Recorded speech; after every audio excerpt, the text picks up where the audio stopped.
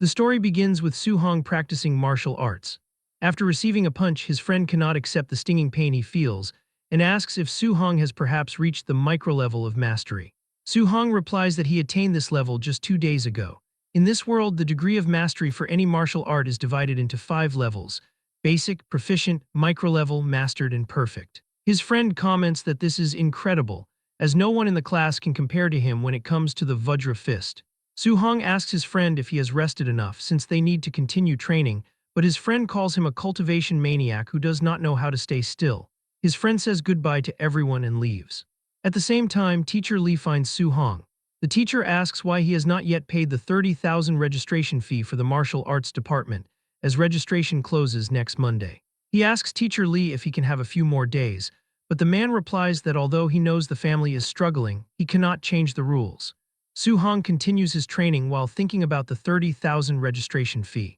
He reflects on his past, recalling how his parents died in a ferocious beast disaster when he was only 3 years old. Since that tragedy, he has lived with his uncle and aunt. After they learned he had a talent for martial arts, they dedicated themselves fully to supporting his training. In this era where ferocious beasts run rampant, being a martial artist is an absolutely high-income profession. He is training to give them a better life, but his pursuit is currently making their lives even harder. Eventually, he returns home. Before entering, he overhears his aunt and uncle discussing the rent, as they want to delay the rent payment so they can prioritize paying Su Hong's registration fee. They know Hong's talent is so good that he will become successful in the future, so they cannot hold the child back. His aunt even suggests stopping her medication since it will not cure her anyway, which would save a lot of money. However, her husband refuses the idea, stating he will work another job and telling her to just rest to recover her health. Su Hong feels terrible hearing this conversation. He slaps his own face to compose himself before opening the door and announcing his arrival. His aunt asks why he practiced until so late and tells him to rest while she prepares food. He goes to his room and realizes his family has sacrificed enough for him.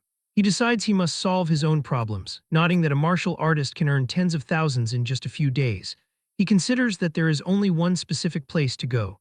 The next day, he arrives at the underground martial arena.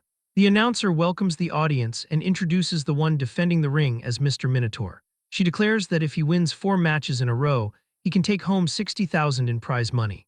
The crowd wonders who this person is, assuming he must be a rookie. The hostess asks him to show some passion to heat up the atmosphere, but he does not understand how to do that. She tells him to provoke and curse the audience, thinking that rookies are troublesome. Su Hong immediately roars that below the level of a martial artist, he is invincible, and he calls the weaklings in that place to come and fight him. The audience finds him arrogant and predicts he will die without even realizing it. Because of that, everyone begins asking for someone to kill the Minotaur, shouting, "Screw the Minotaur." He realizes the killing intent in the underground arena is heavy, but he knows this is the only way to quickly gather his tuition fees. A fighter enters the arena and vows to play with him. Su Hong observes that while the opponent's momentum is strong, his lower body seems unstable and easy to win against. As the man charges, he also gets ready and strikes him directly under the chin, throwing him out of the arena. He calls for the next opponent as the announcer celebrates his first win.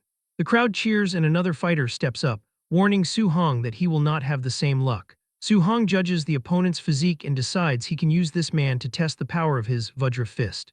The 2 fighters charge and collide their fists, but he notices an opening.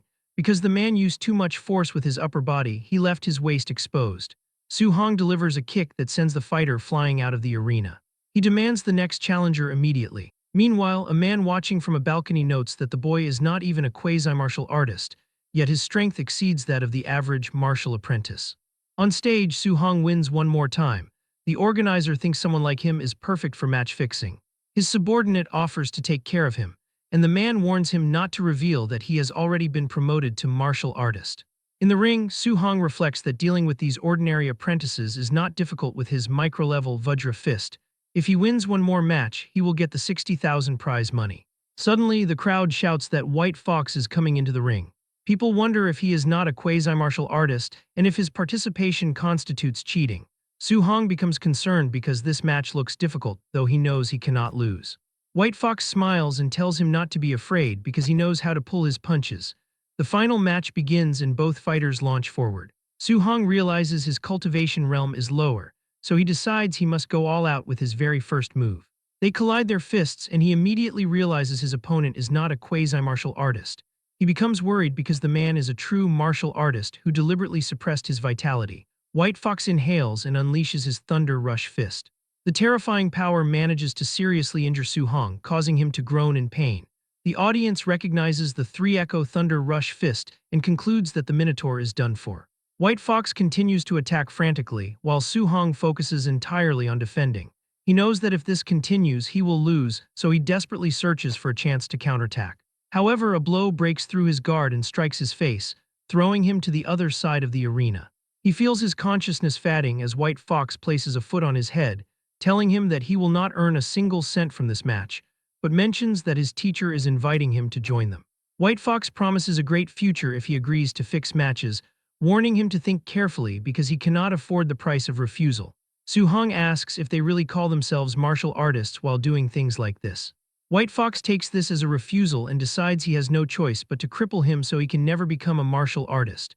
But before the kick lands, Su Hong feels an incredible pressure and manages to dodge the attack. He stands up as a red aura surrounds him, declaring that he will become a martial artist and cannot fall here. White Fox is shocked that he can still stand after taking a Thunder Rush Fist. Su Hong cannot let the sacrifices of his uncle and aunt go to waste. He refuses to accept a future where he gives up his faith. A system interface appears, asking what he is willing to sacrifice for his family and his faith. He replies that he will give everything, and an incredible power begins to surge from his body. Suddenly, Su Hong feels as if he has been transported to another realm. He opens his eyes and wonders what kind of place this is, as a massive, radiant figure stands before him. This giant being declares that he will grant him a chance. A golden aura flows toward him, materializing into a system interface that displays his name and various attributes. He wonders if this screen behaves like a touchscreen, so he decides to click on the Missions tab. The mission is titled Way of the Arena, described as a path to becoming a powerhouse. The objective requires him to polish his martial arts by raising his Vajra Fist to the Mastered level and increasing his Floating Light Palm and Void Step to the Micro level. Su Hong notes that this is a beginner's guide mission. Suddenly, a punch flies toward him and he dodges in surprise. He realizes he is facing a clone of himself that is using the Vajra Fist with a refinement that matches textbook standards. Not wanting to miss a chance to learn, he moves to counterattack. However, the clone intercepts his arm and demonstrates the correct form for the technique. Su Hong takes the impact of a blow and stumbles back. He checks his system and notices that his progress with the Vajra Fist has reached 10%. Since it was only 7% before, he cannot believe it is improving this fast. He realizes this is an ideal opportunity to quickly upgrade his martial skills, so he charges back into battle.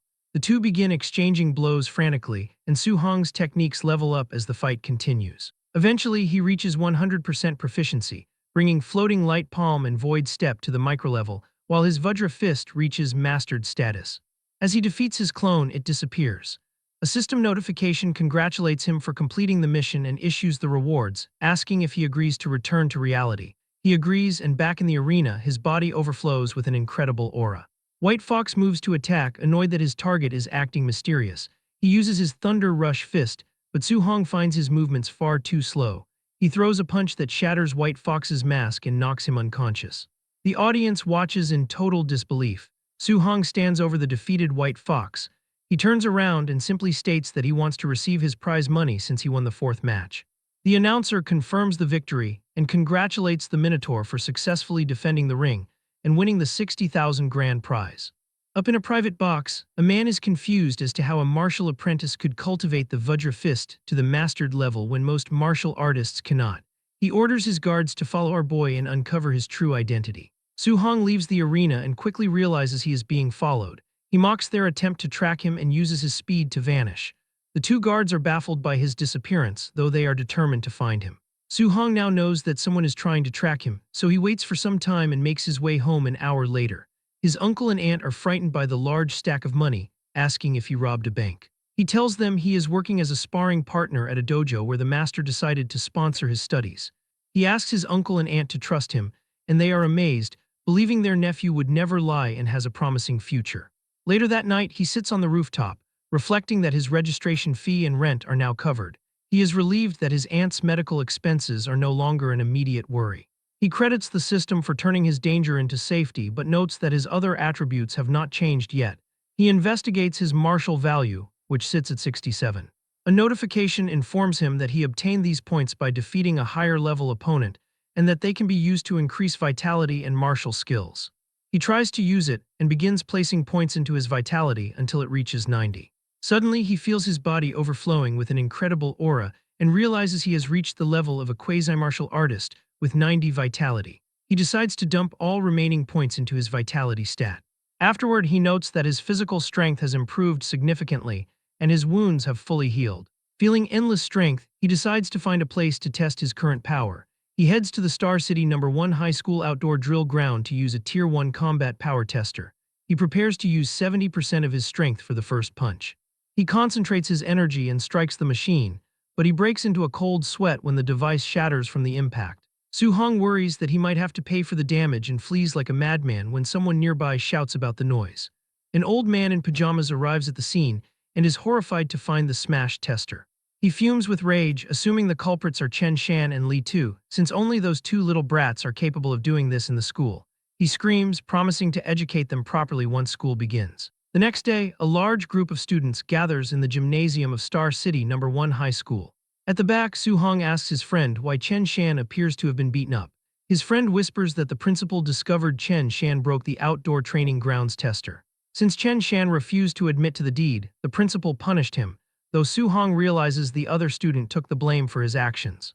The principal calls for silence and introduces his old comrade-in-arms, Chen Tian, who is a Tier 3 martial artist. He announces that the guest will teach everyone the Thunder Rush Fist, which is a C-rank technique. The students celebrate, as this is their first time seeing a Tier 3 martial artist, and such techniques usually cost hundreds of thousands in tuition at private dojos. Su-hong remembers how this is the same move White Fox used during their battle, noting its incredible power. He realizes he must seize this rare opportunity to learn the skill for free, since if one wanted to learn this kind of C-rank martial art outside, the registration fee alone would be at least several hundred thousand. Chen Tian warns the class that he will demonstrate the technique from start to finish 10 times, and how much they learn depends entirely on their own efforts. He takes his stance and throws a punch to demonstrate, explaining that at the basic level, a punch will emit a sound of thunder. At the proficient level, a punch emits 3 sounds of thunder while the micro-level produces 5 sounds. He concludes by showing his current realm, the mastered level, which produces 7 sounds. He explains that reaching the perfect realm allows for 9 sounds, but tells the students not to be overly ambitious, since reaching basic today would be a success. The students begin their practice, and several hours later, they are completely exhausted with almost no progress. Su-hong's friend groans that he cannot learn it at all because C-rank martial arts are too difficult. He asks Su-hong if he managed to learn it, but notices his friend has suddenly vanished from the gym. Meanwhile, Chen Shan successfully reaches the basic level, causing his peers to wonder how his brain is built to belong to such a genius. The principal points out Chen Shan to Chen Tian, calling him the school's #1 genius and asking if the warrior is interested in guiding him. Chen Tian finds the suggestion amusing, noting that in other cities, this level of talent is only considered average. Later, the two men walk outside, and Chen Tian complains that he wasted his time because the batch of students is too weak. The principal argues that having even one student reach basic is good enough and asks if he was expecting to find a top-tier genius there. Chen Tian says that martial Dao cultivation is extremely cruel, and talent is simply too important, while the principal agrees that relying only on hard work without opportunity is impossible. Their conversation is interrupted when they hear a sound and they see Su-hong standing nearby, his body crackling with intense electricity. Chen Tian shouts in shock, recognizing the 7-sound Thunder Rush Fist, and wondering how an expert of that level is at the school. While the principal insists it is impossible as he has never heard of such a specialist, but points out the boy is wearing a student's uniform. Chen Tian is baffled that a student reached the mastered level after only half a day of instruction. Our boy throws a punch, and the principal panics as he hears 9 distinct sounds of thunder. Chen Tian becomes extremely excited, realizing he has just witnessed the perfect realm. He gathers energy in his own fist and performs the technique again, successfully producing 8 sounds. He declares that the student's 9-sound Thunder Rush Fist gave him the inspiration he needed to finally break through his own limits. The two run toward the student to see who he is, but by the time they arrive, Su-hong has already gone. Already far away, he thinks about how exhausting it is to cultivate a C-rank martial skill compared to the D-rank Vajra Fist. He checks his system and sees that his Thunder Rush Fist has reached the perfect level. He considers how he can earn more martial value to break through to the martial artist rank, wondering if normal sparring will be enough, or if he needs to engage in life-and-death battles. Sometime later, he arrives at his workplace, the Raging Thunder Dojo, Inside, he finds several martial artists training with spears. A fellow martial artist asks why he came in today, and Su-hong replies that he just wanted to practice a little. He notices a purple-haired boy defeating another trainee. And the purple-haired boy says, "You dare to say my teacher teaches badly. If your comprehension is poor, admit it. Why make excuses here?" Su asks what is going on, and a guy explains that Li Yan's teacher is a newly arrived instructor who is very strong but despises commoners like them and teaches carelessly. Li Yan, his disciple, is also very powerful and arrogant. Li Yan prepares to strike a defenseless opponent, but Su-hong intervenes by grabbing his arm and telling him to stop. Irritated, Li Yan challenges him to a fight in the ring. He agrees, but the instructor enters the room and orders the class to begin. Li Yan turns around, saying the boy's luck is good, and Su-hong thinks that this person is a bit too arrogant. The instructor announces that today is the last day he will teach the Raging Sea Spear technique, and he will only perform it once. He takes a stance and thinks to himself that demonstrating it once is enough, since he believes the students are trash who cannot learn it anyway. Su-hong watches with focus, realizing that the core of the technique involves a momentum like endless giant waves. After the brief demonstration, the instructor leaves the students to practice on their own. The students are furious at the lack of instruction, but Su-hong focuses and begins performing the movements perfectly. As he moves his spear, a water-like aura flows with it. As he continues, the others are amazed, calling him a prodigy. They wonder if they are really too stupid to learn it. Because of this noise, Li Yan returns, asking why they are making noise and who learned it. He is surprised to see Su-hong has actually learned the spear technique. Li Yan thinks that he needs to find the boy's depth, as it would be interesting if he is really a genius. He offers to give him some pointers.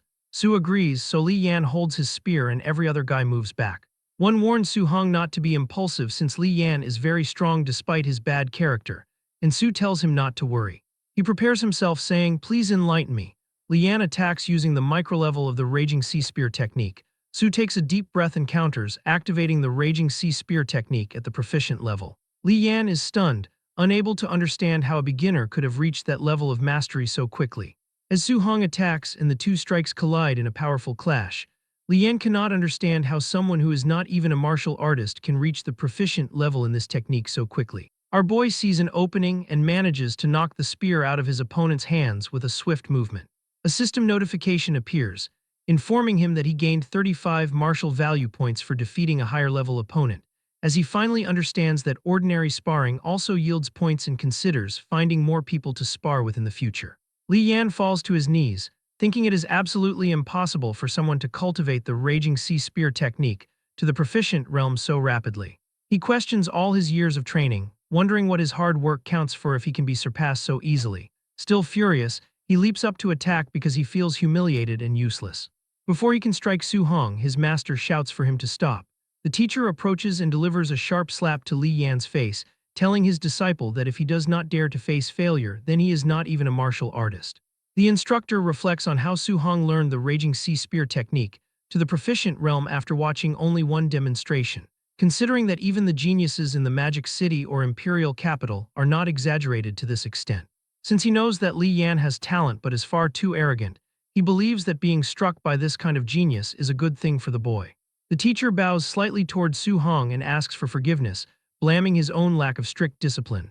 Su-hong thinks to himself that the man changes his face very quickly. He leaves the dojo shortly after, feeling very exhausted, but he is satisfied with the harvest of martial value and the new skills he learned.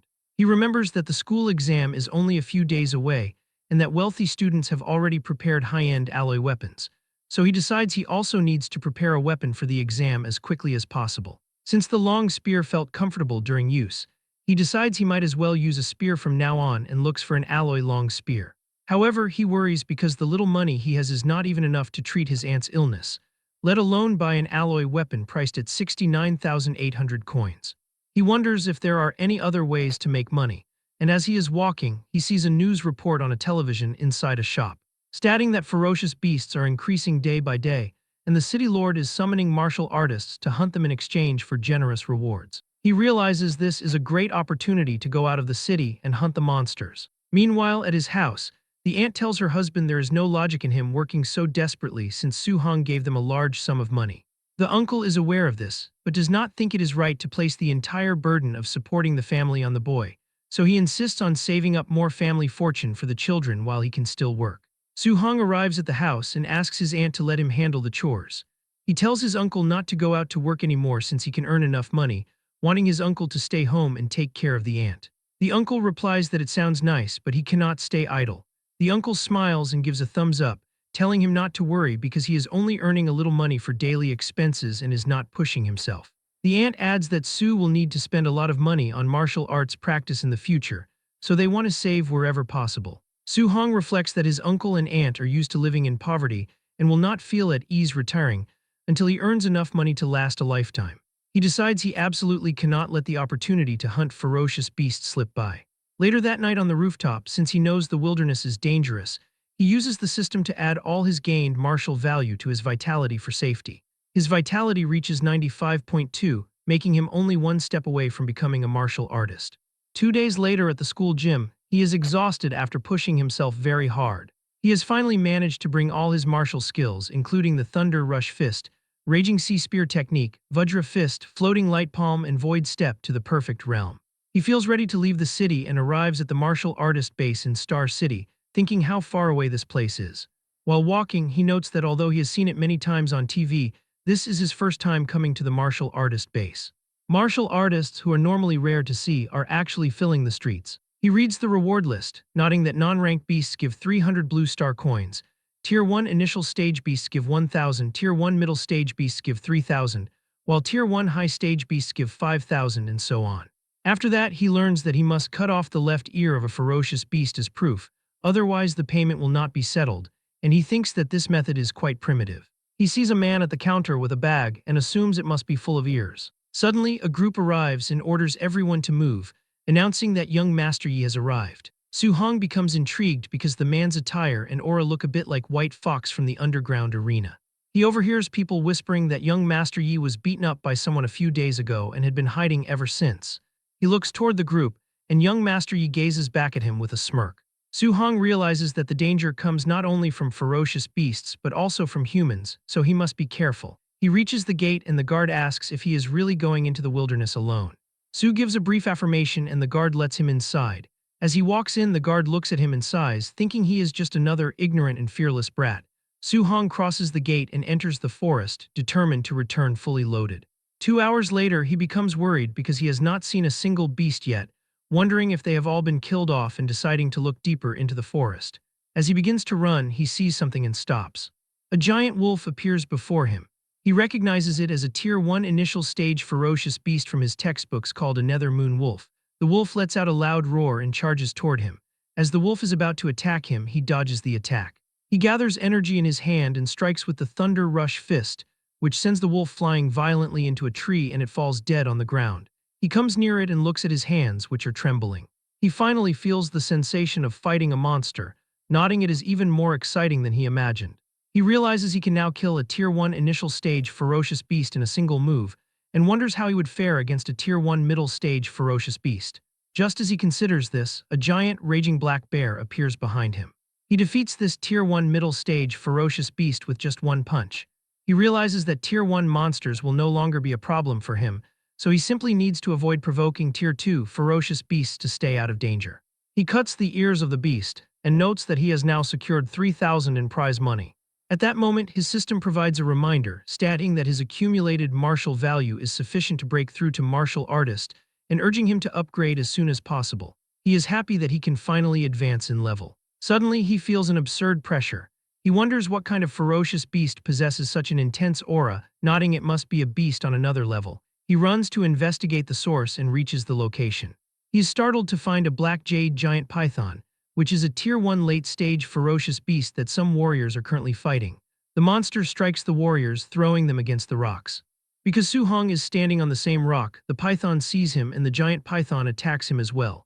He manages to dodge the strike by jumping, but the snake moves too fast and hits him with its tail, throwing him far away. Soo-hong coughs up blood and sees a man's body which is cut in half with a spear lying nearby. He wipes his mouth and decides to borrow the spear for a moment. He stands before the serpent. The monster wastes no time and attacks, but Soo-hong dodges while reflecting that killing a monster of this level usually requires the cooperation of several martial artists of a similar level. He knows that while his martial skills have all been cultivated to perfect, allowing him to easily kill a raging black bear, this serpent is a different matter. He jumps onto a tree and uses Void Step at the perfect level to gain height. Only then does he use the Raging Sea Spear technique at the perfect level. He throws the spear and it pierces the monster's body. He runs to retrieve the spear. Once he has it, he gathers energy again and throws his spear one more time, and it pierces the monster's body once more. After that, he runs to get the spear one more time while dodging an attack from the monster. He continues this pattern because he is aware that the difference in their body sizes is too great. He notes it is hard to deal a fatal blow in one hit, so he must weaken it as much as possible first. Just as he thinks that, he is almost struck by another attack but counters with the Thunder Rush Fist. He immediately retreats to widen the distance from the giant python. He must find an opening, launch an attack, and then quickly disengage. He admits that fighting like this is a bit tiring, though the advantage is safety. He notes that the snake also seems to be reaching its limit, and decides he just needs to maneuver around it a few more times to take it down. He tells the beast to keep it coming. Suddenly, he senses something approaching. He turns around and sees that a warrior is trying to attack him. In surprise, Su-hong blocks the incoming attack but is thrown far away. He gets up while coughing and asks who these people are. It is young Master Yi, who laughs and comments that they meet again.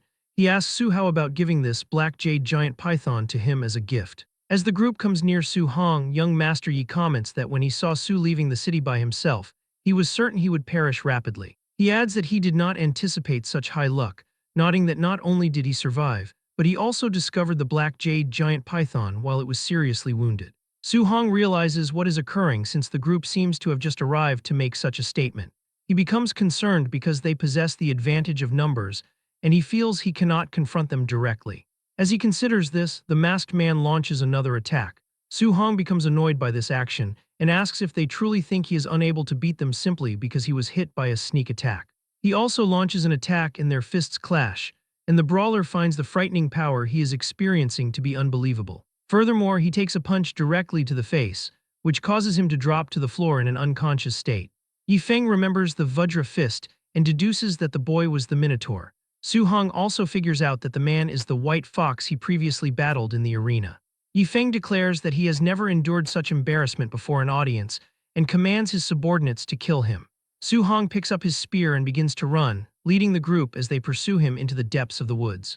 The swordsman cautions that they have the superior count and should not be afraid of just one person. Suddenly, Su-hong emerges behind him and strikes him with the Thunder Rush Fist, causing the man to pass out from the force of the blow.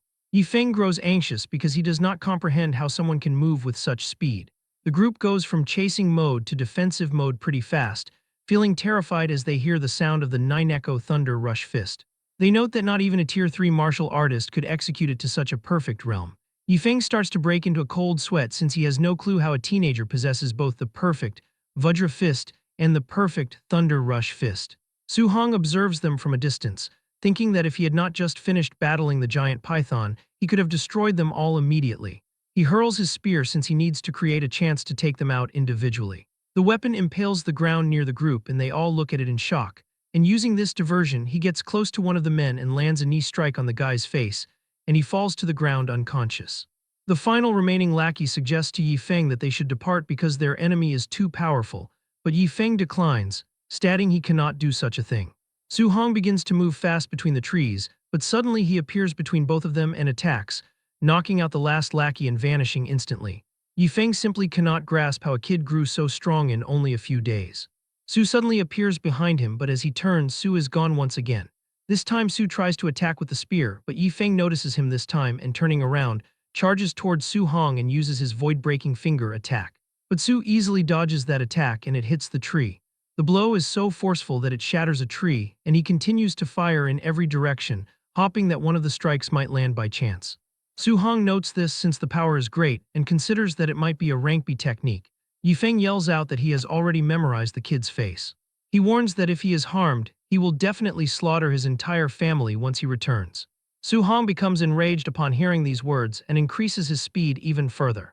Yifeng starts to mention that his uncle is the supervisor of the martial artist base and his father is. But before he can complete the sentence, Su-hong appears and delivers a punch straight onto Yifeng's face, which sends him through the air like a cannonball. He hits the ground where the snake was previously, and as he tries to get up, Su-hong approaches and says he should not have used his family to threaten him. Yifeng is severely wounded and wonders how someone can be so strong when he is clearly not a martial artist. He screams asking, "Who exactly are you? and while he is speaking, the black jade giant python emerges behind him and finishes him off with its tail. It then hisses loudly, and Su-hong realizes he engaged in combat for too long, allowing the monster to recover its stamina. The group of lackeys finally regains consciousness, realizing that the teen they fought is bizarrely strong. They wonder where their young master has gone and if he managed to finish off the brat. Suddenly, they notice Su-hong running toward them. They prepare for a fight, but he screams at them to move. Behind him, the black jade giant python is charging in their direction. Two warriors fail to move in time, and the serpent devours them instantly. A system notification appears, informing him that because he indirectly killed two martial artists, he has gained 60 martial value points. The same fate befalls the swordsman as the monster kills him, granting Su-hong another 30 points for the indirect death. He is surprised, reflecting that he had no idea it was possible to earn points in such a manner. The snake prepares to strike him next, but he leaps into the air using his void step. He has accumulated enough points to become a martial artist and knows that if he could find a safe place to break through, it would be perfect. Just then, he spots a cave right ahead. He runs into the entrance, and the monster crashes into the rocks, unable to follow because the opening is far too small. Once inside, he sees that the snake is persistently trying to force its way in. He quickly opens his system and begins spending his martial value points as fast as he can. As his vitality increases, his entire body feels incredibly hot, as if lava is flowing through his veins. His vitality reaches 100, and a notification announces his breakthrough to Tier 1 martial artist. Su-hong feels an intense power overflowing from his body now that he has become a real martial artist. He looks toward the snake, declaring that it is now his turn to attack. He moves to attack and lands a hit on the stuck monster, sending it flying, but he is not done yet. Su-hong jumps and tries to use his Vajra fist, but the monster was smart and used its tail to attack from behind. Su blocks it, but the power of that attack is strong and still manages to injure him a little. Su-hong firmly grips his spear and hurls it against the monster's body. He then prepares his Thunder Rush fist and punches the serpent's head, smashing it violently against the ground. As the dust dissipates, he stands over the corpse, noting that he gained 92 martial value points for the kill. He reflects that hunting ferocious beasts requires cutting off the left ear for payment, but he wonders what to do since snakes do not have ears. Seeing no better option, he decides to leave. On his way back, he finds the lifeless body of Yifeng. He thinks that the way the young man ended up was actually easy compared to the threat he made against his family. He decides to search the body to see if he can find something useful and discovers a manual for the B-rank martial skill, Void-Breaking Finger. At night, he returns to the cave and blocks the entrance with stones. He concentrates on the manual, having already memorized the entire introductory method. He enters his mental space through the system to master it quickly. A clone emerges and immediately attacks using the technique. Su-hong dodges and begins practicing the ability to improve his progress, which quickly reaches 93%. However, as he practices, the clone's attack goes straight through his head and he leaves the system space. He realizes that even in the basic realm, the technique brings enormous pressure. He decides he needs to find a monster to test its power. 3 days later, while hunting ferocious beasts, he uses the Void-Breaking Finger and kills a beast easily. He finally reaches the perfect realm and thinks that this power is truly worthy of a B-rank martial skill. After that, Su-hong returns to the martial artist base. The people around are in shock, unable to believe the size of his harvest, which totals 406,000 blue star coins. He worries that he may have killed too many beasts and drawn too much conspicuous attention to himself. Suddenly, an explosion rocks the base. Su-hong and the others wonder if the base is under attack, as it seems impossible for such a place to be targeted. The person in charge of the base, Yi-chi, arrives. He is Yifeng's uncle and is radiating an aura. He orders his men to blockade the base and not let a single person escape. The staff asks the supervisor what has happened. Yi-chi shouts that his nephew Yifeng and the 4 martial artists with him are all dead. The crowd is stunned that a group of 5 was wiped out. Some warriors celebrate silently, knowing that Yifeng was a scourge who robbed others because of his family connections. Yi-chi announces that a B-rank martial skill on Yifeng's body is missing, and demands that everyone be body searched to eliminate suspects. Su-hong realizes that the corpses were killed by the giant python, so the death should not be traced back to him. However, he notices a woman come near Yi-chi and tell him something, and Yi-chi looks at Su after hearing that. Su-hong thinks that they are targeting him. Yi-chi walks toward him and comments that he heard the little brother killed ferocious beasts worth 400,000 alone, stating that his skills are amazing. The woman from before, standing behind the supervisor, says that she sees Su-hong is at most a Tier 1 initial stage martial artist, and wonders how he could kill so many monsters. She declares that he must have picked up Yifeng's backpack and orders the guards to search him immediately. The guards walk toward him, telling the kid not to resist or they won't be polite. As they move in, Su points the tip of a spear at their faces. The men are stunned, realizing they could not see the boy's spear speed clearly at all. Su-hong asks what they are doing and announces that he is a student of Star City No. 1 High School, questioning if they are really going to search him. Yi-chi reflects that the principal of No. 1 High has always been protective of his students and is not someone to mess with, but the kid is highly suspicious. He considers that if the boy really could hunt and kill so many ferocious beasts on his own, he is definitely a genius. If they make a mistake and offend him, the loss would outweigh the gain. He tells Su-hong that his nephew was attacked and their family martial arts technique was stolen, stating that he must find the culprit and hopes the boy will cooperate. Su-hong replies that he hopes Yi-chi does not falsely accuse a good person. The supervisor offers 10,000 coins as compensation for the search. Su-hong demands 30,000 instead.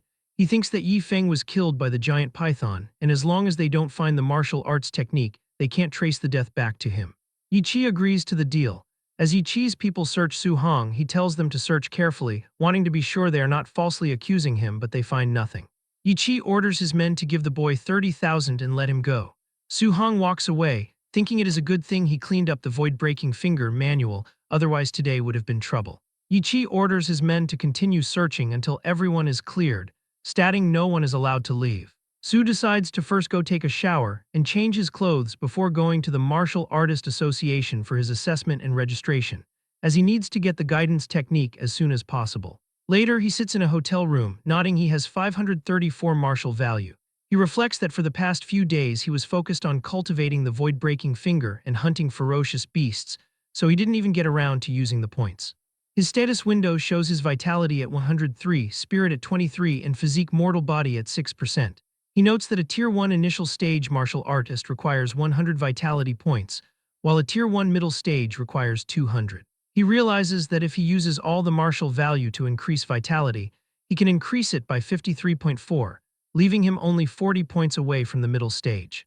However, he sees that spirit and mortal body have not been upgraded yet and wonders what effects they have. Since he has lots of martial value now, he decides to see the effect of it. He begins by adding points to spirit, but after increasing it, he doesn't seem to feel any change. Next, he adds points to his mortal body and the strength increase is very obvious. He decides to add a bit more. His vitality reaches 123, spirit is at 26.5, and his mortal body is at 36.1%. He decides to stop the mortal body and add 200 martial value points to vitality and the remaining points to spirit. He suddenly feels as if there is endless power within his body, and his muscles grow colossally. He gradually recovers to his normal shape and feels relieved, thinking that if he kept looking like a muscle man, he wouldn't dare imagine how to explain it to people he knows. 1 hour later, he arrives at the Star City Martial Artist Association and tells the receptionist he is there to participate in the martial artist assessment. She tells him a staff member will take him immediately. The lady notes that he is very young and asks if it is his first time coming for an assessment. She explains that for a Tier 1 martial artist, if the vitality value reaches 100 and the combat power score exceeds 1000, it counts as a pass. Other candidates whisper about him, wondering if the kid came alone without a master. They assume that coming to participate at this age means he probably just wants to try it out. Su-hong watches as an assessor announces that Fan Jia has 102 vitality points but a combat power of 992, meaning the assessment failed. Next, Li Ming comes out of the machine showing 105 vitality points and passing the first stage. Li Ming moves to the combat power test where he strikes the machine. His score is 1763 and he passes. People comment that his power is almost catching up to a Tier 1 middle stage martial artist. They note he is a disciple of Jiang Ming from the Raging Thunder Dojo and is even using the Thunder Rush Fist. Su-hong realizes Jiang Ming is the instructor he met previously and wonders how many disciples the man actually has since Li Yan is also his student. Li Ming tells Su-hong it is his turn. As Su enters the machine, Li Ming thinks that he came for the assessment at this age because he is a genius and asks if the boy can compare with him. After some time, people begin to shout, "Wait, is this vitality detector broken? How is his vitality so high?" The assessor announces that Su-hong's vitality is 123 points and he has passed. Li Ming is shocked by this. He tries to tell himself that high vitality is useless and that combat power is everything. Su-hong prepares for his combat power test, thinking that since he advanced to martial artist and upgraded his physique, his strength has increased greatly. He considers that 40% strength should be enough, but worries that if he hits too lightly and the combat power isn't qualified, he will have a problem. He decides to use 50% strength just to be safe. He strikes the machine, sending the detector flying through the air until it crashes and explodes against a wall. Li Ming and the others cannot believe he sent the detector flying with one punch, noting the strength is too terrifying. They realize he didn't even seem to use any martial skills. The score on the broken machine shows 3004. People are dumbfounded, noting that the combat power standard for a Tier 1 high-stage martial artist is only 3,000 points.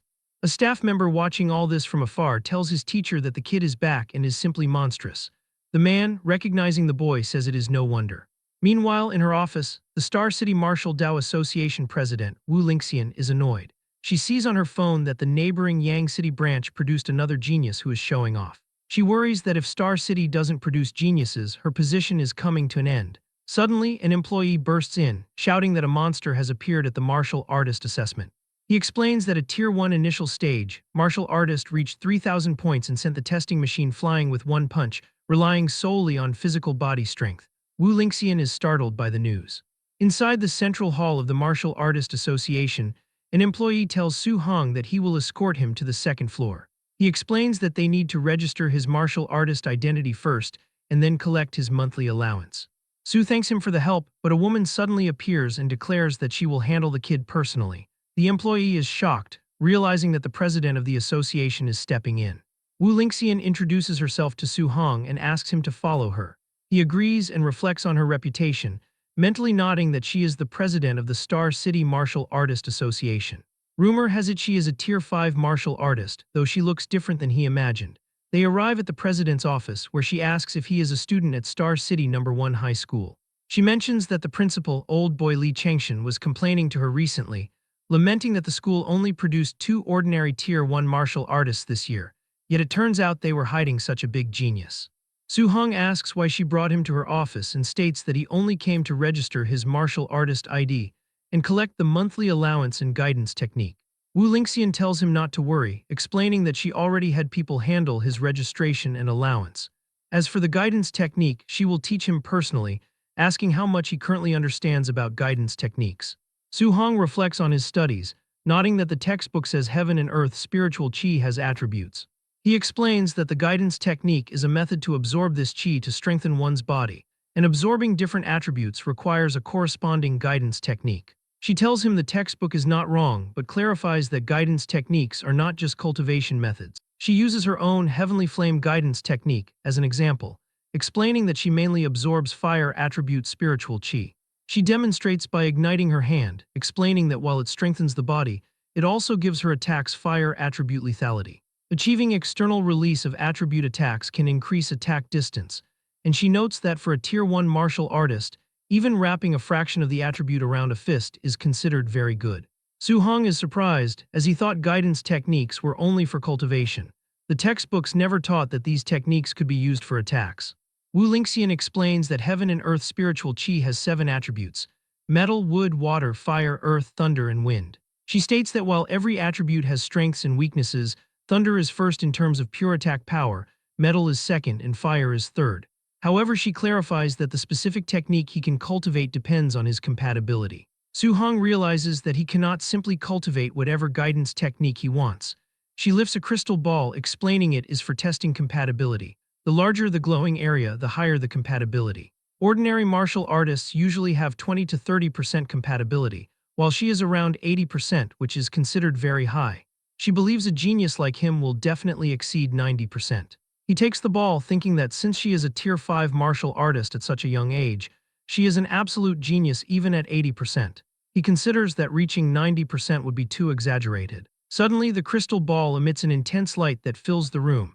Wu Lingxian is stunned and shouts that he has 100% fire attribute compatibility. She asks if he knows what this means, and Su Hong admits that he does not. She explains that he can absorb 100% of fire attribute spiritual qi without leaking a trace. She compares this to her own 80% compatibility, where she loses 20% during absorption. Despite that loss, she still became a Tier 5 martial artist and the association president. She says that the boy's future achievements will be higher than hers, as she did not expect Star City to produce a monster no weaker than those in the Imperial Capital region. Su Hong thinks that fire attribute is nice, but he would prefer thunder. As he wishes for it, the ball begins to crackle with electricity. He notes that his thunder attribute compatibility seems to be 100% as well. Wu Lingxian is speechless, wondering if this is real or fake. She thinks that he is a monster for having 100% compatibility in both fire and thunder. But Su Hong interrupts her thoughts, saying his wind attribute also seems to be 100% too. Lingxian is outraged by how ridiculous this is. A few minutes later, she sits quietly on her sofa trying to process the situation. She thinks she must be dreaming because he had 100% in all attributes.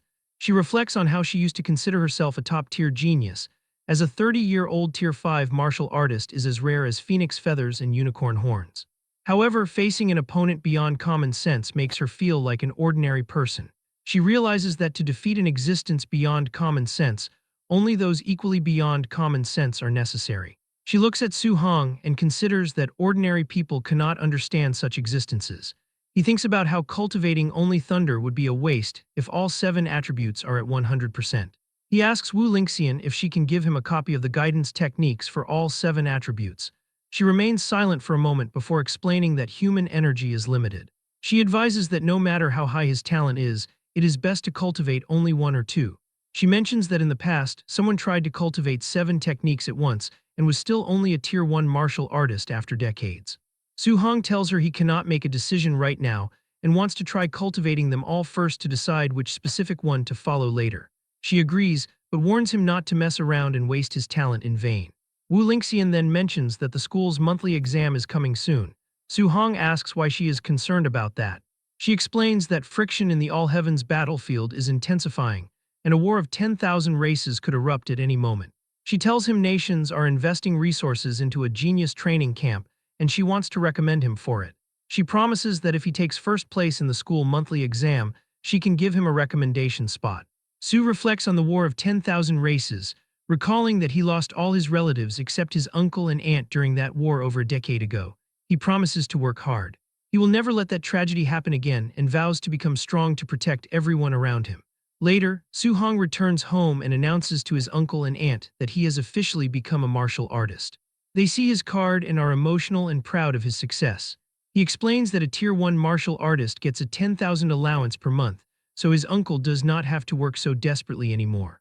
His uncle is overjoyed and declares that little Hong is now the pillar of the family, promising to listen to whatever he says.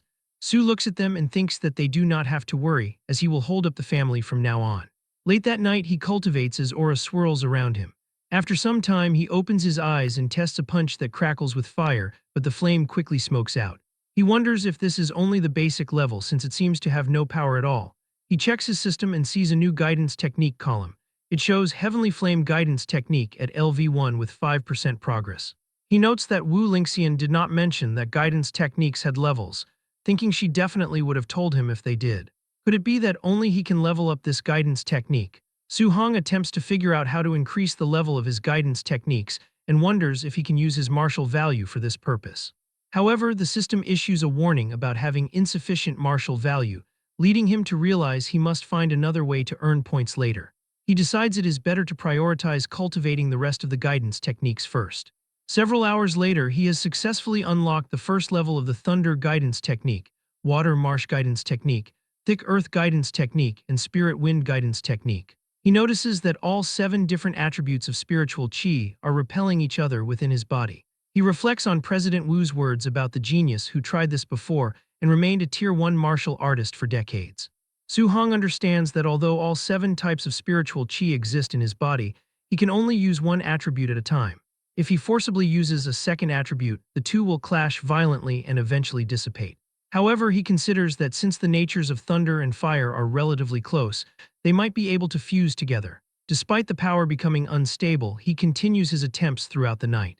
By dawn the next day, he pushes himself just a little bit more and finally succeeds in achieving a fusion. He feels relieved as it took the entire night to accomplish this, and he decides his next step is to go out and test this power. He heads to the Star City Citizen Martial Arts Square to test his new ability. He specifically chooses a Tier 3 combat power tester to ensure he does not break it this time. He decides to use only 30% of his strength, recalling that 50% strength previously produced a score of 3,000. He is surprised to see the meter exceed 2,300, noting that it should have been around 1,800, meaning his single power of thunder has increased his output by 500 points. He wonders what the fused power of thunder and fire will look like and delivers another blow to the machine. The score reaches 3041, which leaves him stunned. He is very happy that by relying purely on his physical body and the fused Thunderfire energy, 30% of his strength already surpasses a Tier 1 high-stage martial artist. Considering his vitality is only 123 points, he finds this power to be terrifying. He begins to imagine what the power would look like if he could fuse all 7 attributes. Driven by this thought, he decides to return home to attempt a 3-attribute fusion. After several attempts, Su-hong falls to the floor in exhaustion. He notes that the difficulty of fusing 3 attributes is significantly higher, as he arranged and combined the 7 attributes many times without making any progress. He wonders if raising the level of the guidance techniques themselves can help him fuse them successfully. Since the monthly exam is tomorrow, he should focus on earning as much martial value as possible. The next day at Star City No. 1 High School, the students gather as the principal announces that this monthly exam is different from before. He explains that because the situation at the front lines is tense, a training camp will be held every year to select geniuses for concentrated training.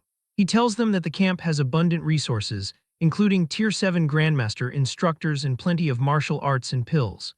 He declares that the top 3 students in this monthly exam will be able to participate in the training camp organized by Star City. The students are thrilled at the mention of the Genius Training Camp, especially since a Grandmaster instructor is at Tier 7, while their own principal is only at Tier 3. Su-hong finds it amusing because Wu Lingxian promised him a spot for finishing first, yet it seems the top 3 will receive spots regardless. His friend approaches him and worries that they have no chance because Chen Shan and Li Tu have both become Tier 1 martial artists, and many others have reached the basic level in the Thunder Rush Fist. Su-hong mentions that he hasn't been to school for just 10 days and is surprised these students broke through so quickly. The boy explains that the principal brought in Chen Tian to give private lessons to talented students, helping their vitality break 100 a few days ago. He adds that Chen Shan and Li Tu can already produce 3 echoes with their Thunder Rush Fist. The 2 rival geniuses joke together about showing everyone who the true No. 1 genius is. Chen Tian asks the principal if he has found the genius with the 9-echo Thunder Rush Fist yet. The principal replies that he has searched everywhere and doubts the person is a student of their school. Suddenly, Jiang Ming arrives with 2 disciples and asks old Li why he looks so troubled. He comments that the quality of students this year is not great and suggests that after the exam ends, the first-place student should come over for a spar with his disciples. The principal is irritated, realizing Jiang Ming is here to embarrass him, but he knows that refusing would be admitting there isn't a single presentable talent in the school. Jiang Ming mockingly says he can understand if the principal wants to refuse due to the poor quality of his students. Chen Tian interrupts and asks if the man is looking for trouble on purpose. At that moment, Li Yan points toward the crowd and alerts his teacher to the presence of Su-hong. Jiang Ming is shocked to see the little monster is actually from No. 1 High School. He breaks into a sweat, realizing that if Li Yan and Li Ming meet Su-hong, they definitely cannot win. Fearing he will be the one losing face, Jiang Ming suddenly claims he was joking and says his 2 trash disciples could never compare to the principal's students. The 2 disciples quickly agree and announce their concession. But the principal and Chen Tian are left furious, feeling they are being mocked with sarcasm.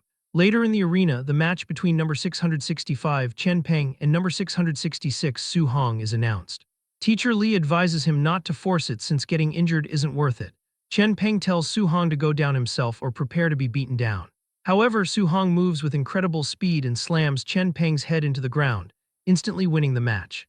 Teacher Li and his friend are completely dumbfounded, unable to believe he has become fierce enough to insta-defeat a quasi-martial artist in one move. Su continues winning his matches one after another, and his classmate wonders how he is so strong, asking if he could already be a Tier 1 martial artist. The instructor Chen Tian asks where Su-hong popped out from and wonders why the boy was not there when he was giving private tutoring, while the principal Li Changshan reflects that this is all a total dereliction of his duty.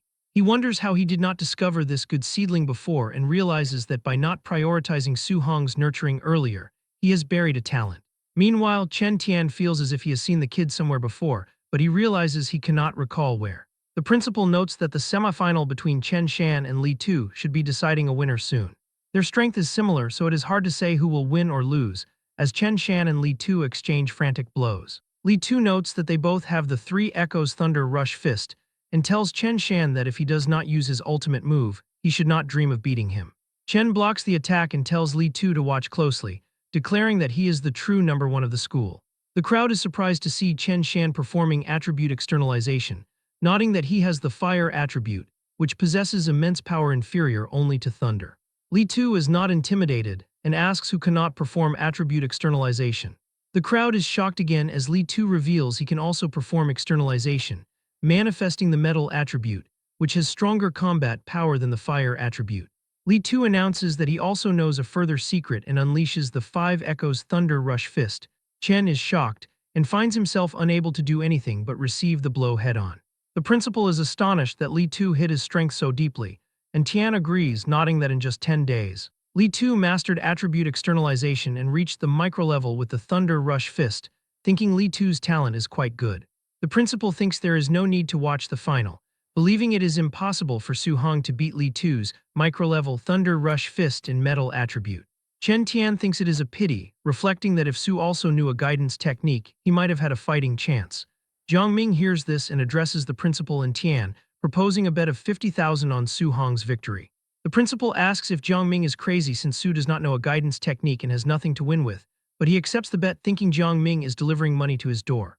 The final match between number 1 Li Tu and number 666 Su Hong finally begins. Li Tu tells Su that he is very lucky for not meeting him or Chen earlier and suggests the boys sneaked into the finals. Su Hong thinks that after hunting so many ferocious beasts, these students feel too weak, nodding that finally someone worth looking at has arrived. Li Tu tells Su that since he made it to the finals, he can claim to be number 2 in the whole school.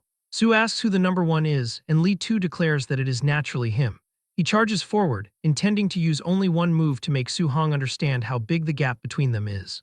He uses his 5 Echoes Thunder Rush Fist right from the start, causing the students to wonder if he is being serious and believe the fight is over since Su is bound to lose. Our boy prepares himself and charges forward, thinking he just wanted to see where the limits of his physical body lie. The audience wonders if Su is crazy for not dodging and raising his fists to meet the attack head-on, even calling for the referee to save him. However, Su Hong neutralizes the 5 Echoes Thunder Rush Fist instantly with 5 punches, and he only uses his physical strength. Li Tu is stunned, unable to believe what just happened. They continue exchanging blows. Li Tu wonders if Su Hong is a monster because every punch he receives is so heavy. The crowd is surprised that Su is evenly matched with Li Tu's 5 Echoes Thunder Rush Fist, without even employing any martial skills, thinking Su's strength is too terrifying. Chen Tian suggests that the Su boy must possess some kind of special physique, otherwise his strength wouldn't be this exaggerated, while the principal celebrates that his school finally produced a genius with a special physique. Chen Tian notes that although Su's strength is astonishing, Li Tu has already condensed an attribute, meaning Su still has no advantage to speak of. Li Tu was sent back after their clash. He gathers his power and tells Su not to be arrogant, declaring that the winner can only be him. He demands that Su accept defeat and charges at him once more. Su Hong reflects that he originally wanted to see to what extent he could fight Li Tu using only his physical body, but realizes the boy could not hold back so quickly and has completely erupted. He decides he must also show some respect, and advances while manifesting his thunder attribute. Li Tu is shocked to see that Su Hong can also use attribute externalization. The principal and Chen Tian are left speechless, realizing that he has also mastered the thunder guidance technique. Tian thinks a special physique plus the thunder attribute makes Su Hong's talent truly terrifying. As both of their attacks collide, Li Tu realizes that Su Hong's thunder attribute is even stronger than his own metal attribute. Su tells him that since the boy showed his ultimate move, he will show his ultimate move as well. He attacks with the 9 Echoes Thunder Rush Fist, sending his opponent Li flying. Li Tu is left unable to believe how this is possible, and he falls to the ground defeated. The crowd is in shock for a moment before they begin to celebrate, realizing Su Hong's Thunder Rush Fist reached the perfect realm for real. Chen Tian wonders if Su is the genius that disappeared from the school that day, nodding his Thunder Rush Fist, while the principal says the boy is not just a genius, but the dragon of Star City No. 1 High School. Tian wonders about how much of a blow the geniuses from prominent backgrounds will suffer when this monster arrives at the training camp. He reflects that once a golden carp meets the wind and cloud, it transforms into a dragon, believing that to Su Hong, Star City is nothing more than a small puddle. The principal agrees, nodding that the boy is inevitably a dragon rising from the abyss, destined to soar into the sky. He believes this monster will bloom his radiance in the imperial capital and even on the battlefield of 10,000 races. Late in the afternoon, Su Hong returns to his house and announces to his family that he is back. His uncle asks how the monthly exam went today. Su Hong chuckles and declares that he secured first place. His uncle is happy to hear this, nodding that now Su can go to the genius training camp he mentioned before. Suddenly, there is a loud knocking at the door. A woman outside shouts, demanding to know if this is Su Hong's house. He opens the door and asks who she is. The woman identifies herself as Lin Nyan's parent from his school, and explains that while the top 3 in the monthly exam can go to the training camp, since her son ranked 4th, she wants to discuss Su Hong giving up his spot, offering him 30,000 blue star coins to let Lin Nyan go instead. Su and his family look on in disbelief at her absurd request. The woman becomes furious at their reaction, shouting that this training camp was established to nurture geniuses who can enter the all-heavens battlefield in the future, warning that the competition is extremely cruel and people could actually die. She claims that those inside eat high-grade pills until they are sick and practice high-tier martial skills as they please, telling him that with his family conditions, giving up early is for his own good. His aunt becomes worried and asks Su if it is really as dangerous as she says. But his uncle tells his wife to calm down and asks Su if he can guarantee his own safety. Su Hong looks at him without hesitation and declares that he can. The woman scoffs, asking if they actually believe a child's guarantee. However, his uncle tells her that he obviously believes it, nodding Su has grown up and this is his own decision, so he asks the woman to leave. After he closes the door in her face, she yells that they should just wait to be eliminated from the training camp. Su Hong asks his uncle if he intentionally kept the danger a secret, but his uncle replies that it is fine. He notes that he is a rough man and Su is more educated and understands the training better than he does, so he promises to support him since Su has the resolve to face the difficulties. His aunt finds their talk funny and tells them not to get too excited, as she only wants Su to guarantee his safety. Su Hong smiles and promises her that he will. Later that night, he stands on the rooftop and reflects that his uncle and aunt must still be worrying about him secretly. He vows to never let down their expectations and decides he must become stronger to protect his hard-earned life. He opens his system and notes that he fought over a dozen matches in the monthly exam, gaining a total of 285 martial value points, but he realizes this is not enough, as he does not know what high-level martial skills or trump cards the geniuses in the training camp possess. To fight against them, he decides to prioritize improving his physical combat power.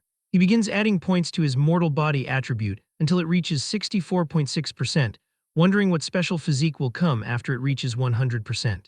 He then notices that his Thunder Guidance Technique and Heavenly Flame Guidance Technique have both reached LV2.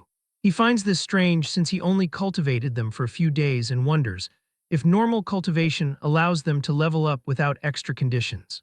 He decides to strive to level them up once more. The next day at dawn, Su Hong opens his eyes and sees that both techniques have reached LV3. He notes that his vitality also grew by 3 points, reaching 126. As he prepares to leave, his aunt tells him to pay attention to safety and to just come home if things don't work out. His uncle tells him to ignore such depressing words and encourages Su to bring back another first place. Su Hong says goodbye and walks away. As Su leaves, his aunt looks at her husband, nodding that he is just as worried as she is despite acting tough. He admits he is only acting this way because he is afraid Su will worry. Su Hong walks down the street until a red car drifts on the road and stops before him. President Wu is behind the wheel and tells him to get in. As they drive on the highway, he asks what she needs from him.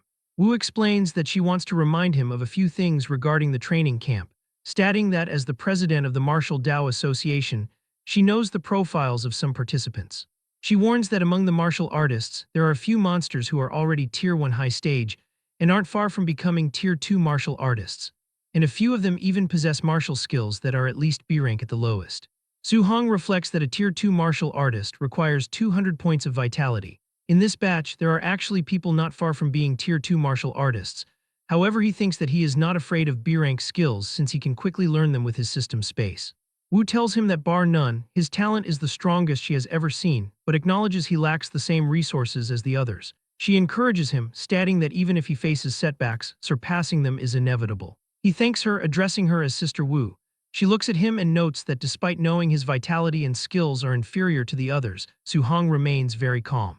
She realizes she does not need to worry about his mental state causing problems. The scene shifts to the Tianlin mountain range. Inside the car, Su and others are sitting together. Two boys are startled to learn their destination, as it is a place where many ferocious beasts gather. The principal tells them not to worry, explaining that the training camp is overseen by a grandmaster, meaning there is usually no life-threatening danger. Su Hong reflects on the Tianlin mountain range, nodding it is a massive area spanning multiple cities, including Star City and Yang City.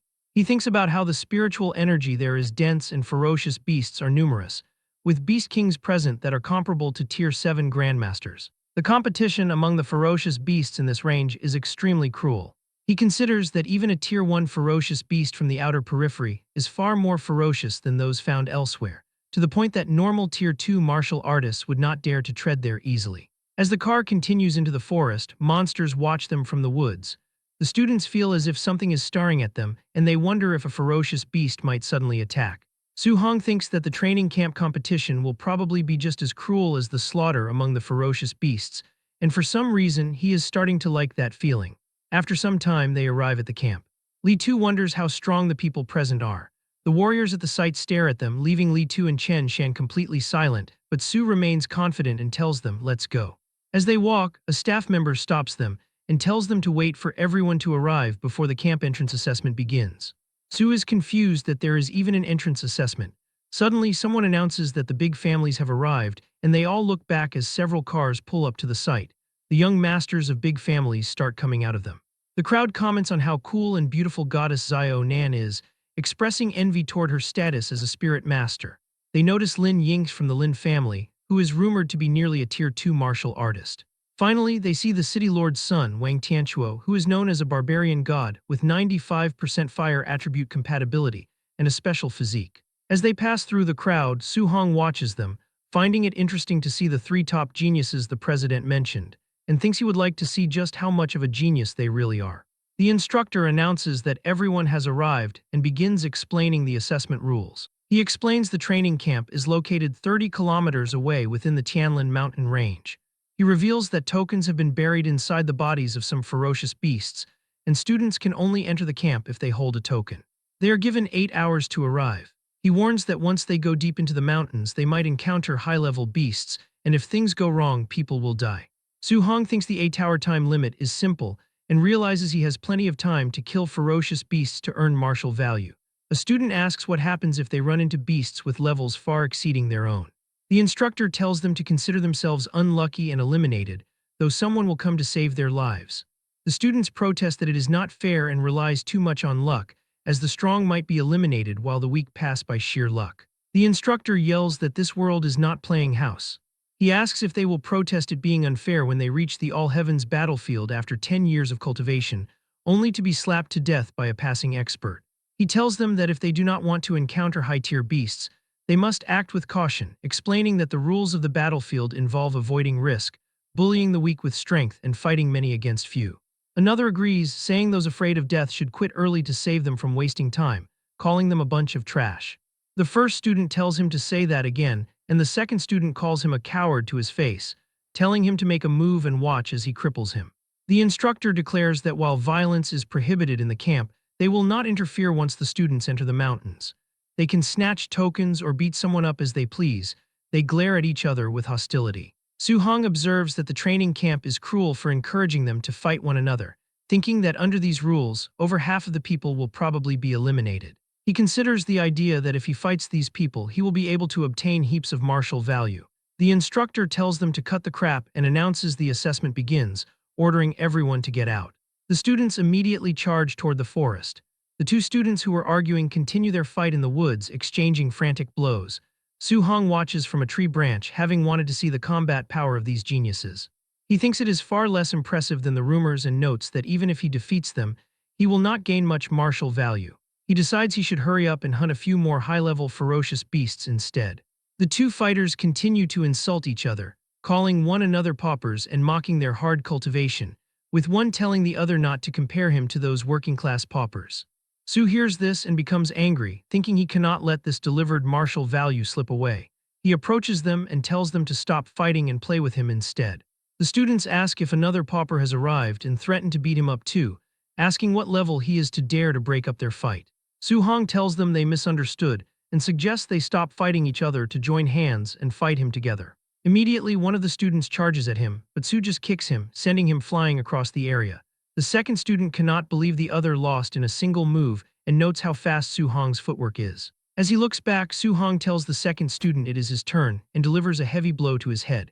After defeating the guy, Su Hong stands over the fallen warriors and declares that this is the consequence of looking down on ordinary cultivators. At the same time, in the central hall, a man monitoring the second row of screens questions where Su Hong came from. They note he appeared in the middle of a hot-blooded duel and finished both warriors with one-shot attacks. They wonder if the two who got knocked down should count as eliminated. An instructor explains that since neither of them actively requested rescue, the assessment continues. After some time, the second guy groans as he regains consciousness, nodding that it hurts so much. He feels humiliated and reflects that he has never suffered such a great embarrassment in his life. The first guy also sits up, realizing that if he had not underestimated the enemy, he never would have lost to that kid. The two of them stare at each other and one apologizes for his previous words, admitting that he should not have mocked him. The second tells him that the guy is actually very strong and not to take those words to heart. They help each other stand up and decide to go get their revenge, planning to use a wooden club to give Su-hong a few good whacks to vent their anger. Meanwhile, Su-hong moves through the forest until he notices another horde of Tier 1 initial stage giant-toothed wild boars. The boars immediately sense his presence and charge at him. He looks at them and unleashes the Thunder Rush Fist, 9 echoes, killing the monsters one by one until the entire pack is finished. The boy has a spear but still uses his fists, as he is trying to farm some aura points as well.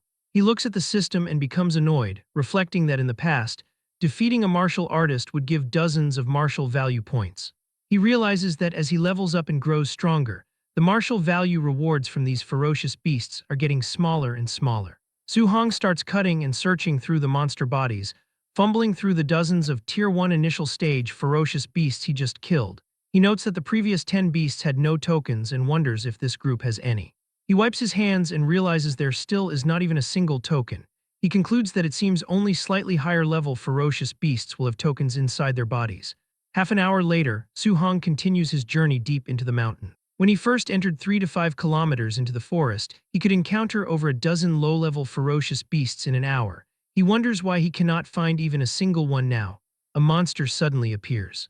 Su quickly identifies it as a Tier 1 high-stage Nether Knight Black Tiger. Without wasting time, he activates the Void-Breaking Finger, severely injuring the beast and causing it to fall to the ground. He runs toward it with his spear and thrusts it into the tiger's head, obtaining 35 martial value points. He realizes that with his current strength, killing a Tier 1 high-stage ferocious beast is as easy as flipping his hand. He fumbles through the black tiger's stomach, hoping it has a token. He awkwardly smiles as he pulls out a token which was covered in blood, reflecting that it took him nearly 3 hours just to find this one. This makes him realize that while Tier 1 initial stage wild boars were everywhere, finding this high-stage tiger took half an hour. It seems that the deeper he goes into the mountain range, the higher the tiers of the ferocious beasts become, but the fewer their numbers are.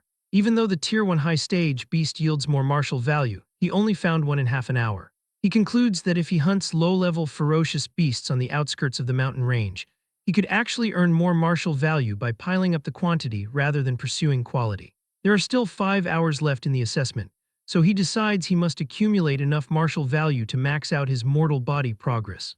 After some time, at a place where there was so much blood on the ground that it created a large puddle, and monster bodies are everywhere. This was done by Su-hong and he is still killing more beasts, when suddenly a giant beast appears and attacks him from behind. However, he manages to dodge that attack. He notes that after fighting dozens of Tier 1 beasts, he has finally encountered another Tier 1 middle stage ferocious beast. With just a single punch, he launches the bear like a cannonball against a tree. The bear screams in pain as Su-hong finishes it with another precise blow. The attack was so powerful that it even destroys the tree. Su-hong reflects that after his mortal body was upgraded to 60%, he could kill a Tier 1 middle stage beast relying purely on physical strength. He has already earned 254 martial value points and is only short over 100 points to max out his mortal body progress. With over 3 hours left, he decides to gather enough martial value. Suddenly, a loud screech echoes through the forest, and he is startled, wondering what that noise was. A giant bird appears flying above the trees, and Su-hong wonders if it could be the legendary Golden Rock Beast King. The Beast King screeches again, and Su-hong feels a terrifying shockwave created by just a flap of its wings. He grips his spear and reflects that the strength of a Beast King is truly formidable and overwhelming. Some trees are destroyed as Su-hong tries to protect himself, wondering what kind of ferocious beast he is encountering. He admits that recently he has become somewhat complacent about his own strength. However, in front of these top-tier experts, he is simply an ant. Suddenly, something catches his attention as he wonders what a certain ball of light is. Qin Tianli, a Tier 7 Grandmaster, appears flying through the air. He addresses the Beast King, stating that he has borrowed this territory, and asks the monster what it is doing here again. The Golden Rock Beast King screams in response that he never said he would lend the territory to the man and tries to attack. Tianli declares that he will beat the monster until he agrees. He delivers a punch that makes the Golden Rock Beast King screech in pain. Tianli shouts that the bird is so noisy and unleashes a combo of attacks and delivers a final punch to the Beast King's face. He then tells the Golden Rock Beast King not to make him repeat himself and demands that it get out of there right now, since he is borrowing this land. The monster flies away, telling Qin Tianli to just wait. Tianli tells the crowd to have had enough with the nonsense and get lost. He then looks down and announces to everyone that he is the Tier 7 Grandmaster Qin Tianli. He tells all the students not to panic because the assessment will continue. Su Hong considers if this is the strength of a human race Tier 7 martial artist. He thinks that sooner or later he will also reach this realm. Tianli returns to the camp flying, and as he is landing, he comments that the golden-winged great rock should have just agreed readily, but instead, it made him thrash the creature. Beimu, another Tier 5 martial artist, notes that, as expected of Grandmaster Qin, he is even more formidable than the rumors. Lindsay, a Tier 5 martial artist, agrees, stating that the golden-winged great rock, renowned for his tyrannical physical body, was beaten until he lost his temper. Tianli tells them to stop flattering him, and orders them to come to the monitoring room to see who withstood the pressure of the golden-winged great rock just now. After arriving in the monitoring room, the assistants explain that they are looking at surveillance replays from just now. They note that most of the students were unable to move under the golden-winged rock's pressure. Tianli notices a student who easily withstood the pressure after killing a pack of Tier 1 late-stage black tigers and asks for his name. Beimu explains that his name is Wang Tianchuo, a Tier 1 high stage with a vitality of 340 and 95% fire attribute compatibility. She adds that the boy possesses the special physique barbarian god body and has boundless strength as the son of the Star City Lord. Tianli recalls that the City Lord said having kids is like a lottery, and he had no less than 100 children before finally producing a decent one this time. He then points out a boy who managed to escape the coverage of the pressure with brilliant movement techniques. Beimu identifies him as Lin Xing, a Tier 1 high stage with 325 vitality and 96% wind attribute compatibility from the Star City Lin family. Lastly, Qin Tianli notices a girl with enough mental power to cancel out the golden-winged rock's pressure. Beimu explains she is a spirit master named Xiao Yan, a Tier 1 middle stage with 290 vitality and 95% wood attribute compatibility, who is a scion of the Star City Xiao family. The Grandmaster notes these three face the pressure with ease, showing their strength far exceeds their peers. He asks if there are any other talents. Beimu mentions Lin Po and Wang, both Tier 1 middle stage martial artists. She explains that the dozen or so individuals she mentioned all possess Tier 1 middle stage strength and did not lose consciousness when facing the Golden Rock's pressure. Tianli asks why they are all scions of major families and asks about the students from the schools, especially Star City No. 1 High School.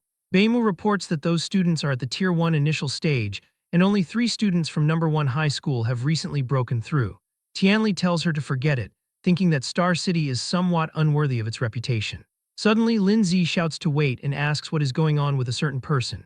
He points to a monitor and notes that, right after experiencing the Golden Rock's pressure, the student actually still has the strength to hunt ferocious beasts.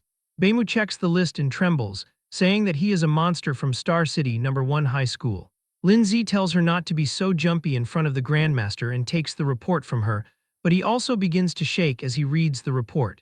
He stutters as he also calls the student a monster. Tianli notes that they are young and their temperament isn't very steady. He rips off the paper from the report and looks at it.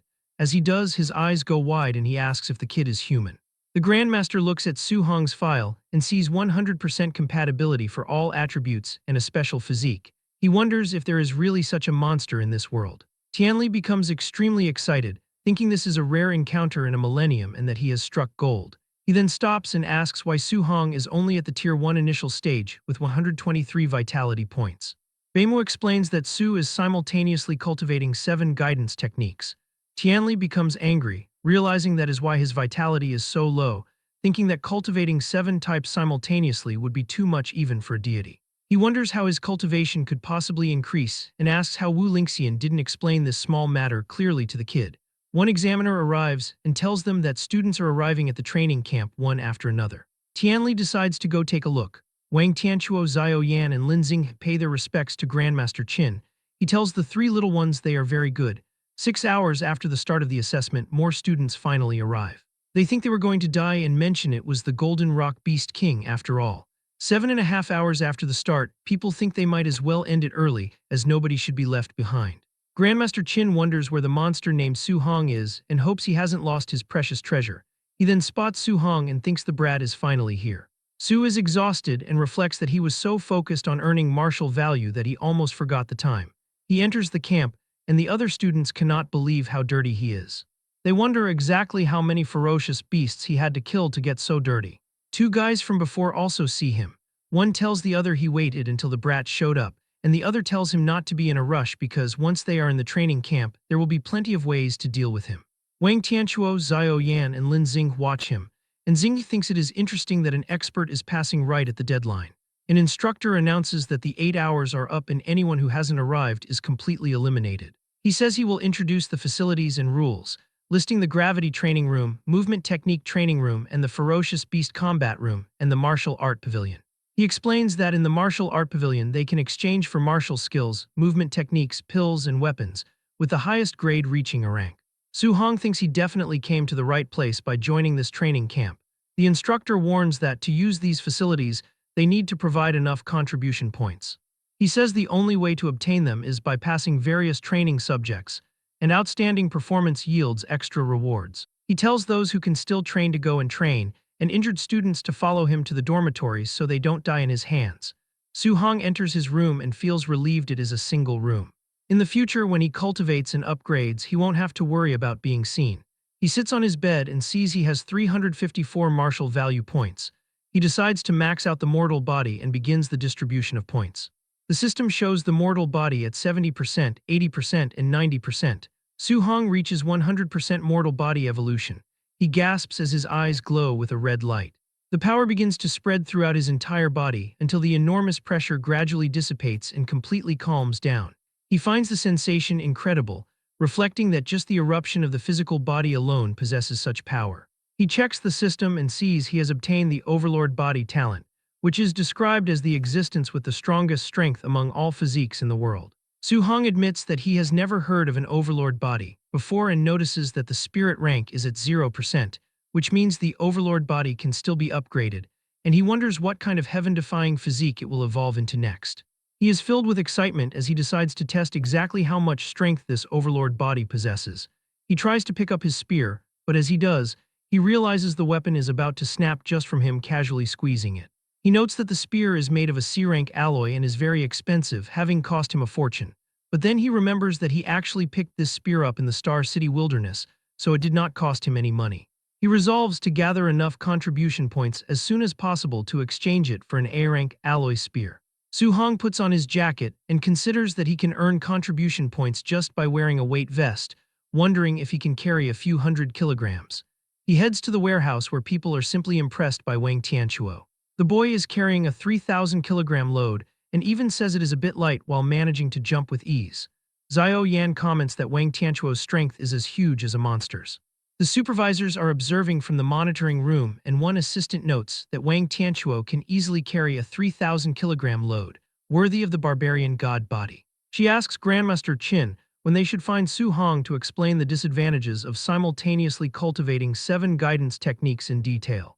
The old man says they cannot be so direct because geniuses all have their pride, and speaking to them directly will only backfire. He suggests they use some methods to let him understand on his own and give it up voluntarily. He then asks if the arranged night raiders have finished assembling. The assistant says it still needs some time to match the combat power of different students, which is a bit troublesome. He notes that the trainees just finished the assessment and have relaxed mindsets, so encountering a night raid suddenly will make them howl in grief. Tianli orders them to arrange a Tier 1 high-stage martial artist for Su Hong, because he wants the boy to be overwhelmingly defeated. He plans to then explain the disadvantages of his cultivation method, so the boy will listen obediently.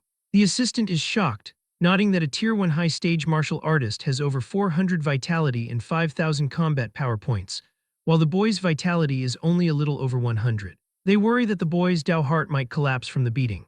Qin Tianli calls this nonsense, stating he is doing this to correct Su Hong's mistakes, and that if his Dao heart collapses so easily, then the boy is just a piece of trash. Meanwhile, everyone outside is rushing to watch Wang Tianchuo train in the gravity room. Su arrives to pick up a smart bracelet used for calculating points. He goes to the weight racks and notices that the heaviest one is 10 tons, forged from a super heavy alloy. He wonders who can even wear such a thing. He tries to wear it but finds it far too heavy, realizing it severely affects his speed and he won't last long. He decides the 5-ton weight load is the most suitable for him right now. He puts it on and is still able to move easily. Su Hong wonders how much weight Wang Tianchuo and the other two geniuses chose, assuming that since they are Tier 1 high stage, they should be at least as strong as him. He puts his clothes back on and goes to observe their cultivation methods, hopping to gain some experience.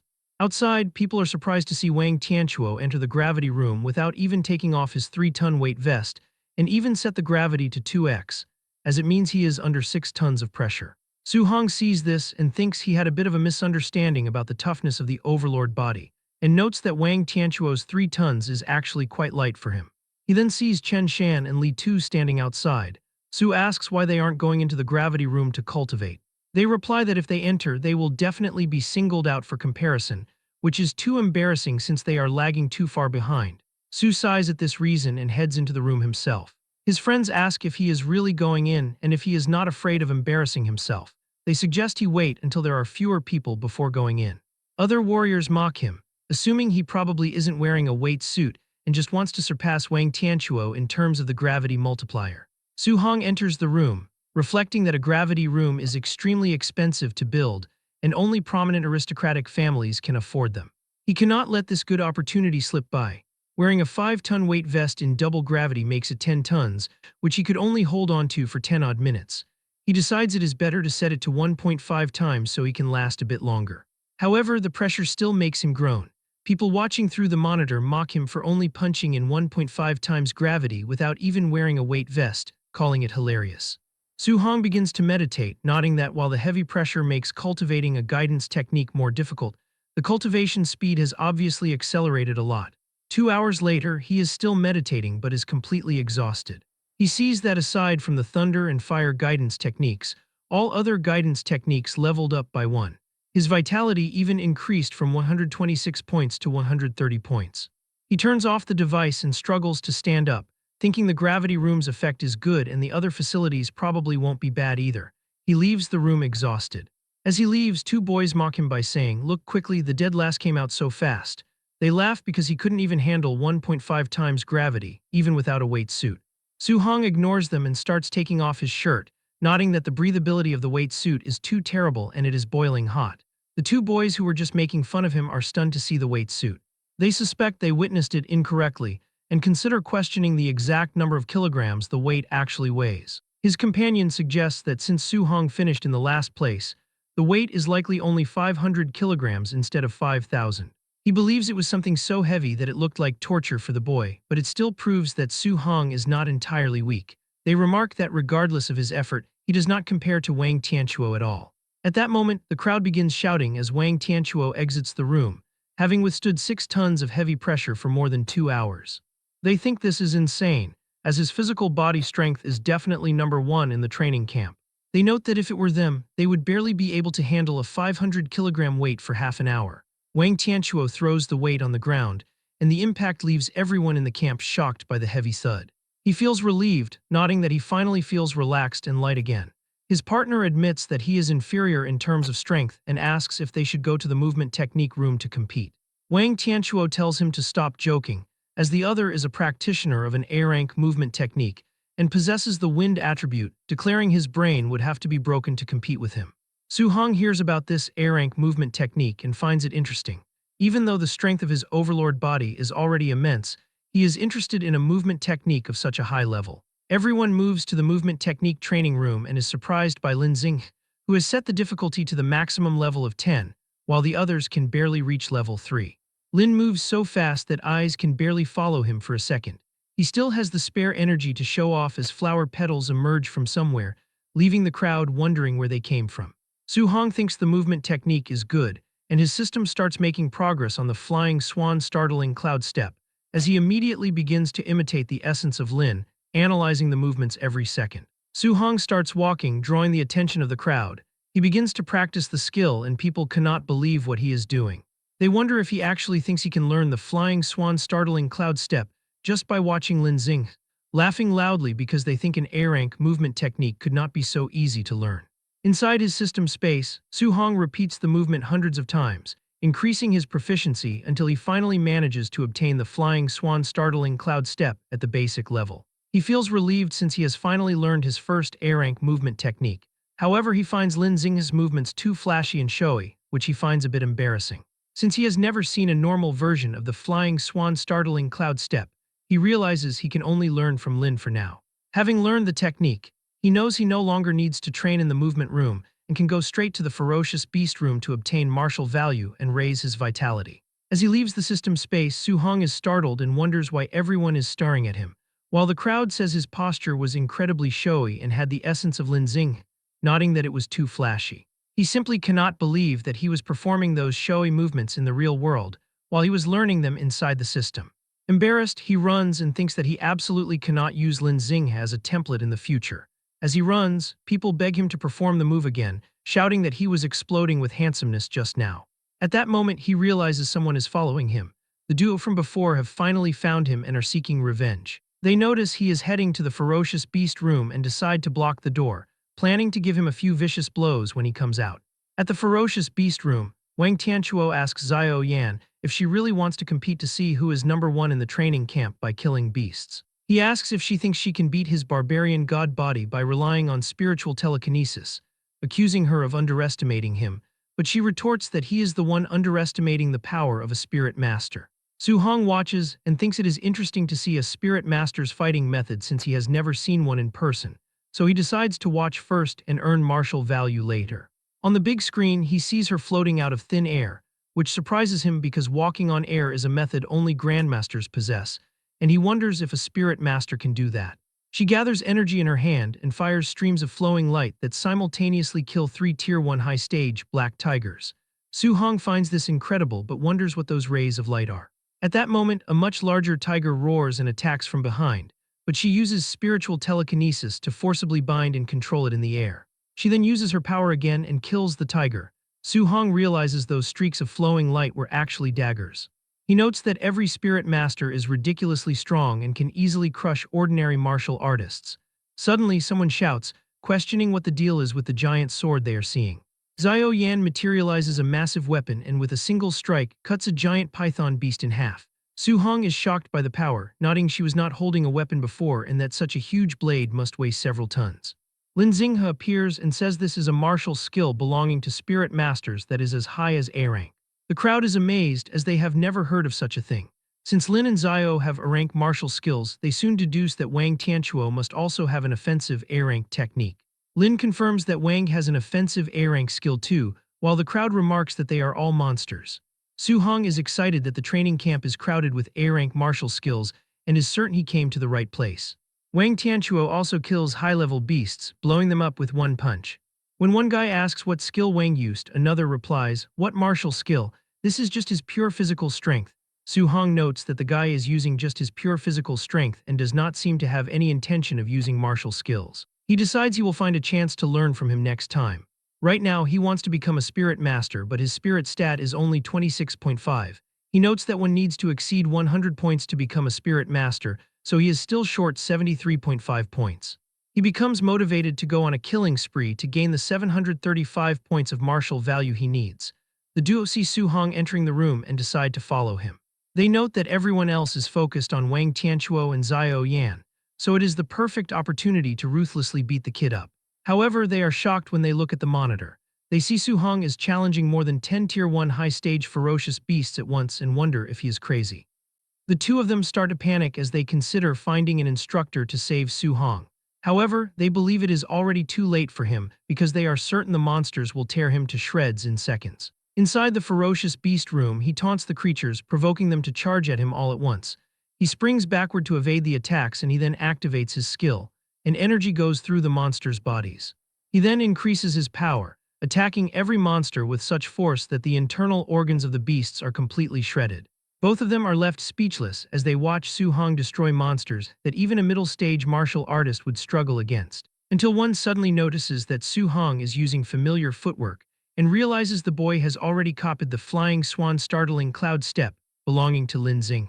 He and his partner argue over how such a feat should be impossible for a normal student, wondering if he watched Lin Xinghe use the movement technique and then learned it.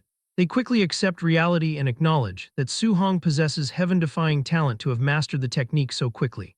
And the other suggests that they should just forget about their revenge mission because even if they gather together, they are not enough for him.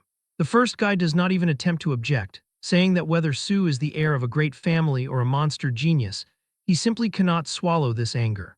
But the second guy points back toward the training room, saying that before he goes looking for trouble with him, it is better to take a look at this. He looks up at the screen and it makes him drop his weapon. They stare at the monitor and see that Su Hong has eliminated 11 high-stage ferocious beasts in only a few minutes. Su Hong checks the points he earned after defeating over a dozen Tier 1 high-level creatures and notes that the 81 martial value points he received are not very high, confirming his theory that earning points becomes harder as he grows stronger. Before he can even take a moment to rest, more monsters emerge, forcing him to quickly stand back up. A beast attempts a surprise attack from behind, but he reacts instantly and punches the creature into the afterlife using his Vajra fist. He unleashes a terrifying aura that causes the monsters to hesitate, but he refuses to give them a second chance since he needs their martial value points. He charges after them and begins wiping out the beasts without any mercy. Outside the room, they decide that it would be best for them to simply forgive Su Hong and move on, realizing it would be dangerous if Su Hong encounters them there after he finishes. They quickly walk away and soon pass by the area where other trainees are gathered. A colleague is surprised to see them back so soon and asks if they succeeded in their revenge and if they already beat that kid up, but the two can only respond with nervous laughter. But internally, they are just relieved that they still have their heads on their shoulders, thinking that if they weren't clever, they would be lying on the ground like dead dogs right now because this training camp is too outrageous and full of heaven-defying monsters. Just then, Wang Tianchuo and Xiao Yan exit the beast room, with the boy having earned 280 points while the girl secured 270. Their followers begin to praise them and estimate that they must have killed between 50 and 60 Tier 1 high-level beasts. Regarding their weight vest contributions, Wang Tianchuo earned 100 points while Xiao Yan received 50. These totals are impressive to their followers, as the highest among the rest of the group is only 30 points. The crowd continues to discuss how powerful these geniuses are based on their hunt results. However, the duo are the only ones who know there is an even more terrifying monster in the camp who stands above the big three. 1 hour later, Su Hong sits atop a mountain of corpses and notes that he is starting to feel exhausted. He reflects that he is still far from his target of 735 martial value points. Nonetheless, he checks his smart bracelet and sees that he has earned a total of 700 contribution points through hunting and his weight vest. Without hesitation, he makes his way toward the martial art pavilion. Upon arriving, he approaches the counter to speak with the receptionist. He picks up a book to read through the exchange menu and is surprised to find that A-rank martial arts start at a minimum of 2,000 points. Thinking that A-rank martial arts are so expensive since the cheapest is 2,000 points, he notes the prices of the pills are still acceptable, especially since there are spirit-gathering pills here. The female attendant asks him if he has decided what he would like to exchange for, while internally, she assumes that Su Hong is just a Tier 1 initial stage student who cannot afford anything. Su Hong eventually makes a decision and asks if the spirit-gathering pills can actually increase spiritual power. So she confirms that they are effective but warns him that they only provide a benefit the first time they are taken, noting that the higher the grade of the spirit-gathering pill, the better the improvement effect. He sees the menu where the highest grade of the spirit-gathering pill reaches Tier 4 for 500 contribution points. He requests a Tier 4 spirit-gathering pill, and the attendant is shocked. She says that a Tier 4 spirit-gathering pill costs 500 contribution points, not 50 points. But when he displays his 700 points, she cannot believe her eyes but quickly provides the pill with a smile to him in a decorative box. So he thanks the woman and asks if she has any dual thunder and fire attribute alloy spears for sale. She answers that they do for only 200 points and thanks him for his patronage, calling him handsome. He ends up spending the rest of his points to acquire a new weapon. He returns to his room with a C-rank dual-attribute spear known as the Thunder Fire Spear. He looks at the system, noticing his vitality and guidance techniques have improved again, and that he also obtained 490 martial value points, meaning the improvement in this single day is more than what he had in the previous week. He opens the box given to him by the attendant and looks at the golden pill inside.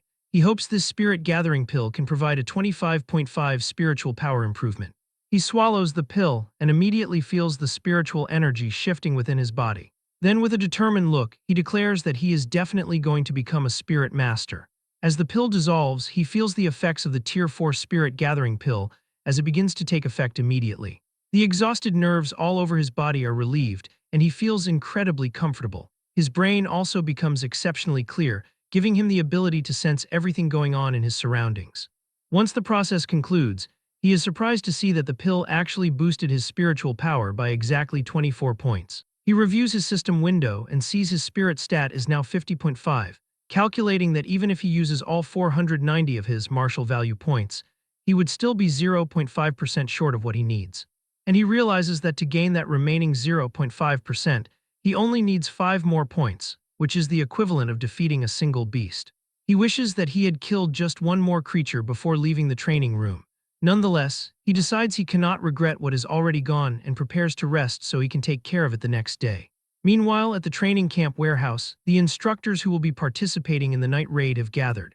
They look over leaflets to see the data of the applicants assigned to them, while others are assigned to the geniuses of the camp. One man, Bu Jingfeng, says they are bullshit geniuses, and that if he were still in high school, these brats would not even be qualified to be his sparring partners. A giant man says his target is Wang Tianchuo, whose vitality is as high as 340 points, noting that even Jingfeng did not have this level back in the day, which makes Jingfeng unable to believe students are that strong. The other two also discuss their targets, as one is in charge of a guy with vitality exceeding 300 and the other is in charge of a spirit master. Bu Jingfeng looks at his target's data and sees he is assigned to Su Hong, who is listed as having only 123 vitality points. His peers ask why he was given someone who seems as trashy as Su Hong, and one instructor believes that Grandmaster Qin must have made a mistake, but the Grandmaster enters the room at that moment to let them know the assignment was intentional. Jingfeng goes ahead to challenge the decision, calling the student trash. However, Qin Tianli lets him know that Su Hong is not as simple as he seems because his combat power is on par with that of a Tier 1 high-stage martial artist. The group is shocked when they hear this, as they do not expect someone with just over 100 vitality points to be able to challenge a proper martial artist. Tianli tells Jingfeng that he will understand his words by the time they exchange blows, though the instructor still complains about the task of bullying a junior since he has almost 500 vitality and is about to become a Tier 2 martial artist. But the Grandmaster slaps him on the head, telling him to do as he is told and instructing him to go all out from the very beginning, saying it is best if he can beat Su Hong until he doubts his life. Jingfeng still cannot believe he is expected to fight such a weak child, and even asks the Grandmaster if he holds a grudge against Su Hong, declaring that he will not be held responsible if he cripples the boy. Tianli smiles when he hears this and urges the man to beat Su Hong to pulp, telling him that he will not blame him and will also reward him. Bu Jingfeng agrees to this, but internally he thinks that the Grandmaster's smile is terrifying and that Su Hong is pitiful. Moments later, the Grandmaster orders them to start the operation, and the raiders make their way to the dormitories to perform the drill. At the dormitories, they begin to look for their targets and start fighting with their targeted students. Su Hong soon hears the sound and wonders if it is a sneak attack. While he is still thinking, his door is cut open. Bu Jingfeng rushes into the room and attacks, but Su Hong dodges that attack. He has heard that the All Heaven's 10,000 races frequently hunt down human race geniuses everywhere to weaken humanity's strength, and he wonders if it could be them. He quickly grabs his Thunder Fire Spear, and while he wonders just how strong this person is, Bu Jingfeng lunges for an attack while boasting about his own strength, telling the boy to count himself unlucky for running into him. Su Hong soon realizes the man is a human Tier 1 high-stage martial artist, and not someone from the All Heaven's 10,000 races. He smiles because this is exactly what he needs, figuring out that he will be able to gather the last 5 martial value points to become a spirit master if he defeats this enemy. Bu Jingfeng is shocked when he realizes that the boy is actually taking up a fighting pose against him, leaving him to wonder if the boy has gone out of his mind. Their weapons clash, and this is when Jingfeng realizes that the boy's physical strength is crazy, confirming that Su Hong's combat power is indeed on par with a Tier 1 high-stage warrior, and that Grandmaster Qin was not lying. Suddenly, he notices something else, thinking that a Tier 1 initial stage martial artist should not possess this kind of power. On the other hand, Su Hong is doing his best since it is his first time fighting a high-stage opponent. He swings his spear with a powerful aura, causing Jingfeng to leap back. Jingfeng begins to regret his initial assessment after realizing that this brat is a monster. Nonetheless, he is an experienced martial artist and knows what a fight between them entails. He unleashes his fire attribute, which coats his sword in purple flames, saying that a battle between martial artists is not just about comparing who has greater physical strength. Su Hong is surprised by the display of the fire attribute, since it is his first time seeing a fire attribute martial artist in person. Jingfeng lunges toward him while taunting, asking how he plans to handle this B-rank martial art and attacking with a flame slash. Su Hong thinks that this attack might be much stronger than the void-breaking finger, which is also B-rank. And he covers his spear in lightning and blocks the attack, knocking the instructor backward as the impact shatters the wall behind him, leaving him sweating. He cannot believe that the boy just blocked his fire martial art simply by externalizing lightning, admitting to himself that the boy is terrifyingly talented, and seeing why Grandmaster Qin told him to go all out. However, he continues to tease him, telling Su Hong that it appears he is bad at thunder attribute spear techniques. Otherwise, he really would not be able to defeat him this easily. Su Hong admits that he indeed does not know any thunder attribute spear techniques, but asks what would happen if he added something on top of them. He mixes two attributes, lightning and fire, leaving Bu Jingfeng in total shock by the attribute fusion. Su Hong performs the technique with ease right before his opponent's eyes. Bu Jingfeng is left completely stunned, as he has always believed that attribute fusion was nothing more than a myth. He continues to panic as Su Hong leaps toward him with a powerful attack. The instructor tries to uphold his honor by launching a counterstrike. However, the boy's power easily overwhelms him and knocks him through the wall, sending him crashing to the ground outside. Because he just defeated Bu Jingfeng, he is awarded 7 martial value points. He smiles because the instructor just gifted him the exact points he needs to advance and become a spirit master. His system window updates to show his new martial value of 497 points. Moments earlier, Qin Tianli and Beimu were waiting outside the dormitory for a report. The Grandmaster believed that Su Hong should be receiving the beating of his life at this very moment, reflecting that after this defeat, he would be able to persuade the boy to stop pursuing multiple guidance techniques simultaneously and focus on just one. Suddenly, Bu Jingfeng is sent flying through the wall and crashes right in front of Qin Tianli. He is totally knocked out, his face battered from the excessive beating he received. Beimu and the Grandmaster are left in complete shock because Su Hong defeated the instructor with such ease. At the same time, the 3 geniuses also defeat their opponents, sending them crashing through the walls just like Su Hong did. Wang Tianchuo, Xiao Yan, and Lin Xing step out of the broken wall, telling the Grandmaster that he should have sent stronger opponents because these ones were incredibly weak. Wang Tianchuo then notices there are 4 defeated instructors on the ground, and realizes the person who defeated the 4th one finished even faster than they did. Lin Xing assumes that the martial art instructor is simply weak, which is why he lost to his opponent. However, Beimu knows that Jingfeng was actually the strongest among the 4 instructors. Qin Tianli is not surprised by the 3 geniuses pulling off a win, but he realizes that Su Hong is only an initial stage Tier 1 martial artist, meaning facing a Tier 1 high-stage opponent should have been difficult. He wonders how Su Hong could have finished even faster than the 3 top geniuses. Suddenly, an official comes running over to tell Qin Tianli that something big has happened. The Grandmaster assumes a trainee was killed and tells the man that such things are normal. However, the official reports that while Su Hong was fighting Bu Jingfeng, he actually used attribute fusion. Qin Tianli initially dismisses this as nothing serious, but the moment the words sink in, he grabs the man and asks if he is telling the truth, and the officer reveals that Su Hong combined thunder and fire to defeat Bu Jingfeng. He mentions that he saw it clearly on the surveillance screen and suggests the Grandmaster can ask Bu Jingfeng himself if he doubts it. Jingfeng manages to regain consciousness just long enough to tell the Grandmaster that Su Hong really did use attribute fusion. Qin Tianli freaks out as he reveals that the only genius martial artist in the human race who researched attribute fusion actually took a full 19 years to achieve it, and Su Hong has been in contact with the 7 guidance techniques for less than a month. The Grandmaster becomes extremely hyped and declares that the boy is a true dragon appearing in the world. Beimu asks Tianli if attribute fusion is really as powerful as he is claiming, so he explains that back then, the martial artist who mastered it was able to suppress 2 Tier 2 fighters while he was still at Tier 1. She then asks why it is not promoted for cultivation if it is so strong. Qin Tianli mentions that research shows the technique is extremely difficult and carries a high probability of crippling one's own cultivation. He tells her that it is considered useless by many because if a martial artist remains stuck at Tier 1 for their entire life, there is no point. However, he is blown away by Su Hong succeeding in less than a month, which proves his level of comprehension is heaven-defying.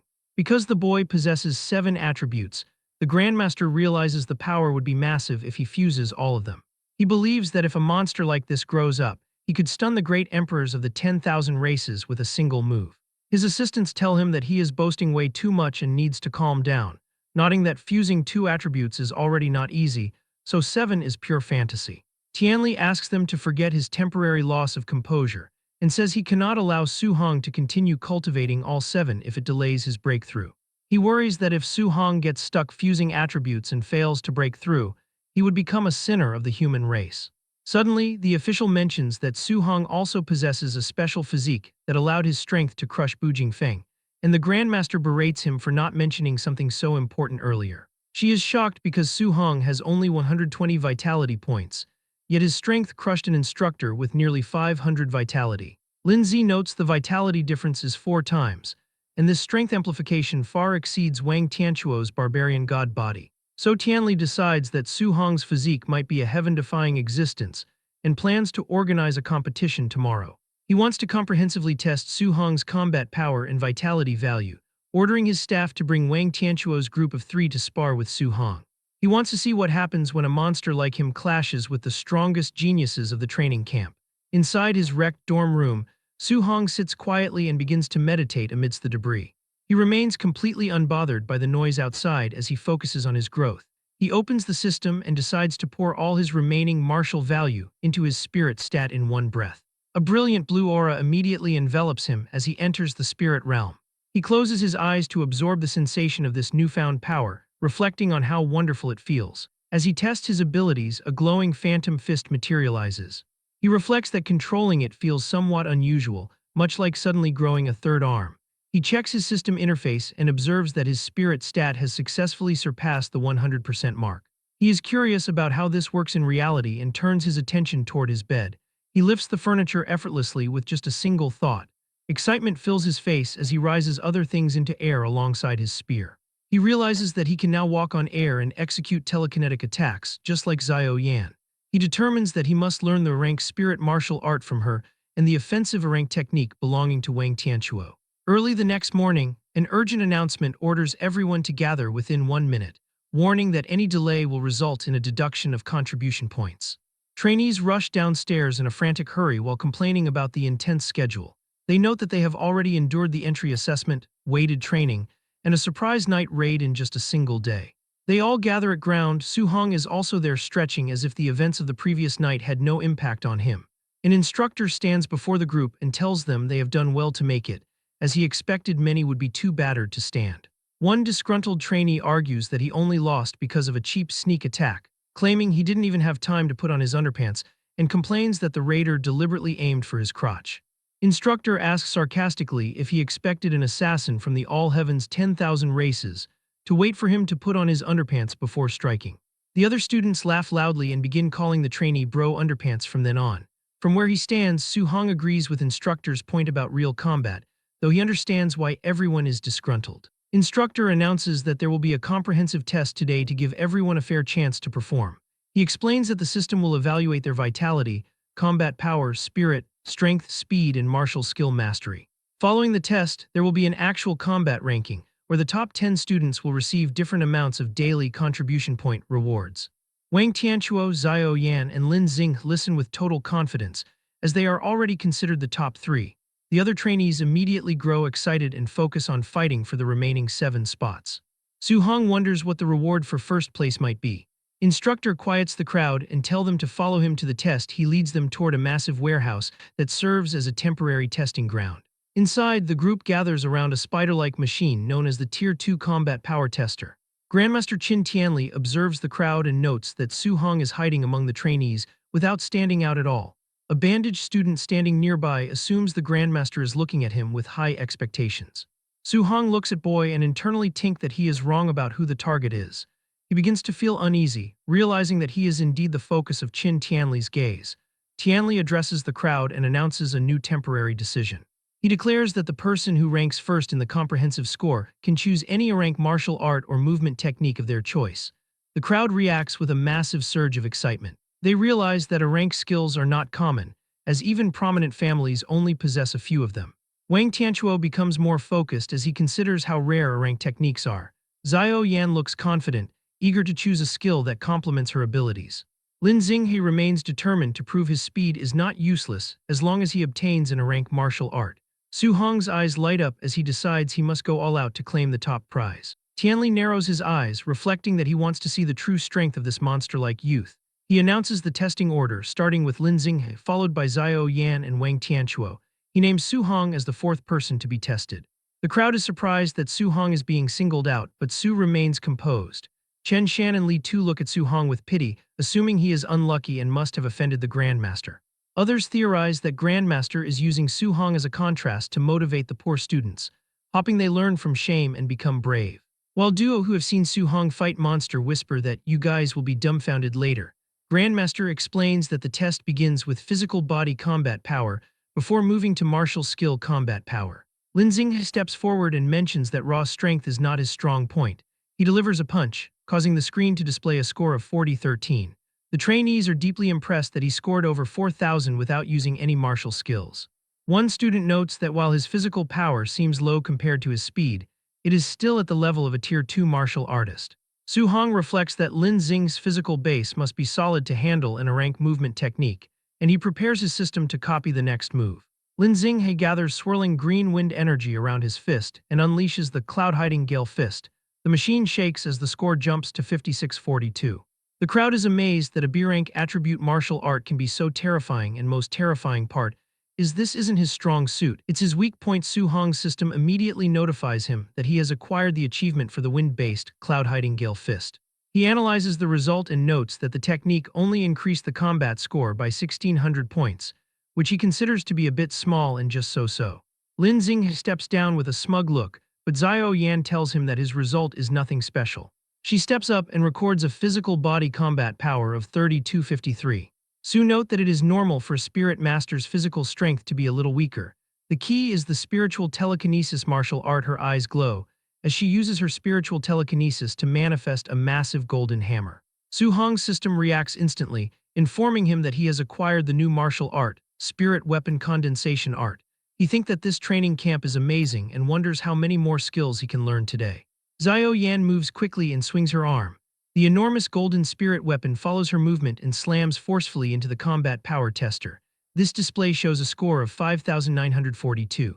The observers react instantly, noting that her combat power is nearly 6,000 and even exceeds the result of Lin Xing, while others mention that she previously only had over 3,200 combat power, highlighting that her strength has almost doubled. Many people praise spirit masters, declaring them to be heaven's darlings with explosive power on a different level. While the crowd is distracted by the excitement, Su Hong stands silently among them as a soft blue aura envelops him while his consciousness moves into the system space. And a student nearby expresses jealousy toward Xiao Yan, explaining that spirit power is not only strong but also very versatile. Within the system space, golden spirit energy surges around him and spirals upward when he raises a finger.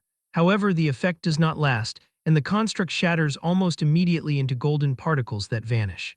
Su Hong exhales heavily, appearing clearly exhausted, as he reflects that the spirit weapon condensation art can condense things other than weapons like tables, chairs, or even ferocious beasts. Noting that the more a creation is condensed into substance, the more spirit power it consumes. He realizes his current level makes it difficult to learn the technique immediately. Sweat forms on his face as he decides he will learn it slowly later, but his focus shifts back to reality as he waits to see the martial art of Wang Tianquo. Soon the announcement is made that it is now the turn of Wang Tianquo, and the trainees grow excited once more as Wang Tianquo walks forward with confidence, while people discuss his barbarian god body. Noting that he possesses terrifying strength and an absolute advantage in combat power, leading many to believe he is securely in first place due to his physique. Su Hong watches silently, wondering about the difference between this physique and his own overlord body. Wang Tianquo tells everyone to watch closely, declaring that this punch represents the gap between them. He drives a heavy punch into the machine, causing the force of the impact to spread throughout the arena.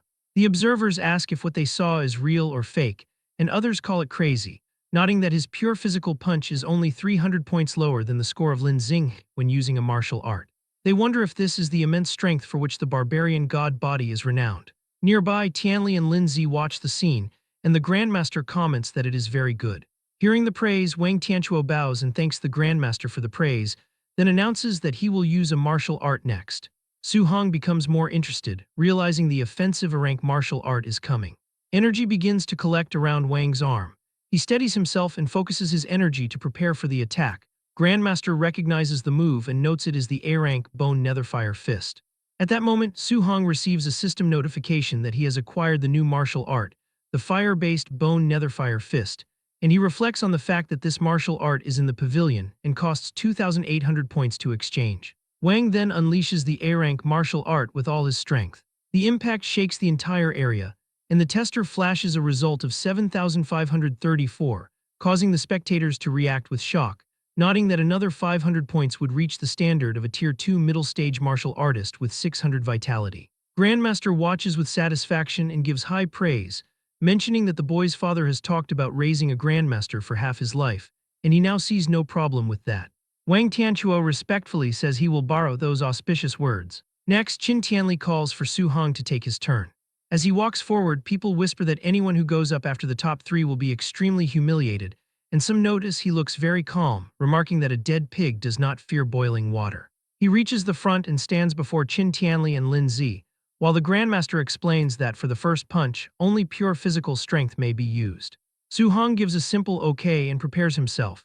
He focuses, telling himself the test reward is definitely his. He dashes forward with speed and drives his fist into the testing machine, causing a massive impact to spread across the arena. The display shows a result of 6,551. Grandmaster stares at the score in surprise, admitting he still underestimated the boy's monster level. The crowd is silent for a moment before reactions spread, questioning if the tester is broken after seeing over 6,500, while others point out that he was the dead last student, yet today he is like a monster. Some trainees mentioned they thought Wang Tianchuo was invincible, but now another expert has appeared. Wang Tianchuo, Lin Xinghe, and Xiao Yan watch closely, with the girl commenting on the exaggerated combat power, while Lin Xinghe insists that this is not combat power a Tier 1 martial artist can produce, and he must be a Tier 2 martial artist. Wang Tianchuo admits to himself that he was too arrogant before. Once the commotion settles, Su Hong asks the Grandmaster if he should continue with a martial art, and the Grandmaster nods in approval and tells him to continue. Su Hong returns to his stance and prepares for the next move. In the next moment, he shifts his focus to the system as the progress bar for the new technique begins to climb through percentages. He stands still as a cold blue, flame-like aura spreads around him, realizing the bone netherfire fist is very suitable for him.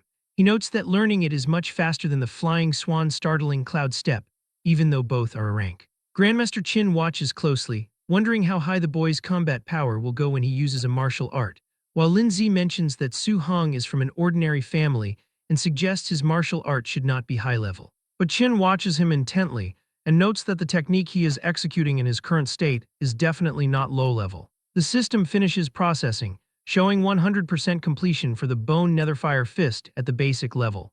A blue netherfire collects around Su Hong's fist, and the crowd notices and wonders if that is the same bone netherfire fist used by Wang Tianchuo, asking how he knows it.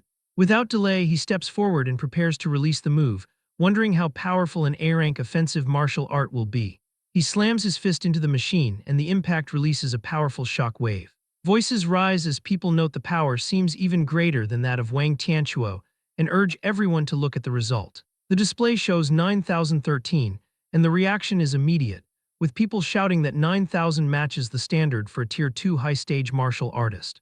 Lin Zi questions whether a Tier 1 initial stage martial artist with 123 vitality should have this combat power, wondering if the data is broken, but Qin Tianli concludes that the boy is a monster. Lin Xinghe is shocked, explaining that 7,000 matches Tier 2 initial stage, 8,000 matches middle stage, and 9,000 matches high stage, while Xiao Yan adds that the standard for Tier 2 is 500 vitality, meaning he must have hidden his stats, and Wang Tianchuo admits his vitality is not even 400, and says it is not shameful to lose to him. Then the vitality tester displays Su Hong's actual number, 137. The crowd bursts into noise as Wang Tianchuo shouts in shock that it is only 137, while Lin Xinghe wonders if the tester is broken. People start arguing, with some suggesting a digit is missing, and that it should be 1,370, while others point out that this means he really is just a Tier 1 initial stage martial artist. They find it outrageous that 137 vitality can output 9,000 combat power. Su Hong simply walks out of the vitality tester, and Qin Tianli watches him with a serious expression. The Grandmaster steps forward and tells the trainees to stop crowding around, announcing they will proceed with the practical combat test and tournament rankings. He explains the challenge system where students can designate an opponent, adding that if no one dares to challenge a person, they will be first and receive an A-rank martial art reward. At that moment, Lin Xinghe immediately walks forward and declares that he wants to fight Su Hong. Lin steps forward and points his finger towards Su Hong, declaring his intent to challenge him. He feels smug and confident, reflecting that despite the boy's monstrous combat power, his low vitality remains a critical weakness. He plans to use his superior movement technique to evade attacks and exhaust Su Hong to death. However, Qin Tianli rejects the request for a one-on-one duel. Instead, the Grandmaster proposes that the top three elites face Su Hong together. The trio feels deeply offended by this suggestion. Lin Xing scowls at the idea of being underestimated, while Xiao Yan asks if the boy even deserves for all three of them to attack him at once. Wang Tianchuo expresses concern that their combined might could accidentally cripple the kid while they are playing around. Ignoring their complaints, Qin Tianli asks Su Hong for his opinion, and the student calmly replies that he has no objections. The elites glare at Su Hong, irritated because he seems to truly believe he is guaranteed to win. Wang Tianchuo thinks to himself that the boy is being pretentious and that he could leave him stunned all by himself. The Grandmaster announces that the match begins, and the three elites square up against Su Hong inside the testing facility. As the fight commences, they charge forward. Lin intends to blast out a cloud-hiding Gale Fist before running, waiting for Su Hong to engage the others so he can launch a sneak attack. He reflects that with the speed of his flying swan startling Cloud Step, it is impossible for the boy to react in time. His plan is shattered when Xiao Yan and Wang Tianchuo shout in panic for Lin to dodge. Caught off guard, the student turns in shock as Su Hong slides effortlessly past his line of sight and materializes directly behind him. Su Hong prepares a glowing blue punch while calmly bidding him goodbye. Just before the strike lands, the blow is brought to an abrupt halt inches from Lin Xing's face. Given a split-second reprieve, Lin frantically leaps backward to escape. After landing safely, he thanks Xiao Yan for her telekinetic intervention and warns his teammates that the boy's speed is unusual.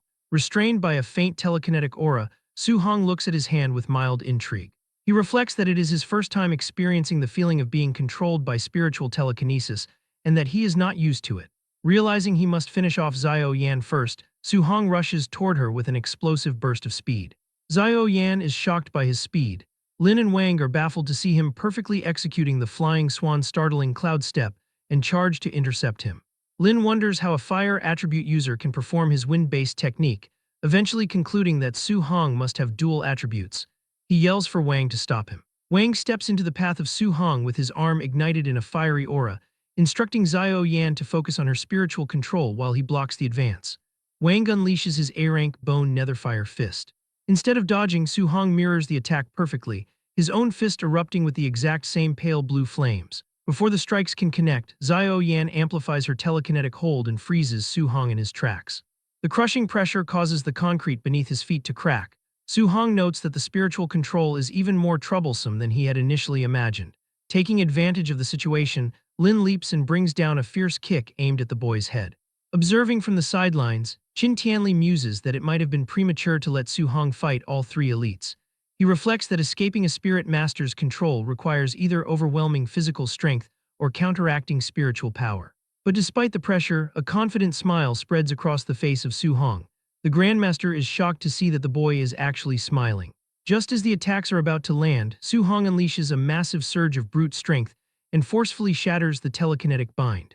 The violent backlash causes Xiao Yan to cough up blood as she loses her spiritual control. Now free, Su Hong effortlessly intercepts the attacks of the other two elites, creating a massive shock wave. The spectating trainees erupt in disbelief, terrified that he shattered the telekinesis using only sheer physical strength. They call him a humanoid ferocious beast. With a ruthless motion, Su Hong grabs the limbs of his opponents and twists them. Utilizing his monstrous strength, Su Hong lifts both elites and begins spinning them rapidly through the air. He eventually halts the spin and mercilessly slams both elites face first into the concrete floor. The massive impact shatters the ground, driving the face of Wang into the rubble while Lin coughs up blood. The trainees watch in horror as Su Hong repeatedly lifts and smashes the two elites into the ruined floor. When he finally releases his grip, the once proud elites lie completely motionless, having fainted from the savage beatdown. Standing tall amidst the settling dust, Su Hong has completely dominated the match. He locks an intense gaze onto his last remaining opponent, and Xiao Yan immediately loses her will to fight. Trembling, she throws her hands up and backs away, loudly surrendering and begging him not to come any closer. The spectating trainees are in awe, marveling that Su Hong has single-handedly crushed the camp's strongest trio. Qin Tianli steps forward to silence the commotion. He asks if anyone else dares to challenge Su Hong, declaring that otherwise the young man will take first place. The trainees quickly forfeit to avoid a similar fate, admitting that only an idiot would challenge him now. With no objections, the Grandmaster declares Su Hong the winner. He instructs Lin Zi to organize the remaining matches for the other rankings. He then tells Su Hong to follow him to claim his reward and select a new A-rank martial art. A satisfied smile spreads across the boy's face as he reflects on obtaining another powerful skill. As they walk, the Grandmaster mentions that he has been paying attention to Su Hong since the day he stepped into the training camp. He asks why the boy chose to hide his strength when others eagerly show off. Su Hong explains his caution, stating that without power or influence, sticking his head out too early makes it easy to be targeted.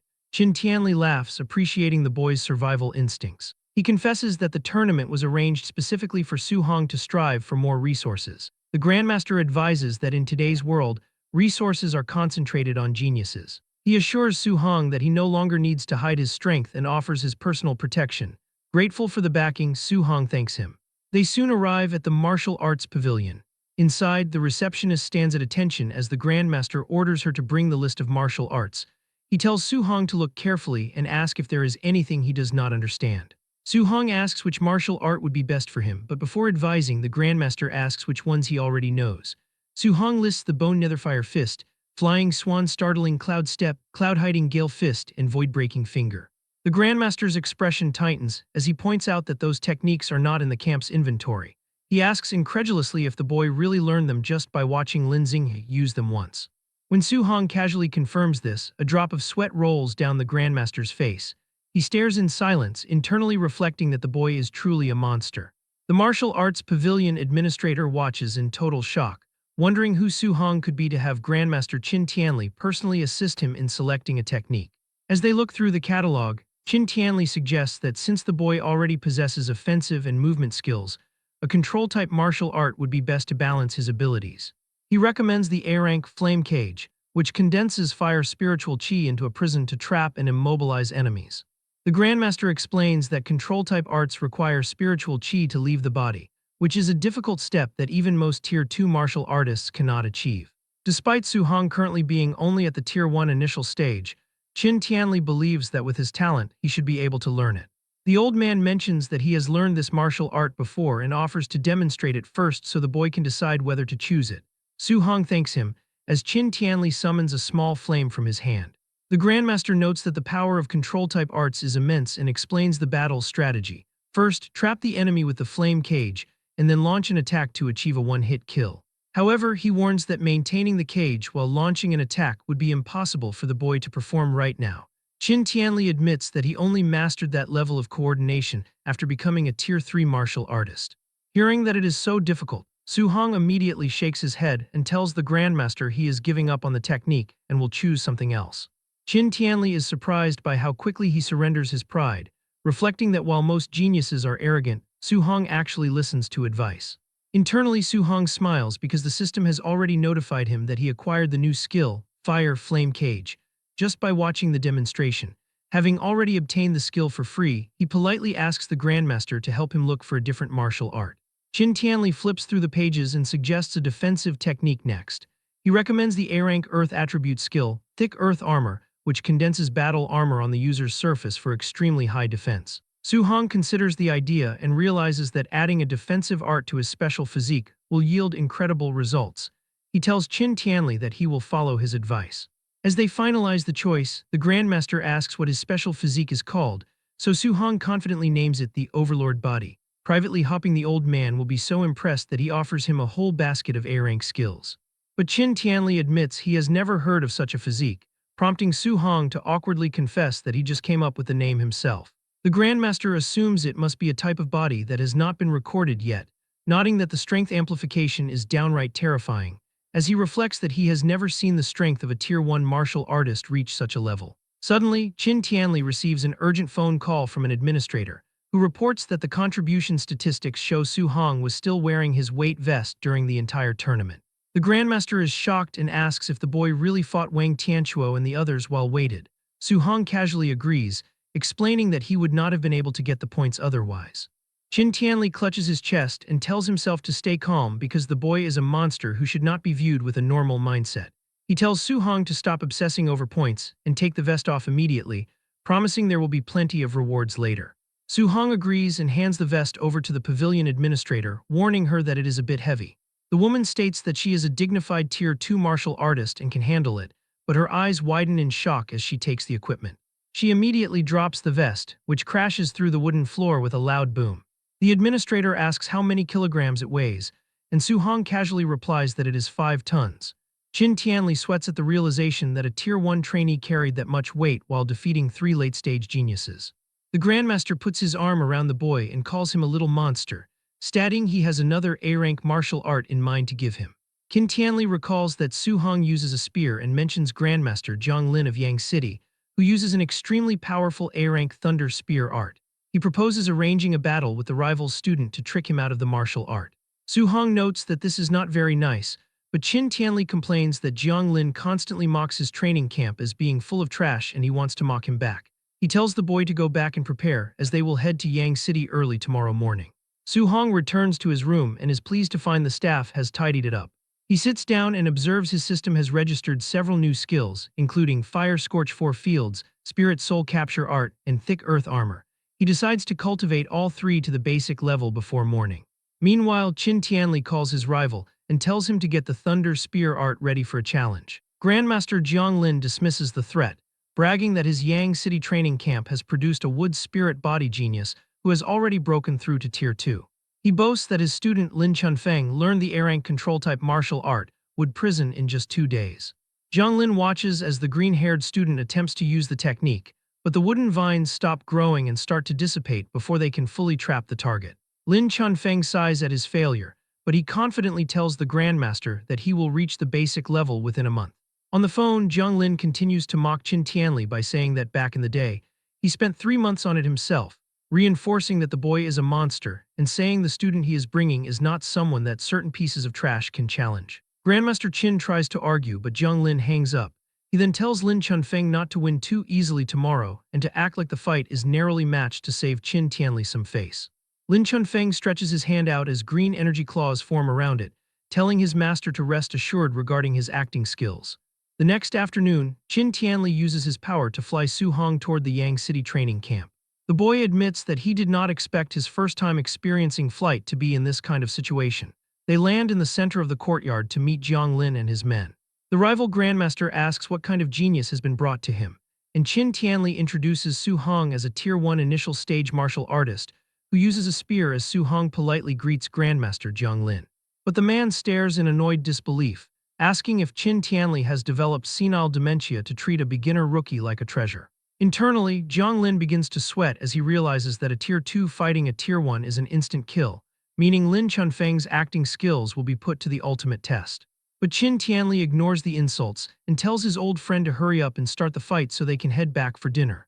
A large crowd of trainees gathers at the Yang City training camp arena in a state of high excitement. Many wonder about the visiting genius from Star City, jokingly hoping that the challenger will not be too weak. Zhang Lin introduces the famous Grandmaster Qin Tianli and his student, Su-hong, to the assembled crowd. Smiling awkwardly, Zhang Lin reveals to everyone that Su-hong is at the Tier 1 initial stage. The local trainees erupt in disbelief, feeling insulted that someone so weak would dare to challenge them. They mock Su-hong, pointing out that their champion, Lin Chunfeng, is a Tier 2 martial artist who can crush him instantly. Lin Chunfeng starts sweating nervously after hearing the comments. His master ordered him to make the fight look close to save the pride of Qin Tianli, but he panics over how to fake a fair battle against such a weak opponent. Ignoring the noise, Zhang Lin confirms the bet with Qin Tianli. If his student wins, Qin Tianli must teach him an A-rank martial art. Pretending to be generous, Zhang Lin tells Su-hong that if he somehow manages to win, he can choose an extra A-rank martial art as a prize, and Su-hong politely thanks him for the offer. Qin Tianli sarcastically calls his rival a nice guy while slapping his back. Meanwhile, Zhang Lin remains fully confident that a Tier 1 beginner can never defeat a Tier 2 student who possesses a rare wood spirit body. The competitors step into the arena while the Grandmasters watch from the side. Zhang Lin subtly reminds Lin Chunfeng to hold back his strength. Gripping his sword, the anxious student assures his master that he will comply. As he draws his blade, Lin Chunfeng continues to worry about his acting skills. He is terrified of accidentally hurting the beginner with a single careless strike. Noticing that his opponent is unarmed, Lin Chunfeng asks why Su-hong is not using the spear he brought to the camp. Su-hong casually stretches and replies that he will not use his weapon for now. He reflects that his only spear skill is a basic C-rank technique, which is much weaker than his A-rank fist and movement skills. He realizes that using the spear would put him at a clear disadvantage. Lin Chunfeng misinterprets this practical choice as pure arrogance and grows annoyed. Eager to test this confidence, he leaps into the air and charges at him with his sword. Covered in a green aura, Lin Chunfeng swings his blade downward. Su Hong easily dodges the heavy slash, stepping aside as the weapon smashes into the stone floor and sends debris flying. Using his A-rank movement skill, Su Hong gracefully glides backward across the arena. He leaves a trail of wind behind him as he keeps his distance. Lin Chunfeng is shocked to see a beginner use an A-rank wind movement technique. Thinking that it is interesting and refusing to let him escape, Lin Chunfeng charges forward again. He declares that movement skills are useless now and unleashes his wood prison technique.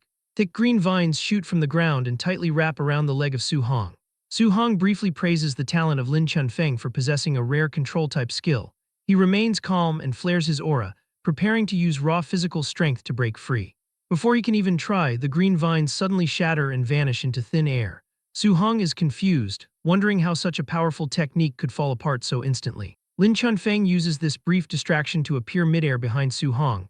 Swinging his sword down, he confidently claims that stopping his opponent for just a second is enough to win.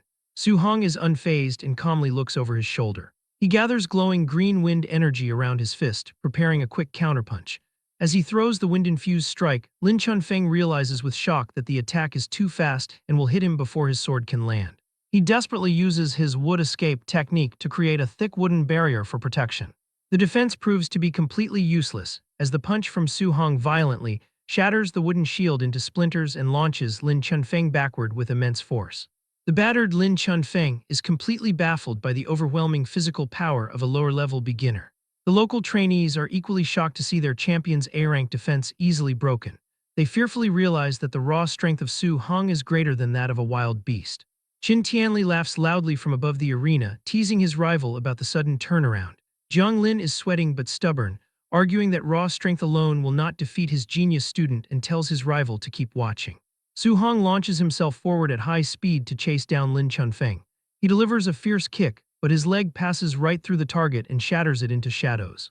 Su Hong quickly realizes he only hit an afterimage. Using his own A-rank movement skill, Lin Chunfeng appears directly behind him.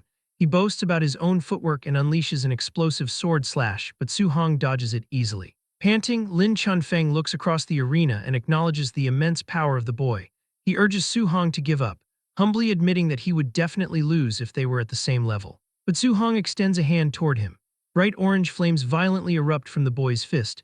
Before Lin Chunfeng can react, a massive cage of fire roars to life and instantly traps him.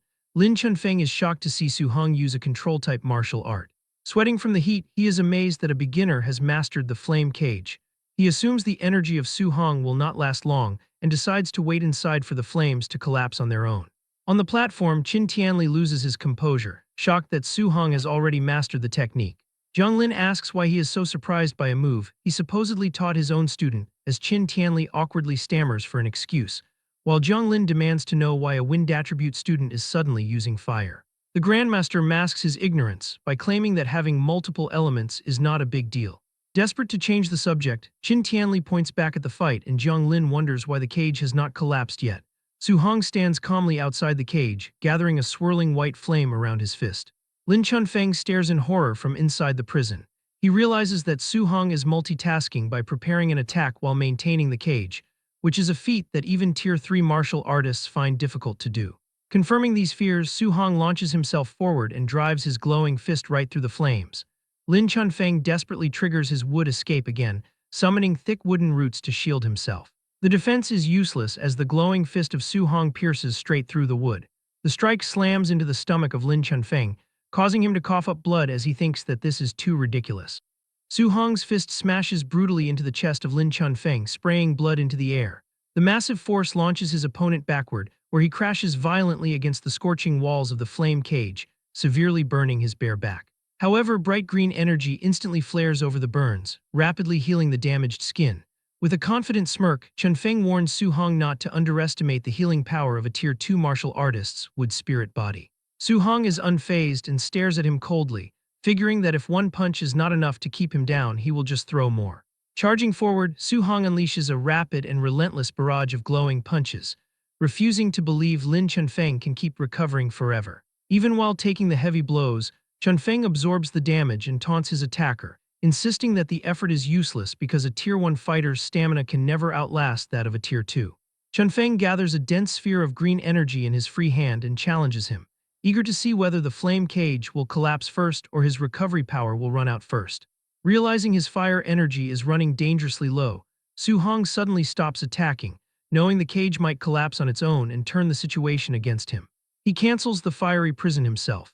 As the flames vanish, Lin Chunfeng laughs in triumph, assuming Su Hong has given up and declaring that it is now his turn to attack and that the boy's defeat is guaranteed. However, his arrogant smile quickly vanishes and is replaced by sheer terror. Su Hong gathers a crackling mass of golden lightning and fire in his hand, casually mentioning he had not planned to use this move because it drains too much energy. Lin Chunfeng stares at the terrifying energy in Su Hong's hand and breaks into a cold sweat, stunned that a mere Tier 1 fighter can produce such monstrous power. Panicking, he knows he absolutely cannot let Su Hong get close, so Lin Chunfeng slams his glowing green hands onto the stone floor and channels every ounce of his remaining energy. Roaring the name of his defensive technique, he summons a massive wall of thick wooden pillars that erupt from the floor to shield himself. The eyes of Su Hong flare with intense golden light. Stepping up to the towering wooden wall, he pulls back his fist, which violently crackles with raw lightning energy. With devastating force, Su Hong drives his blazing, lightning-infused fist forward, warping the very air around the impact as the strike pierces straight through the thick wood like paper. The overwhelming punch hits Lin Chunfeng squarely in the face, blasting him backward and sending his unconscious body crashing onto the floor. Su Hong stands calmly among the fatting flames and debris, looking down at his defeated opponent. A stunned silence quickly falls over the massive crowd. The Yang City trainees erupt into panicked disbelief, horrified that their champion was knocked out in one strike despite his Tier 2 healing powers, and they cannot believe Su Hong is still only an early Tier 1 fighter. Grandmaster Jiang Lin breaks into a cold sweat and, staring in absolute shock, turns to his old rival and asks what kind of monster Qin Tianli has brought to the camp. Jiang Lin trembles as he points at the arena, realizing the boy used attribute fusion to achieve that destruction, and he is amazed that a young Tier 1 fighter has already mastered such an advanced technique. Grandmaster Qin Tianli sips his tea innocently and casually remarks that he definitely will not tell his old rival about Su Hong mastering dual attribute fusion in just 1 month, while Jiang Lin stares back in complete disbelief. Continuing to brag, Qin Tianli looks away and adds that if Jiang Lin knew Su Hong had 100% compatibility with all 7 elements and was training 7 guidance techniques at once, he would probably drop dead from fright. Pretending to be clumsy, Qin Tianli cheerfully apologizes for letting the secret slip, though his smug face shows he does not regret it at all. Meanwhile, Jiang Lin stands paralyzed as his mind struggles to process how a student could achieve such insane feats in a single month. Qin Tianli throws an arm around his dazed rival and brings up their bet, demanding that since Su Hong won the match, Jiang Lin must teach the boy the A-Rank Thunder Spirit Art and his ultimate Palm Thunder, to which Jiang Lin mindlessly agrees. Sometime later, inside a massive dome-shaped training room, Su Hong and Jiang Lin stand across from each other in a high-tech arena while holding practice spears. Jiang Lin stares at the young trainee, still amazed by the monstrous potential of the boy, admitting to himself that he has never met anyone like Su Hong in his entire life. Pushing aside his shock, Jiang Lin introduces the technique he is about to show, an A-Rank Thunder Spear art called the 9 Heaven-Breaking Spears. As blue lightning violently crackles around his grip, Jiang Lin explains that the art has 3 stances, with 3 unique moves in each stance for a total of 9, and he warns that both the destructive power and the difficulty increase heavily with each stance. Noting the extreme difficulty, Jiang Lin says he would normally never teach it to a fighter below Tier 4, yet given the rare talent of Su Hong, he is confident the boy can learn the first stance without issue. Jiang Lin tells Su Hong to watch closely as his eyes glow. He unleashes the first stance, River Overturning, sending a massive wave of pure lightning crashing down vertically through the arena. Moving smoothly to the next attack, Jiang Lin announces the second stance, Sea Inverting.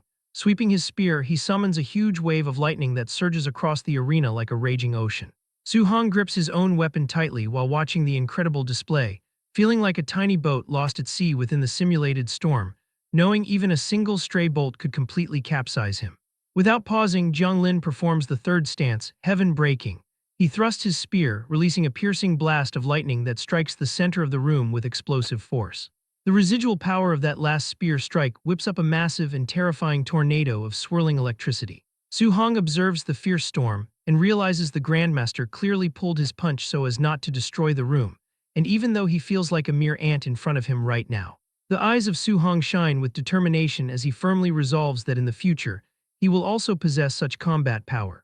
As the storm finally fades, Zhang Lin hands Su Hong a small manual explaining the 9 heaven-breaking spears, telling the trainee to practice on his own first and offering to answer any questions if he does not understand something. Su Hong respectfully thanks the Grandmaster for his guidance, but Jiang Lin smiles warmly and says there is no need for thanks as he is just honoring the bet. He promises that once Su Hong masters the first stance, he will teach the second martial art, Palm Thunder, casually adding that while the spear art is strong, its power still falls far short compared to his ultimate Palm Thunder. Su Hong holds the manual tightly with excitement, amazed that Palm Thunder could be even more powerful, and resolves to hurry up and learn this spear art. Waving his hand, Jiang Lin turns to leave the dome, mentioning he has matters to discuss with Qin Tianli and promising to return in a bit to see how the practice is going. An hour later, Grandmaster Jiang Lin returns to the training room and asks Su Hong if he has grasped the trick yet, telling the boy there is no need to rush as it usually takes months to learn.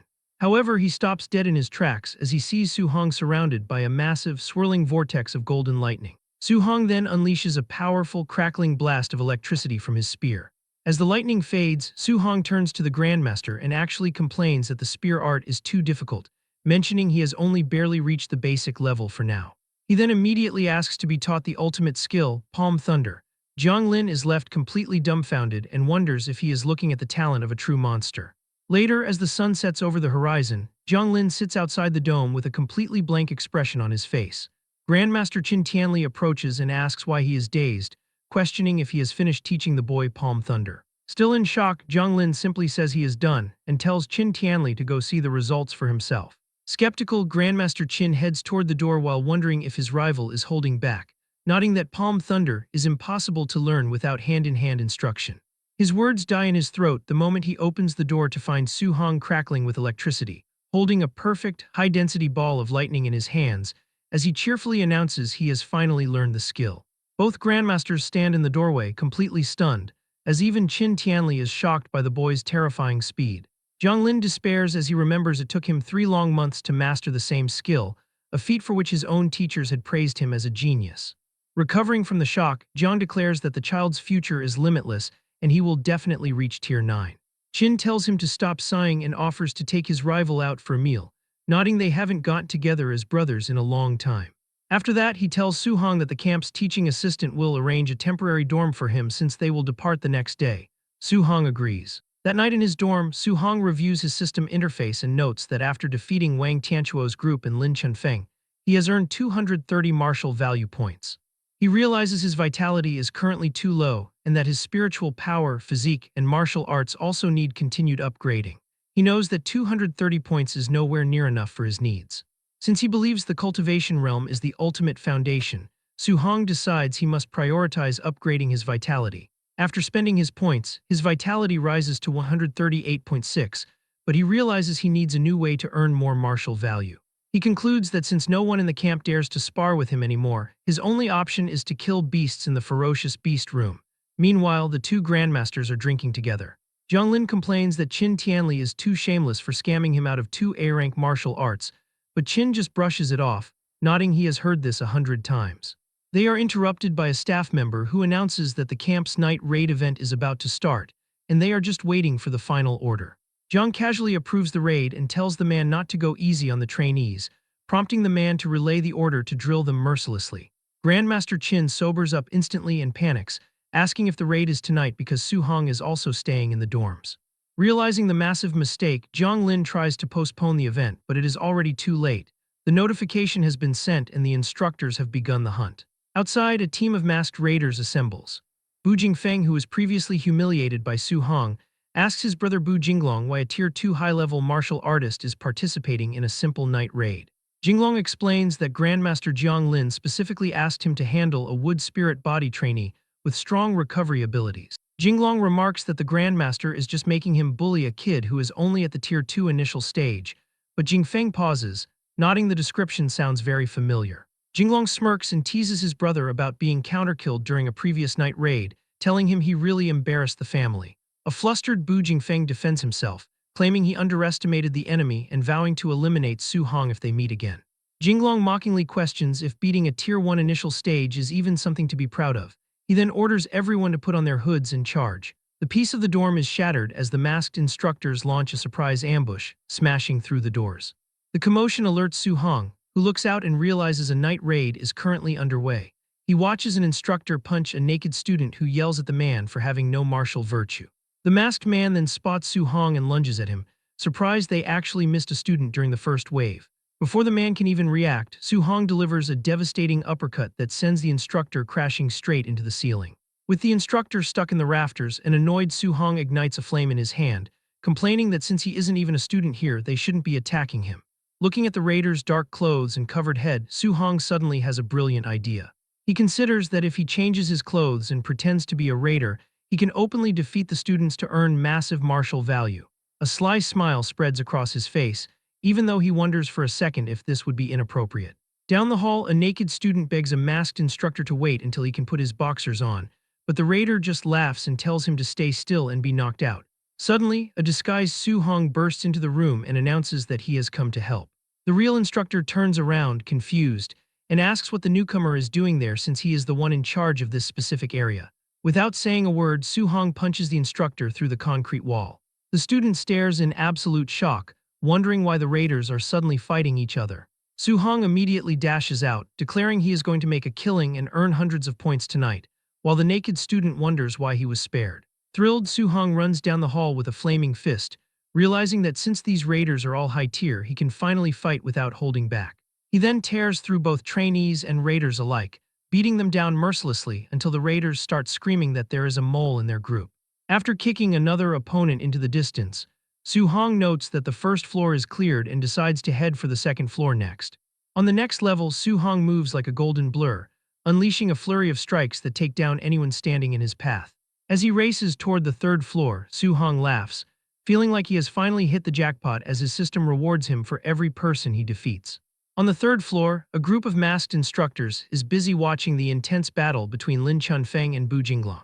They are impressed by the student's resilience and note that his recovery ability is terrifying, warning that Bu Jinglong will be in danger if the fight drags on. Su-hong walks right up to the spectating raiders and asks why so many of them are blocking the way. Not realizing he is an imposter, they tell him that the other students are beaten and only the wood spirit body remains. Su-hong steps forward with golden energy igniting around his fist and declares there is no need to keep watching. Seeing this, the raiders ask what he thinks he is doing, but before they can react, Su-hong tears through the entire group, stating he has already dealt with the wood spirit body before. The sudden commotion interrupts the main fight, and a confused Jinglong asks why he is hitting his own comrades. Su-hong flares his golden aura and challenges everyone to come at him together. Hearing this, Bu Jinglong tells Lin Chunfeng to step aside and rest, as he intends to deal with the rogue raider personally. He is furious that someone has interfered and charges towards Su-hong, shouting that he will teach him a lesson for breaking the rules of the Night Raiders. Su-hong remains unfazed and channels golden energy into his hand, forming a powerful Vajra fist to meet Jinglong's attack head-on in a fierce clash.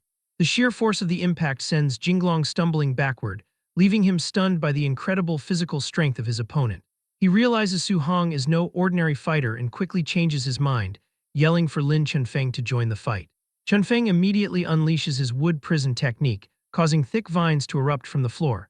However, Su-hong swiftly flips out of the way and evades them with ease. Using the distraction, Jinglong appears right behind Su-hong and throws a heavy punch, only for it to slam into a glowing purple thick earth armor that suddenly covers the body of Su-hong. Jinglong stares in absolute shock, wondering where this monstrous fighter came from and how he could so easily block a high-level Tier 2 attack. Before he can even process what has happened, Su-hong vanishes and reappears, smashing the elite instructor into the wall with enough force to shatter his armor and make him cough up blood. Su-hong does not pause and leaps over the stunned Lin Chunfeng to drive his blazing fist into the back of the trainee's head, smashing him face first into the ground and knocking him out cold. Moments later, the system rewards Su-hong with martial value points for both victories. He checks his status and is thrilled to see his balance has skyrocketed to over 2,400 points, celebrating his sudden wealth. The next morning, Lin Chunfeng and Bu Jinglong stand among the other bruised and battered raiders while nursing their injuries and looking completely defeated. An enraged Grandmaster Jiang Lin points at the injured men and loudly blames the carnage on the monster student of Qin Tianli. Qin Tianli plays dumb and casually denies any involvement, prompting Jiang Lin to ask sarcastically who else could have possibly caused such destruction. Jiang loses his patience and furiously yells at them to get lost, kicking his rival out of the camp. Qin simply laughs as he flies away with Su Hong. While they are in the air, the Grandmaster asks Su Hong if he is still missing martial arts for the metal, wood, and water attributes. Su Hong confirms this and is curious why he is asking. With a sly grin, the Grandmaster suggests they go pay a visit to a few more of his old friends. Over the next 10 days, the pair travels to 3 different training camps. They repeat the same plan, with Su Hong easily defeating the local champions, while Qin Tianli smugly collects the winnings and brushes off accusations of cheating from the angry rival grandmasters. Back in his own dorm, Su Hong meditates to absorb his new skills. The system confirms he has successfully learned the basic levels of the A-rank metal ripple, woodvine entanglement, and water dragon techniques. Opening his eyes, Su Hong marvels at his new arsenal and admits he never dreamed he would possess so many A-rank martial arts. Seeing his martial value is now close to 3,000 points, he decides it is finally time to use them to increase his core vitality. Su Hong begins to pour all his accumulated points into his vitality. As the system registers the upgrades, his body surges with intense heat and swells painfully with raw energy. He is sweating heavily from the sudden expansion and realizes he might have added too much at once as his vitality shoots up to 450. As his body slowly returns to normal, a panting Su Hong kneels on the floor. Despite the pain, he is thrilled to realize he is now only 50 points away from breaking through to become a Tier 2 martial artist. Checking his stats, Su Hong sees he has exactly 100 martial value points left. He debates whether to use them to strengthen his spiritual power or his rare overlord body. He decides to test the limits of his special physique and chooses the option to upgrade the overlord body. The system immediately takes his remaining 100 points, but only gives him a tiny 0.1% increase. Seeing this, Su Hong thinks that it is way too hard to upgrade. It seems from now on he should prioritize breaking through to Tier 2 martial artist and decides to go to the ferocious beast room to farm some more martial value. Before he can leave, he runs right into Grandmaster Qin Tianli. The Grandmaster asks if Su Hong is still missing a healing martial art, making him sweat nervously as he guesses the old man is planning to hustle another rival camp. A short time later at the Hang City training camp, Grandmaster Wang Qingshan addresses a large group of trainees. He announces a brutal wilderness special training event, where students must survive in the 10,000 Monster Mountain range for 7 days without any outside supplies. Su Hong stands among the local trainees with his spear and listens to the harsh rules. He silently notes that as a provincial capital, the camp of Hang City is filled with real geniuses, and is much tougher than Star City since these trainees can only earn points by killing beasts at or above their own level. When Grandmaster Wang officially starts the training, Su Hong leaps into the dangerous mountain range along with the rest of the Hang City trainees. Watching the students leave, Grandmaster Wang questions the confidence of Qin Tianli and points out that Su Hong has not even reached Tier 2 yet. Qin Tianli simply confirms their bet. If Su Hong wins the survival challenge, Wang Qingshan must teach him an A-rank healing art. In return, he arrogantly promises to teach an A-rank martial art to every single Hang City student that manages to beat Su Hong. Wang Qingshan is amused by this and wonders if his rival can actually afford to make such a promise, reminding him that half the students are already at Tier 2. He then just brushes off the danger and claims that facing the beasts early will be good for the boy. Hearing this, Grandmaster Qin asks with alarm if beasts from the 10,000 races demonic cult have arrived. Wang casually confirms they have but dismisses them as just low-level Tier 2 and Tier 3 creatures. Qin Tianli accuses Wang Qingshan of sending the students to their deaths by making them fight Tier 3 monsters. Wang coldly replies that the war of 10,000 races is incredibly cruel and true powerhouses can only be forged through extreme hardship. The young trainee is already deep in the wilderness and violently cuts the head off a massive wolf beast with a lightning-infused spear strike. Su Hong is eager to test out his new abilities and summons a barrage of golden metal ripple energy beams that pierce through a pack of beasts. He does not pause and then uses his wood attribute to conjure thick, glowing vines of woodvine entanglement to crush a giant snake. As night falls over the mountain range, Su Hong summons a massive water dragon which violently blasts through a fiery beast, showing his complete dominance over the wilderness. He steps into a dark cave past the glowing body of his latest victim and acknowledges the incredible destructive power of his new A-rank martial arts. However, he also notices that his spiritual energy drains far too quickly when he uses them one after another. Standing in the bloody cave, Su Hong checks his system. Seeing he has earned over 500 martial value points and his vitality is maxed out, he decides it is time to push for his Tier 2 breakthrough. Su Hong sits down to meditate and begins channeling his points into his vitality. A fierce fiery aura erupts around him as the system registers the steady upgrades and pushes his body toward its new limits. Meanwhile, deep in the forest, a red-haired cultist grumbles as he patrols the dark woods. He complains about having to check the perimeter in the middle of the night, certain that no one could possibly find their hidden sacrificial grounds in such a remote mountain range. He suddenly stops in his tracks when he notices the freshly killed body of a massive beast lying just outside the dark cave where Su-hong is meditating. He realizes that an intruder has wandered into their territory after all. Standing at the cave entrance, the cultist calls out maliciously to whoever is hiding inside. The red-haired cultist orders the intruder to surrender, warning of a fate far worse than death if he continues to resist, and glancing at the remains of a Tier 2 red flame black tiger, he assumes his opponent possesses Tier 3 strength at the very most. From inside the cave, Su-hong listens to the man's arrogant tone, and since the cultist speaks so dismissively of Tier 3 martial artists, Su-hong suspects he might be facing a formidable Tier 4 expert. Although he has recently broken through to the Tier 2 realm, he admits he lacks the confidence to defeat a Tier 4 martial artist. Deciding that escaping the cave is his primary objective, Su-hong launches a water dragon attack to cover his retreat. The cultist eagerly grips his sword and shatters the watery beast with a single slash, mocking the move as having the measly power of an early Tier 2 martial artist. Spotting Su-hong trying to flee, the cultist immediately gives chase, praising the young man as a genius for killing a red flame black tiger at such a low level, while sadistically adding that he loves nothing more than strangling lucky geniuses in the cradle. The cultist suddenly stops in confusion and asks the boy why he has stopped running. Su-hong turns to face his pursuer and calmly states that judging from the vitality the man just erupted with, he is actually only at the Tier 3 initial stage, reflecting that he initially thought the man was a Tier 4 fighter. Spotting a distinct tattoo on the man's neck, Su-hong recognizes it as belonging to the heavenly god race. This man is a member of the 10,000 Races demonic cult, a group of human traitors who view their own humanity as a disgrace and capture others to sacrifice to the 10,000 races in exchange for rewards. Disgusted by this human scum, Su-hong flares a golden aura and declares that everyone has the right to execute him. Smirking, the cultist challenges Su-hong's ability to do so and launches an A-rank strike known as Heavenly Sun Slash. Facing a Tier 3 opponent for the first time, Su-hong decides he must use his full strength. He unleashes River Overturning, a massive wave of golden lightning that violently clashes with and completely disperses the fiery attack in a single hit. Su-hong is surprised, wondering how a Tier 3 martial artist could be so weak that his technique was dispersed so easily. The cultist panics, unable to understand how he has fallen into a disadvantage against someone a whole major realm below him despite using an A-rank martial art, while remaining completely baffled as to how his opponent can use both water and thunder attributes. Enraged, the cultist screams that Su-hong is courting death and launches a frantic flurry of sword slashes that the boy effortlessly dodges before vanishing with a rapid movement technique and suddenly reappearing directly behind the cultist.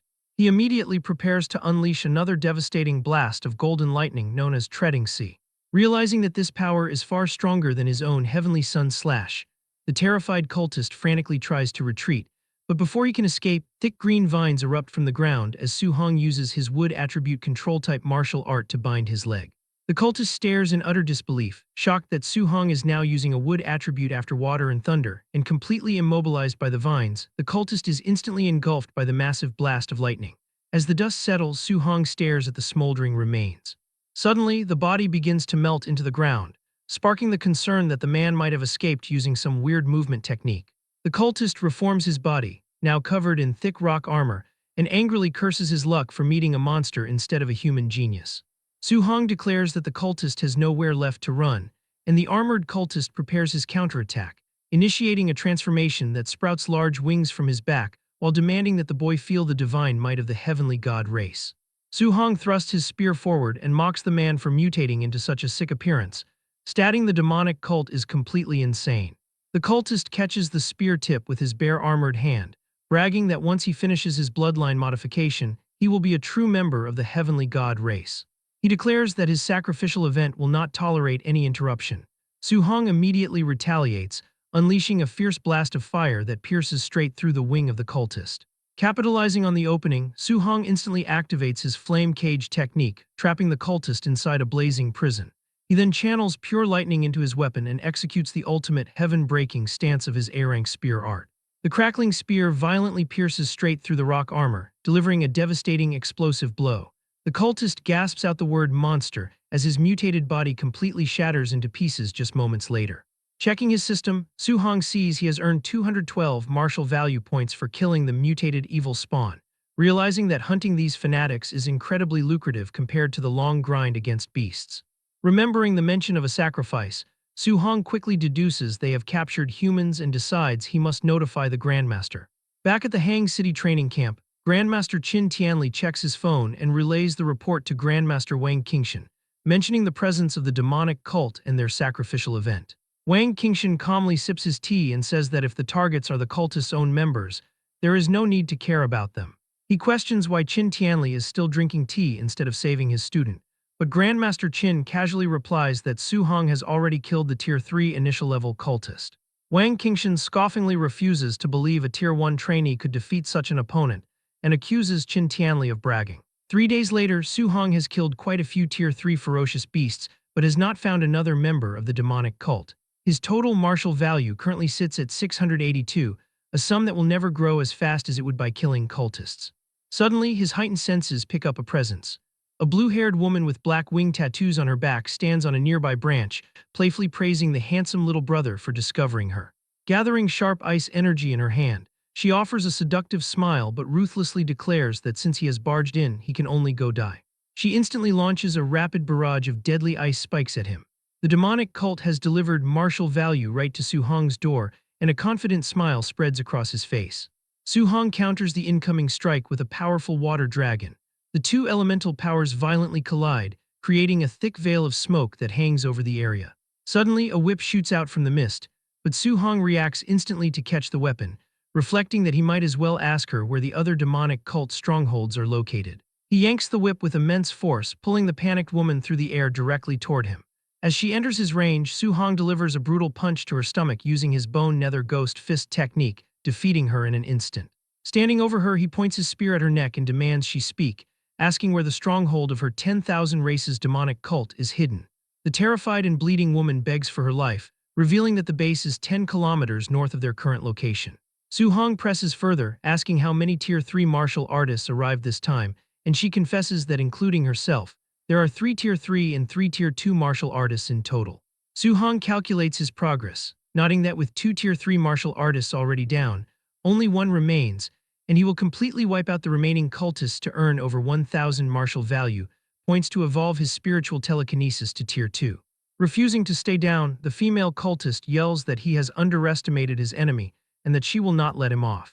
Triggering a transformation, she calls upon the heavenly god race to mutate as large wings sprout from her back, arrogantly boasting that her strength has doubled enough to instantly kill him. Su-hong does not give her the chance and immediately counters with a powerful spear thrust, unleashing a massive pillar of golden lightning. As her mutated form fades, Su-hong pulls his spear from her falling body, declaring that the 10,000 races demonic cult has committed too many crimes for him to let a single one escape, and coldly tells her to contribute her martial value to him. His system window confirms a profit of 212 martial value points, leaving him highly satisfied. Meanwhile, at the 10,000 races demonic cult sacrifice stronghold, a small group of trainees find themselves completely surrounded near a massive stone pyramid. The trapped Hang City trainees panic, realizing it is a deadly trap and that they were lied to about the numbers, cursing their intelligence report as they face a large squad of Tier 3 martial artists instead of just a few Tier 2s. The Blood Commander coldly orders his men to kill the intruders. The cultists eagerly charge, targeting the 3 Tier 2 middle-stage geniuses while maliciously declaring they will skin them and pull out their tendons as sacrifices to their lords. Refusing to go down without a fight, the desperate trainees decide to perish together, trusting that their Grandmaster will avenge them. High above the battlefield, the Grandmasters are calmly observing the situation, and Wang Qingshan proudly points out his top 3 geniuses to Qin Tianli, who acknowledges their bravery for fighting with their lives on the line, while Wang Qingshan suggests letting them fight for a bit and only intervening if things get truly bad. However, Qin Tianli smirks confidently and tells him there is no need for them to make a move. He points out that his family's little monster, Su-hong, is already diving into the valley to save the students. Wang glares at him in disbelief, asking how much fake alcohol he drank today to dare to brag like that, scoffing at the idea that a Tier 1 high-level trainee could save people from a group of Tier 3 martial artists.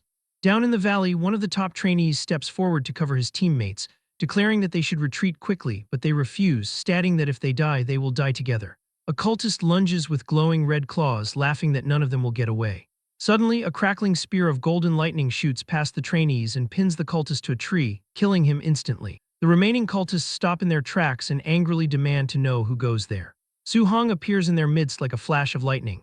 Using his 9 heaven-breaking spears, river-overturning skill, he grabs 2 cultists and brutally smashes them together. He then gathers his energy and unleashes a blinding flurry of lightning punches through his palm thunder technique, instantly stopping several more enemies.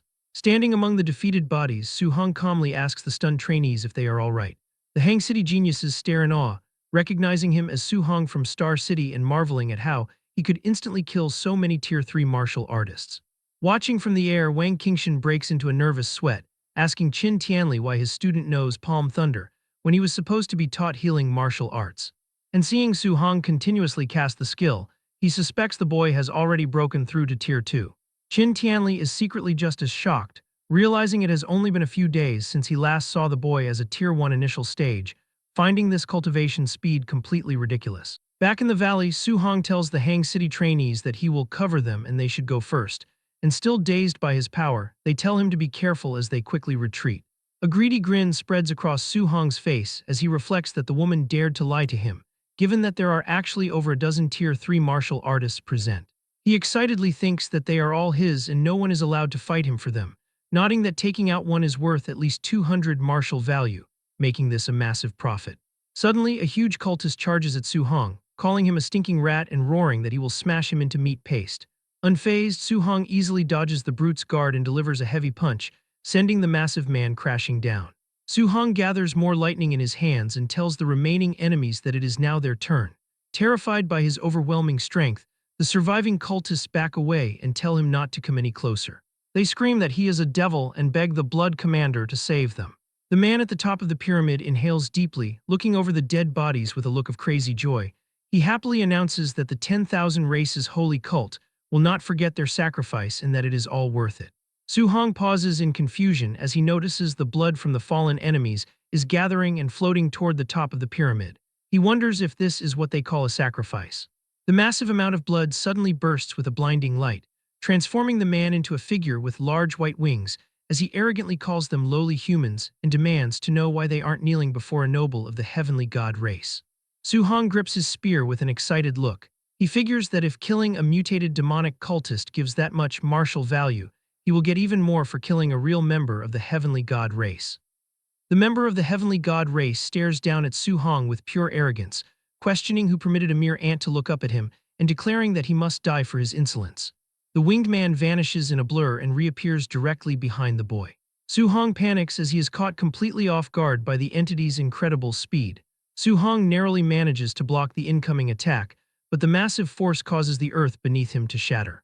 The winged man smirks, finding it interesting that such a capable warrior exists among the younger generation of humans. Meanwhile, Su-hong reflects on the fact that the heavenly god race is indeed extremely powerful. Floating in the air, the possessed cultist admits he thought this possession would involve nothing more than killing a few human ants, but he identifies Su-hong as a monster genius and decides to kill him right now to remove the threat forever. Suddenly, the host's arm cracks under the strain as the divine power begins to overwhelm a physical body that hasn't even reached Tier 4 vitality. Even so, he declares that Tier 3 peak strength is more than enough to kill an ant like Su-hong and prepares to throw another devastating punch. Su-hong overhears the muttered complaints and realizes this is not a true heavenly god, but rather a human body possessed by one. Su-hong channels golden lightning into a thunder rush fist, declaring that it remains to be seen who will kill whom as he lunges forward. The two clash violently, exchanging devastating strikes that cause the entire valley to shake. Watching from above, Qin Tianli casually remarks on the formidable physical body of the heavenly god race, while Wang Qingshan asks in surprise why the focus is on the enemy, as he is completely baffled that a lower realm fighter is using pure physical strength to match and even suppress an opponent possessed by a heavenly god. Su-hong strikes the enemy with a heavy lightning punch, forcing the entity to stagger back. The injured heavenly god demands to know what kind of physique the human possesses, reeling with disbelief that even on the all-heavens battlefield against chosen ones, he never suffered a loss in physical strength. Su-hong looks relaxed and smirks at him, asking if something is wrong and goading him to keep going. Su-hong flares his aura with a feeling of exhilaration, reflecting that since awakening the Overlord body, he was afraid of killing people by mistake, but now he can focus entirely on how to kill his opponent. He remarks that if the heavenly god's true body were here, the battle would be even more satisfying. The heavenly god screams in fury at being humiliated by a human ant, before unleashing his ultimate technique, Divine Arsenal. A multitude of golden spears manifest from glowing portals. Floating above, he declares Su Hong is the first one to ever force him to use this move. Su Hong senses that the golden spears have the power to destroy a Tier 3 martial artist, but a system notice suddenly appears stating this martial art cannot be learned, leaving him to wonder if there are skills that simply cannot be copied. Wang Qingshan identifies the move as Divine Arsenal, an innate skill only those with pure bloodlines can cast, while Qin Tianli wonders if the enemy's bloodline is pure enough to make him a big shot in his race. Grandmaster Wang insists they must hurry and save Su Hong, fearing a precious treasure like him might die, but Qin Tianli tells him not to panic because Su Hong still has his own ultimate move. Qin Tianli smugly reveals that Su Hong has 100% compatibility with all 7 attributes and already mastered the fusion of thunder and fire as a Tier 1 martial artist, leaving Wang Qingshan utterly shocked. The heavenly god admits Su Hong will become a massive threat if allowed to grow up, and declares that his life must end today. He fires the barrage of golden spears down toward Su Hong. Su Hong smirks and tells the enemy that he is also the first to make him use his full strength. He channels lightning into his weapon and prepares the third stance of the 9 heaven-breaking spears. Su Hong shouts heaven-breaking and thrusts his spear upward, unleashing a massive blast of raw lightning that effortlessly obliterates the golden spears. The heavenly god screams that it is impossible as the destructive energy surges toward him. The attack triggers a massive explosion, carbonizing the enemy's body and shattering it into pieces. The strike even slices the massive stone pyramid in half. Su Hong stands before the ruins, trembling and exhausted, but he smirks as his system shows he earned 843 martial value points, proving the fight was worth the effort. Wang Qingshan lands nearby and calls him a precious treasure and a great genius. He grabs the boy's face and admits he never would have believed a Tier 2 martial artist could defeat a heavenly god if he hadn't seen it with his own eyes. Su Hong reflects on how an ordinary clansman from a top 10 race forced him to use his trump card, realizing how truly terrifying their real geniuses must be. He asks if he was wrong to think so, and Wang Qingshan tells him that defeating a small fry heavenly god is not something to get overly excited about. 4 days later, the special training finally comes to an end. The rankings show Su Hong in first place with over 17,000 points, while second place only has 4,700, leading some trainees to suspect he cheated. But the geniuses he saved quickly shut down the rumors, explaining that he is impossibly strong and defeated Tier 3 demonic cultists with a single move. The trainees soon learn that Wang Qingshan is personally teaching the boy an A-rank martial art. Walking out of the hall, Wang complains that the monster learned his healing art in only half a day, to which Qin Tianli tells him to simply get used to it. Inside the training room, Su Hong meditates in silence, finding that the A-rank healing art is extremely effective, having removed all of his old scars. He checks his interface and sees he has over 14,000 martial value points, realizing he can now increase his spiritual power to 500 to become a Tier 2 spirit master and significantly boost his vitality. Elsewhere at the Heavenly God Palace, a voice emanating from a statue asks how they could possibly lose to a human an entire realm lower, even after using the Divine Arsenal. Tian Ming confirms the humiliating defeat and warns that the human is a monster genius. The statue calls for Tian Shang, who steps forward into the light. The statue declares that the child will become a massive threat and issues a kill order to eliminate him as soon as possible. Tian Shang accepts the order with a sinister smile. The statue asks if any divine object fragments have been found in human territory, and while Tian Shang reports they haven't found any yet, he mentions hearing recent news, prompting the statue to order a continued search while ensuring the human race remains unaware. Trainees at the Star City training camp watch a live feed as Wang Tianchuo decapitates a Tier 2 bear beast using his bone netherfire fist. The surrounding crowd notes that ever since Su Hong defeated Wang Tianchuo, Xiao Yan, and Lin Xing, the 3 elites have been fighting like absolute maniacs. Driven by their loss, the trio spent every day pushing themselves in the combat rooms, exchanging all their contribution points for pills to improve their strength, and allowing all 3 to break through to Tier 2 within a single month. Even Lin Xing abandoned his typical flashy style and trained hard enough to transform into a muscular macho man. Now prepared and confident, the 3 elites await the return of Su Hong, eager for a rematch. Later outside the camp, Lin Zi welcomes back Grandmaster Qin. Noticing the young prodigy is missing, Lin Zi asks where Su Hong is, and Qin Tianli explains that the kid wanted to stay in the woods for a few more days of solo training. When Lin Zi worries that Su Hong might miss the end of the training camp, the Grandmaster assures him that the kid isn't stupid enough to do that. 2 days later, deep in the wilderness, Su Hong sits meditating atop a high stone pillar while a snake beast coils around the rock below. Surging with golden energy, he absorbs his recent gains until his system confirms his spiritual power has reached the 500-point threshold. Sensing its prey, the giant snake roars and lunges at the meditating trainee. Su Hong casually extends his glowing hand and freezes the beast mid-strike with the weight of his telekinesis. Unleashing his amplified power, he activates his weapon condensation art to form a construct of golden energy to crush his immobilized prey. He shapes the energy into a massive golden sword and with a single command, brings the blade crashing down to split the snake in half. As he disperses the weapon, Su Hong reflects that the martial skill power of a Tier 2 Spirit Master is truly terrifying. Eager to test the limits of his enhanced spiritual capacity, he decides to attempt a 3-attribute fusion by gathering thunder, fire, and metal energy in his hands. As soon as the 3 attributes come together, they instantly become volatile. Su Hong realizes too late that he is losing control as the energy begins to spiral out of his command. The blast detonates with a massive roar, shattering the stone pillar he stood on. Coughing in the rubble, he notes that the power of a failed fusion is terrifying, considering that a successful strike might even be able to injure a Tier 4 martial artist. On the final day of the training camp, a ragged Su Hong walks back through the front gates. Spotting him, the other trainees rush to notify Wang Tianchuo, eager to see the rematch. Grandmaster Qin Tianli asks the 3 young prodigies if they truly think they can win against Su Hong. Xiao Yan, Lin Xing, and Wang Tianchuo declare that their victory is guaranteed. Su Hong asks the trio if they are sure they really want to challenge him. Flaring their new auras, Wang Tianchuo warns Su Hong not to underestimate them now that all 3 have broken through to Tier 2, while Xiao Yan boasts she can now defeat him alone. Offering a sheepish apology, Su Hong interrupts their boasting before erupting in a fierce fiery aura, revealing that he is also a Tier 2 martial artist now. Despite her shock, Xiao Yan ignites her power and declares that she is still a spirit master and is not afraid of him. She activates her weapon condensation art, summoning a giant golden sword from the sky.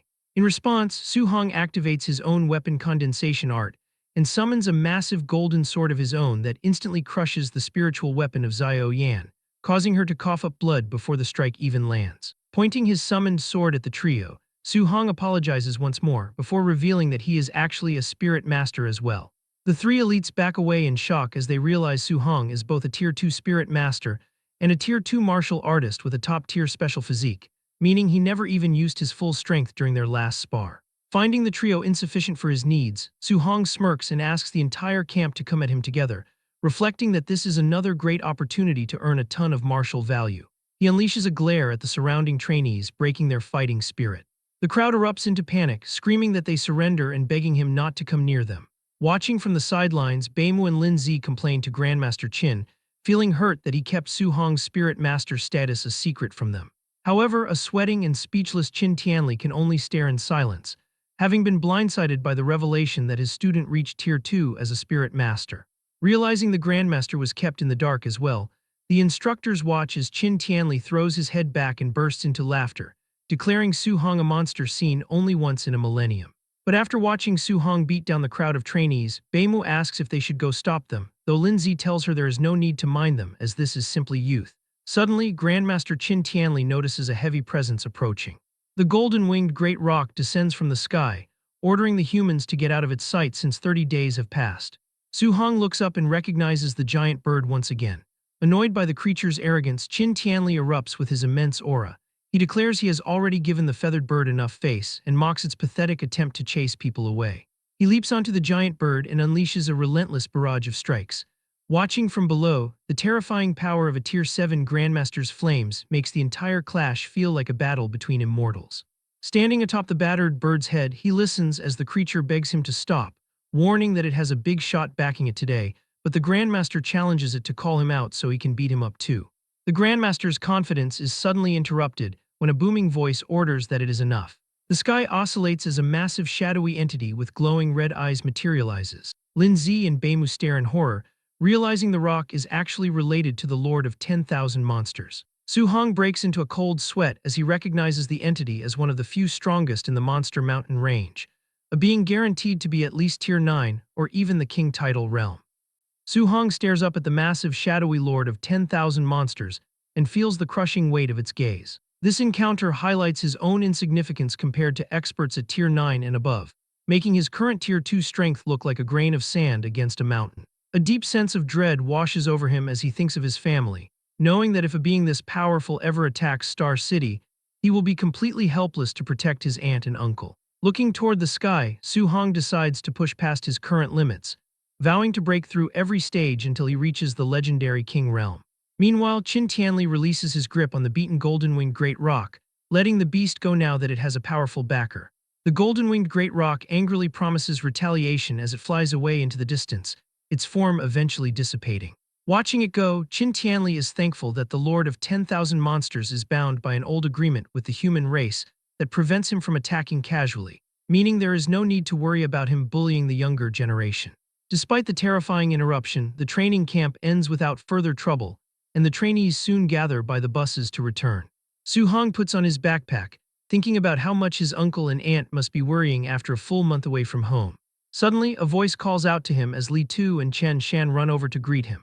Li Tu laughs and tells Su Hong that after this training camp, his name will be famous throughout all of Star City. Chen Shan awkwardly mentions their past issues and asks Su Hong not to target them in the future. Su Hong lets out a sigh and tells them he is not that petty, declaring that if they had not mentioned those things, he would have already forgotten them. Upon leaving the camp, an official welcomes the students and congratulates them on finishing the difficult training. The official announces that the City Lord's estate has organized a grand banquet to welcome everyone back, complete with various gifts prepared specifically for them. While the other trainees cheer, a tired Su Hong would rather skip the festivities, wanting only to go back as soon as possible and reunite with his uncle and aunt. Later, guests begin arriving at the massive City Lord's estate. The fancy banquet hall is soon filled with people, and the sound of chatter as a waiter politely shows two nervous guests to their table. Su Hong's uncle and aunt sit at the table looking awkward and out of place. Some wealthy guests notice the couple and judge their simple clothes, wondering aloud if migrant workers are even allowed to attend such an event.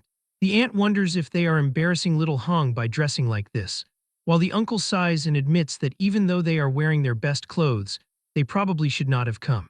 Their worry is cut short when Li Changshan of No. 1 High School approaches them, warmly greeting them as Su Hong's relatives and identifying himself as the principal. Surprised by the attention from such an important person, the couple return the greeting while feeling incredibly nervous, but Li Changshan tells them there is no need for that. Suddenly, Wu Lingxian, president of the Star City Martial Artist Association, hurries over and enthusiastically shakes the hand of the uncle. She loudly declares that the child, Su Hong, is the most promising genius she has ever seen, leaving the uncle even more overwhelmed by the attention. The wealthy guests watch in shock as the city officials personally greet the seemingly ordinary couple, wondering who Su Hong is and if there is a hidden Su family in Star City they have overlooked. Meanwhile, at the center table, the most powerful leaders of Star City are gathered together. Lin Xing's father tells the city lord that with a barbarian god body, his son Wang Tianchuo must have easily taken first place in this training camp. Wang Nai laughs and notes that the Xiao family and Lin family also make him envious, since one is the only spirit master among the young generation in O Star City, while the other has terrifying comprehension. Xiao Yan's father argues that compared to the barbarian god body, a spirit master is actually stronger, predicting his daughter will probably take first place. Lin Xing's father scoffs and says that with his son's movement technique, the other kids have likely already been defeated. This begins a heated argument among the three fathers, with Wang Nai slamming the table and shouting that his son's attack power far exceeds ordinary people. Xiao Yan's father counters that his daughter has the potential to become a king, while Lin Xing's father argues that speed is unbreakable, leading Wang Nai to yell that his son will completely crush those two. Watching from a distance, Li Changshan asks Wu Lingxian if she is going to break up the fight. She asks if he really wants her to intervene in a fight between men showing off their kids, adding that she might not be able to hold back from beating them all up. She confidently says that when Su Hong arrives, those guys will all have to shut up. Li Changshan asks if she really thinks that highly of a student who is only at the Tier 1 initial stage, but Wu Lingxian just smirks and calls it woman's intuition. Suddenly, a guard urgently reports to Wang Nai that the special bus from training camp has arrived. Eager to see his son's return, the city lord proudly invites everyone to come out and welcome the pride of Star City. The three fathers wait by the red carpet with total confidence, but their smiles disappear when their children step off the bus, looking less like champions and more like victims covered in bandages and bruises. As Wang Nai panics over his son's disfigured face, Lin Xinghe mentions that he admitted defeat quickly to take fewer beatings, while Wang Tianchuo absolutely refused to give up. The horrified fathers are stunned, demanding to know who could possibly win against them all. The shock grows when they sense the auras of the students and realize all three have broken through to Tier 2, leaving them wondering what kind of monster has appeared in Star City. The three elites admit defeat completely, describing how their opponent's strength, speed, and spiritual telekinesis are all far superior to their own. The trio tells their fathers to just see for themselves, identifying the winner as a complete monster. Footsteps are heard as the rest of the returning trainees, all equally beaten up, quickly form two rows outside the bus. Su Hong casually steps onto the red carpet while holding his spear. He looks completely unharmed, thinking that having the others line up like this is incredibly awkward when he just wants to go home. Su Hong spots his uncle and aunt in the crowd and immediately calls out to them. The surrounding elites are shocked to see that the amazing genius is actually the child of commoners. As the aunt rushes toward him, she slips and begins to fall. Before she can hit the ground, Su Hong uses a burst of spiritual energy to catch her, leaving her floating in the air for a moment. He rushes over and uses his telekinesis to gently lower her to the ground before asking if they are hurt. Amazed, his uncle asks what kind of martial art that was, calling it amazing, while the aunt says they are fine and just got a startle. The uncle tells him he has gotten stronger again and admits they were worried sick for the past month. Su Hong smiles and tells them there is no need to worry about him since he has returned. Watching this display of power, Wang Nai and Xiao Yan's father are in shock, realizing that Su Hong is a Tier 2 spirit master. Nearby, Li Changshan and Wu Lingxian point at each other, with the principal asking why she didn't say he was a spirit master while she accuses him of hiding it. They both realize in that moment that neither of them actually knew. Wu Lingxian laughs loudly and asks which other master still dares to covet her position, warning them to be careful, or she will bring Su Hong to beat their disciples to a pulp. Li Changshan laughs and declares that next year everyone will see exactly how they will fight for resources. The news of Su Hong's true power causes a frenzy among the wealthy guests, who scramble on their phones to demand his information. One man declares he has found the perfect husband for his daughter and orders her to be brought to the estate quickly and dressed beautifully. Seizing the moment, Wang Nai has an attendant bring out a tray containing a premium bank card and property deeds. He approaches Su Hong and identifies himself as the city lord. He praises Su Hong as the #1 genius of Star City and a true dragon among men, presenting him with a villa and 3 million in cash as a first-place reward. The other fathers silently curse the city lord for being a sly old fox who acted too fast, realizing he prepared the gift on the spot to target the family's poverty. Wang Nai extends his hand and promises that if Su Hong has any needs in the future, he will definitely help him with all his might. Su Hong wonders if the city lord is publicly trying to win him over, weighing the risk of offending him against the debt of accepting such a favor. Su Hong decides that offending the city lord is a risk he cannot afford, recognizing that accepting this protection ensures his family's safety while he ventures out for experience. With the combined support of Grandmaster Qin Tianli, President Wu Lingxian, and Principal Li Changshan, there is little chance the city lord can force him into anything excessive in the future. Su Hong thanks Wang Nai for his profound kindness and shakes his hand, openly stating that he does indeed require assistance, which pleases the city lord enough to grant any request. The first thing Su Hong asks for is help treating his aunt's rare disease. Touched by his immediate concern for their well-being, Su Guoming and his wife are moved to tears. Wang Nai wastes no time ordering Director Xiang to personally oversee the matter and utilize the city's best medical resources for her treatment. The city lord then pushes for further requests, prompting the boy to mention his need for a handy weapon. Wang Nai laughs and invites Su Hong to the armory to take his pick, privately calculating that the more the boy demands, the deeper he will be bound to the Wang family. Su Hong asks his aunt and uncle to wait for him as Wang Nai instructs his son Wang Tianchuo to host the banquet in their absence. The couple feels a wave of unease as they are led away, while the surrounding crowd whispers about the meteoric rise of the Su family's status. Inside the massive armory, Wang Nai points out the different sections for C-rank, B-rank, and A-rank alloy weapons. He tells Su Hong to go straight to the A-rank area to pick one that matches his attribute, a weapon category worth hundreds of millions. The conversation takes a turn when Su Hong asks if there are any multi-attribute alloy weapons available, catching the city lord off guard. Explaining that Grandmaster Qin Tianli advised this choice due to his unique cultivation. The youth demonstrates his power by manifesting 7 different elemental orbs around his body. Showing off this monstrous talent is a calculated move, ensuring that Wang Nai values his potential even more highly than before. The city lord stands stunned, unable to fathom how the boy's cultivation speed remains so high despite training 7 different attributes simultaneously. To him, a Tier 2 7-attribute martial artist and spirit master with a special physique is nothing less than a legendary star descending to Earth. Wang Nai lets out a heavy sigh and calls Su Hong his good nephew, jokingly lamenting that his uncle Wang is truly useless by comparison. He explains that multi-attribute weapons are extremely rare, and his private collection only holds a few dual-attribute pieces. After searching the shelves, Wang Nai presents a B-rank dark gold black iron spearhead with 3 attributes, even offering to dismantle an A-rank shaft to assemble it. Su Hong graciously accepts the spearhead but plans to use the shaft from his own Thunder Fire Spear, considering this 3-attribute weapon more than enough for now. As he hands it over, Wang Nai mentions that strange anomalies have appeared near Star City with rumors of multi-attribute ferocious beasts, catching Su Hong's interest. Global anomalies have apparently been creating these multi-attribute beasts alongside various natural treasures. A specific report shares news of a lightning beast gaining fire attributes after coming into contact with a mysterious fragment. One such beast was spotted at Stargazing Lake, though the city lord warns that it is far too dangerous to venture there before entering a Martial Dao University. Su Hong thanks the city lord for the valuable guidance. Several hours pass before a vehicle arrives downstairs at Su Hong's old house. A Star City government vehicle with the exclusive Jiangnan 1 license plate pulls up, leaving the neighbors in total shock. Lin Nian, the landlady, watches with a burning jealousy and thinks she would die happy if her own son could provide her with such luxury. She resentfully recalls her previous attempts to force Su Hong into giving up his training spot for her son. The heavy car doors swing open, and Su Hong, Su Guoming, and the aunt step out as the neighbors conclude the family has finally struck it rich. Lin Nian can only stare in horror at the unfolding scene. Su Guoming cheerfully informs the landlady that they won't be renting the apartment anymore because Su Hong took first place and was gifted a villa. When the uncle asks for a refund of their remaining rent, his wife stops him and tells him not to be stingy, leaving the extra money as a gift for sister Lin Nian. As they head upstairs, the wife fusses about not moving their old furniture to avoid embarrassing their big-shot nephew, but Su Hong just laughs it off. Later that night, Su Hong stands on the roof and feels a faint reluctance to leave this familiar place behind.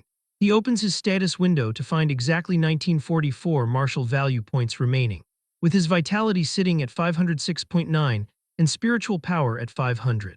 Prioritizing his core cultivation, he pours every remaining point into his vitality. A surge of intense heat causes his muscles to bulge as his vitality rises to 701.3, signaling a breakthrough to the Tier 2 middle stage. Once his body size returns to normal, Su Hong takes out his phone to research Stargazing Lake. In the process, he accidentally cracks the screen because his body has not yet adapted to this explosive new strength. He scrolls through news about S-rank spirit herbs and grandmasters fighting abroad, reading that those who saw a mysterious fragment at the lake died inexplicably. The presence of a Tier 2 multi-attribute beast at the lake is currently attracting a large number of Tier 3 and 4 hunters, though Su Hong figures that escaping any danger should be easy. He resolves that once the move is finished tomorrow, he will head straight for Stargazing Lake.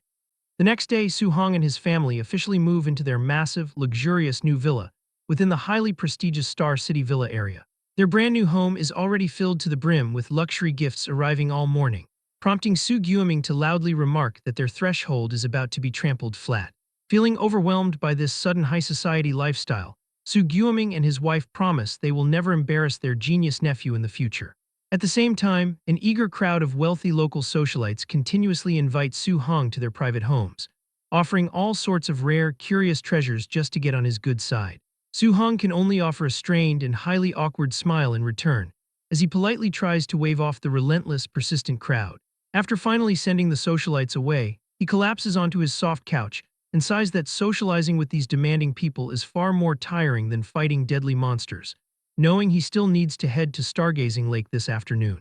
Arriving at the bustling martial artist base later that day, Su Hong is surprised by the unusually crowded courtyard, wondering why everyone is simply lingering here instead of heading out to the massive anomaly at the lake. He soon overhears several Tier 1 martial artists complaining that they do not even dare to step outside because they fear the Tier 3 and 4 experts will rob them of their hard-earned spoils.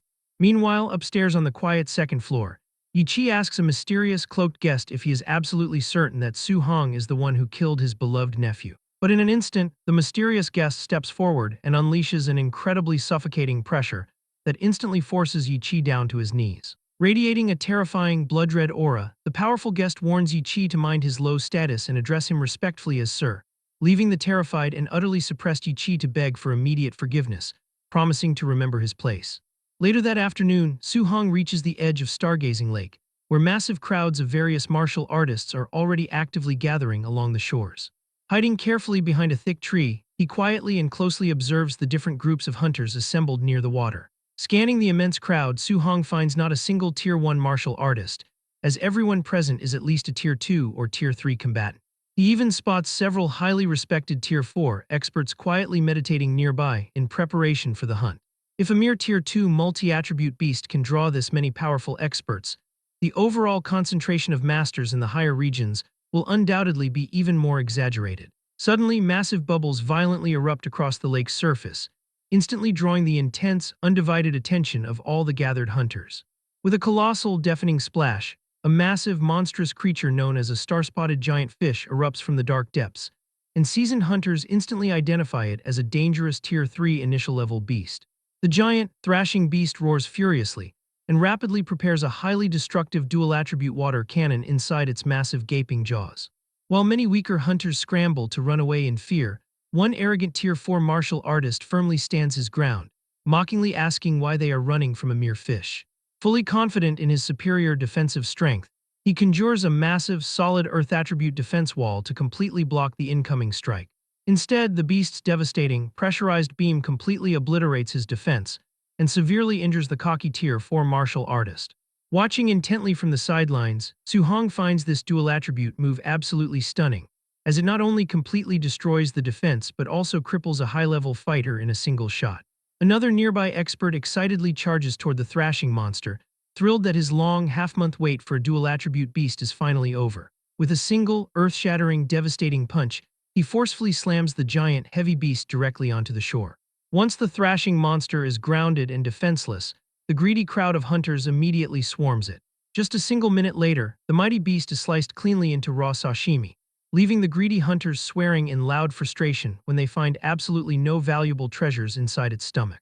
After watching this incredibly brutal display, Su Hong decides to slip away quietly deep into the dense woods, where his sharp senses suddenly scream in violent warning just as a stealthy, masked assassin drops down from the high trees to launch a lethal sneak attack.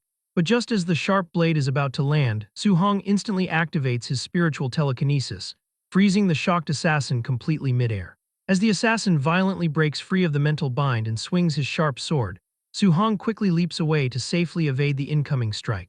The attacker quickly recognizes that he is facing a powerful, rare spirit master, while Su Hong identifies his relentless opponent as a highly dangerous Tier 4 martial artist.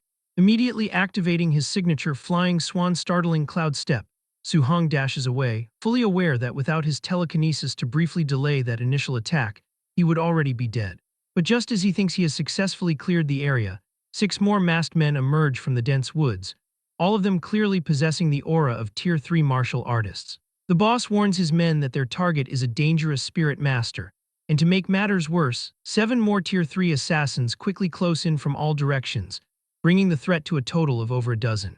Feeling the heavy pressure, Su Hong wonders when he could have offended such an influential big shot that they would deploy this massive number of people. The assassins desperately struggle to keep pace, shocked by the extreme speed of his A-rank movement technique, prompting the furious boss to order them to keep chasing to exhaust him. Instead, Su Hong only smirks and readies his potent telekinetic powers for an escape. Seamlessly combining his agility movement with telekinetic flight, he suddenly launches his body high into the sky. Far below, the masked assassins are left completely dumbfounded, muttering that a Tier 2 martial artist being able to fly is far too ridiculous and deeply humiliating. Traveling dozens of kilometers away from the lake, a fatigued Su Hong lands heavily back on the forest floor, his spiritual energy completely drained and his vitality deeply exhausted, leaving him to rely solely on his overlord body to run as far as humanly possible. The strong likelihood is that Yi Chi, the uncle of Yi Feng, is the mastermind who hired these professional assassins, and mapping out his available options. Su Hong is confident that he could definitely kill the dozen Tier 3 assassins, but that powerful, elusive Tier 4 martial artist remains the primary and key threat. If he targets and kills the grunts first, the boss will easily launch a sneak attack, but if he attempts to fight the boss first, the others will immediately besiege him. His only viable strategy is to finish off all the Tier 3 martial artists at absolute extreme speed so that he can concentrate all of his power on defeating the Tier 4 boss. Meanwhile, the furious assassin boss smashes a massive stone boulder in a rage, cursing the faulty intelligence that failed to ever mention their young target was actually a Tier 2 spirit master.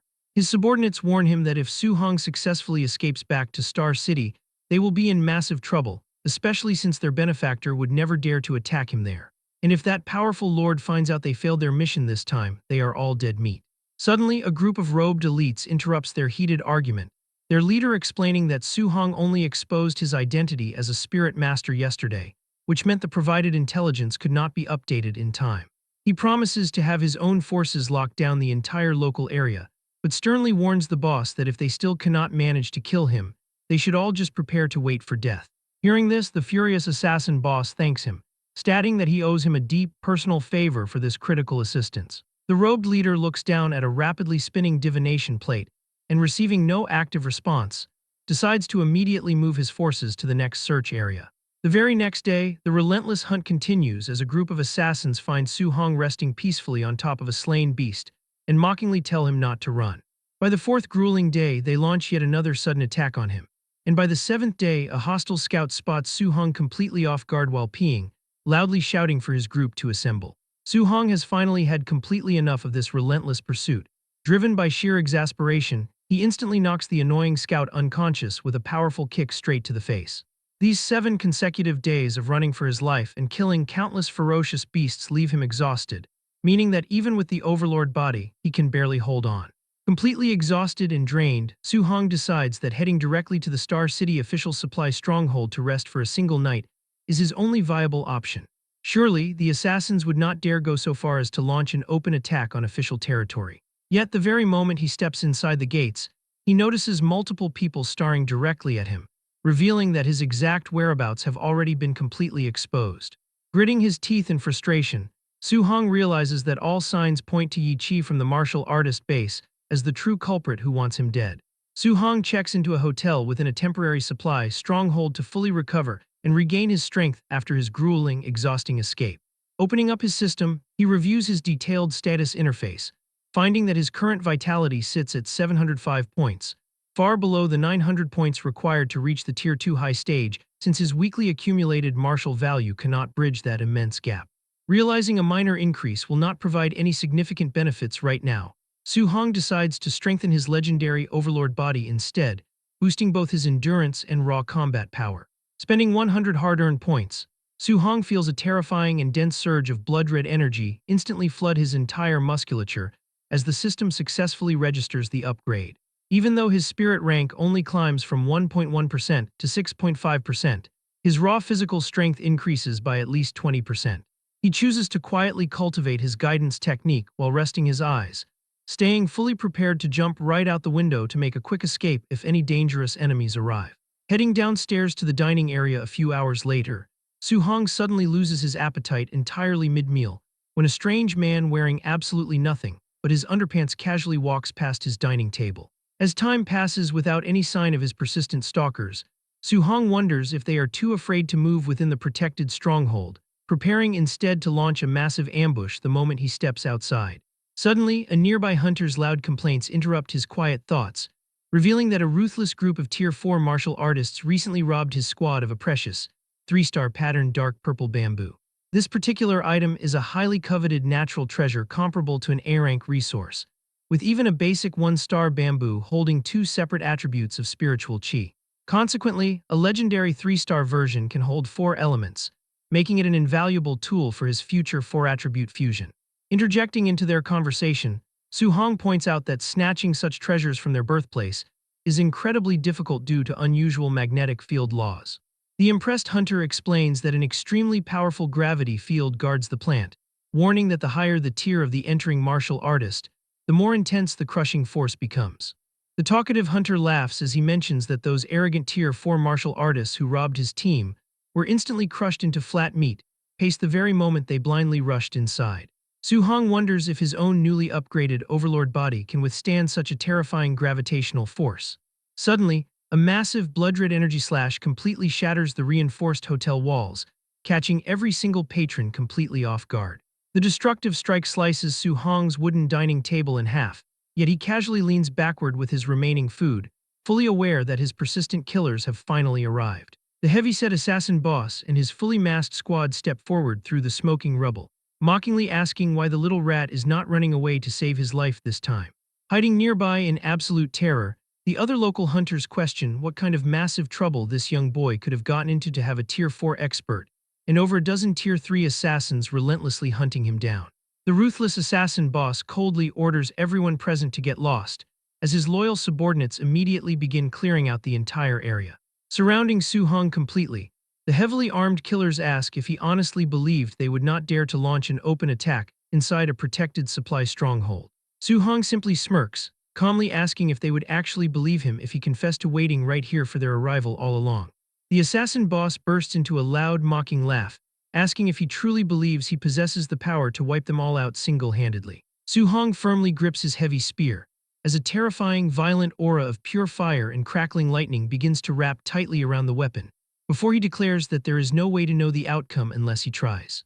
Seeing that the boy wields 3 distinct attributes simultaneously, the assassin boss panics and frantically screams for his men to scatter and retreat immediately. But the warning comes far too late, as Su Hong instantly flashes directly into the absolute center of their squad, commanding the gathered elemental energy to violently explode in all directions. The entire hotel is instantly engulfed in a colossal, destructive pillar of blinding light and raging fire that brightly illuminates the entire surrounding night sky. Terrified witnesses watching from nearby question why such an unbelievably massive amount of power was unleashed just to kill a seemingly ordinary Tier 2 martial artist. As the thick, heavy smoke slowly clears, the shocked onlookers watch the masked assassins fall lifelessly to the shattered ground one by one. A massive, smoking crater now lies where the hotel once stood, with the injured assassin boss coughing violently amidst the rubble and questioning why the provided intelligence failed to mention that their target is actually a formidable 3-attribute martial artist as well. Having suffered heavy bleeding injuries despite being a Tier 4 expert, the boss is certain that since Su Hong is only a Tier 2, he must definitely be dead at the absolute center of that devastating explosion. He sighs in deep relief, calculating that although their physical casualties are incredibly heavy, the mission can still be considered complete, which is far better than facing a brutal execution by Lord Nabu. But suddenly, a terrifying, highly concentrated blast of pure energy erupts from the center of the crater, forcing the wounded boss to look on in absolute, wide-eyed shock. Su Hong drops down rapidly from directly above, preparing to execute his high-level spear technique. But the assassin boss barely deflects the deadly strike, screaming in terror that the brat is actually still fully alive. Su Hong instantly vanishes from his direct line of sight, forcing the frantic boss to yell out in desperation, demanding to know where he is. Suddenly realizing that he has been completely tricked, the boss screams frantically for his surviving men to wake up and pin the boy down, just as Su Hong quietly appears directly behind a dazed, heavily wounded grunt who weakly asks his boss what he is saying. Su Hong ruthlessly skewers the man straight through the chest with his sharp spear in a fraction of an instant. Even if defeating a powerful Tier 4 martial artist is still too difficult right now, eliminating the weaker Tier 3 grunts under his command is highly achievable. The raw, unstable power of a failed 3-attribute fusion remains absolutely terrifying, meaning that if he had not successfully condensed his protective thick earth armor and upgraded his durable overlord body, he would have been permanently crippled even if he survived. He quietly bids farewell to the remaining grunts as he ruthlessly executes them, leaving the enemy Tier 3 martial artists almost completely wiped out. As long as he can successfully fuse 3 attributes, a real chance exists to kill the Tier 4 boss. The furious assassin boss flares a massive, highly murderous red aura in response, and vows to tear the very corpse of Su Hong into 10,000 bloody pieces. Back at the Star City martial artist base, Lin Xinghe is preparing for a trip, having originally hoped to invite Su Hong to join him at Stargazing Lake, but the kid already headed out 7 days ago. As Wang Tianchuo and Zhao Yan join the conversation, they point out that while they rested for a full 7 days, Su Hong only rested for a single day before returning to training. Agreeing that it is pointless to compare themselves to such a monster, the trio sets off quickly, hopping to run into Su Hong near Stargazing Lake. Meanwhile, a furious Yi smashes a cup in his office, yelling that they are a bunch of trash. He fumes because those assassins not only impersonated martial artists from the base, but they also locked down the area around Stargazing Lake and dared to attack Su Hong directly at the supply stronghold. If Su Hong dies, even a fool will suspect him, and since the city lord values Su-hong so much, he will definitely kill their entire clan in retaliation. Far from the city, in the dark purple bamboo forest, a crushing purple dome called the Mysterious Gravity Field protects the area, instantly flattening anyone who steps inside. Hunters trying to reach the treasure are left groaning on the ground. One struggling fighter complains that the gravity is too terrifying and that the treasure is right in front of his eyes, yet he simply cannot reach it, having only taken the 14th step to face over 30 times the gravity. Nearby, onlookers calculate that assuming a body weight of 80 kilograms, 30 times the gravity is a load of just over 2 tons, questioning why a Tier 3 martial artist cannot even withstand this. Hearing this, another bystander replies that this is not like carrying a heavy object. Rather, every single cell in their body has to endure 30 times the gravity, meaning while bones and muscles might withstand it, the internal organs and brain cannot handle such intense pressure. Just then, the robed elite leader and his followers arrive at the edge of the field. He explains that the higher a martial artist's cultivation, the greater the gravity applied by the field will be, meaning if a Tier 4 martial artist enters, the gravity will likely be several times that of a Tier 3. Recognizing that the 3-star pattern dark purple bamboo is unreachable for now, he turns away to continue searching for that divine object, but in an instant his compass spins rapidly and stops, indicating that he has finally found it. The divine object is actually hidden inside that very dark purple bamboo, leaving him to figure out how he is supposed to retrieve it. As he tries to find a solution, he spots Su-hong leaping through the trees, baffled by the sight. The leader wonders why that kid is here and how a Tier 4 expert leading a group of Tier 3s could fail to kill a Tier 2 brat. Labeling them a bunch of trash, he decides to handle this himself, seeing no reason to refuse merits delivered right to his door. He knows that as long as he kills this kid, that Lord will definitely give him a reward. Sensing a strong aura, Su-hong braces for the attack, having barely any time to react before the elite lunges at him. Knowing a simple dodge will not be enough, Su-hong summons his thick earth armor to cover himself in counterattacks with an explosion of energy. As the dust clears, both fighters stand their ground. Once his armor dissipates, Su-hong catches his breath, impressed that the enemy managed to withstand his strike. The robed elite declares that Su-hong must die today as he lunges forward to strike. Hearing the death threat, Su-hong recognizes him as a demonic cultist who even knows his name, realizing that aside from Yi Chi, the demonic cult also wants him dead. Instead of wasting time, he channels his energy and charges, initiating a massive clash. The collision triggers a powerful explosion that sends the cultist flying back through the trees. Coughing up blood, the Tier 4 fighter is in disbelief, asking how a Tier 2 martial artist can unleash such power, stunned by his sheer strength. Seeing Su-hong move, the cultist orders his squad to stop him. Su-hong finds himself cornered with demonic cultists in front and a Tier 4 martial artist behind, lamenting that this trouble never ends. The cultists consider undergoing a mutated transformation, but foolishly assume Su-hong cannot cast that powerful martial art a second time. One grunt orders everyone to attack with all their strength to stop him, but in an instant Su-hong kills him. Before the rest can react, he executes an instant kill in one move, piercing through the entire group. Terrified, the survivors ask each other how they could have believed he couldn't use it a second time. No matter what, they decide they have to stop him and charge together. In response, Su-hong unleashes his treading sea technique, swinging his spear in a massive arc that incinerates the attackers. Seizing the moment, the robed elite leader leaps into the air and challenges Su-hong to block his strike.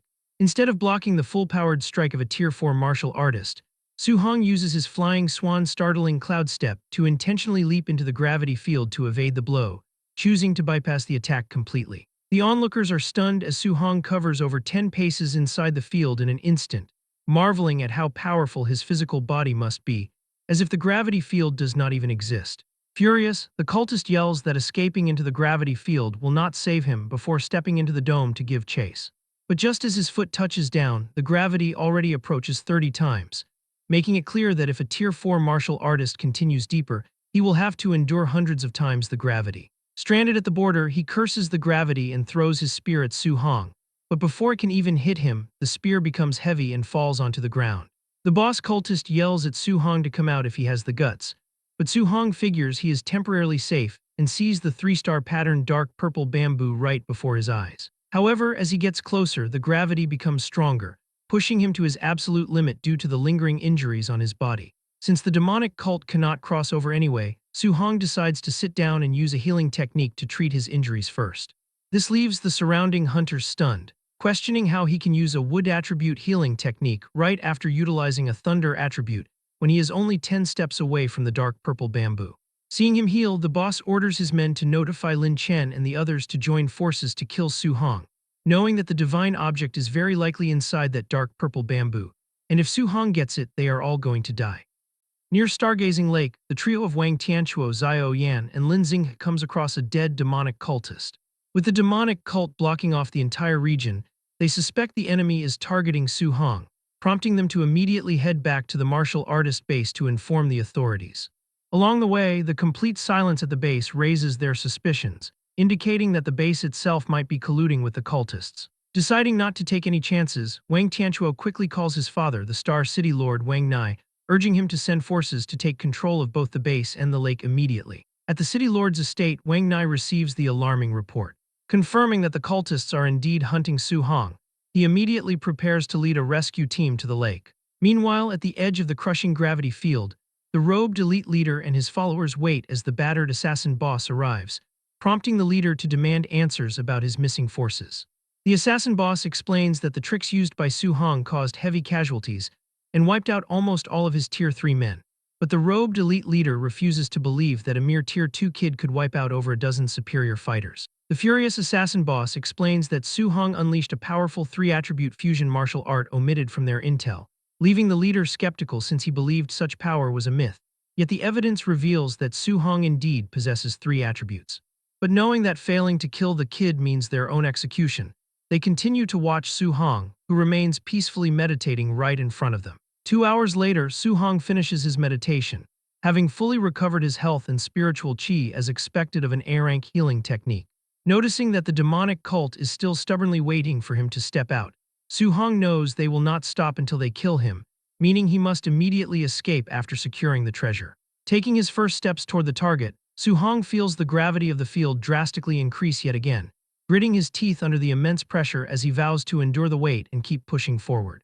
Outside the barrier, the robed elite leader and the assassin boss watch in disbelief as Su Hong closes in, pointing out that he is only 5 or 6 steps away from the dark purple bamboo and calling his physical body far too exaggerated.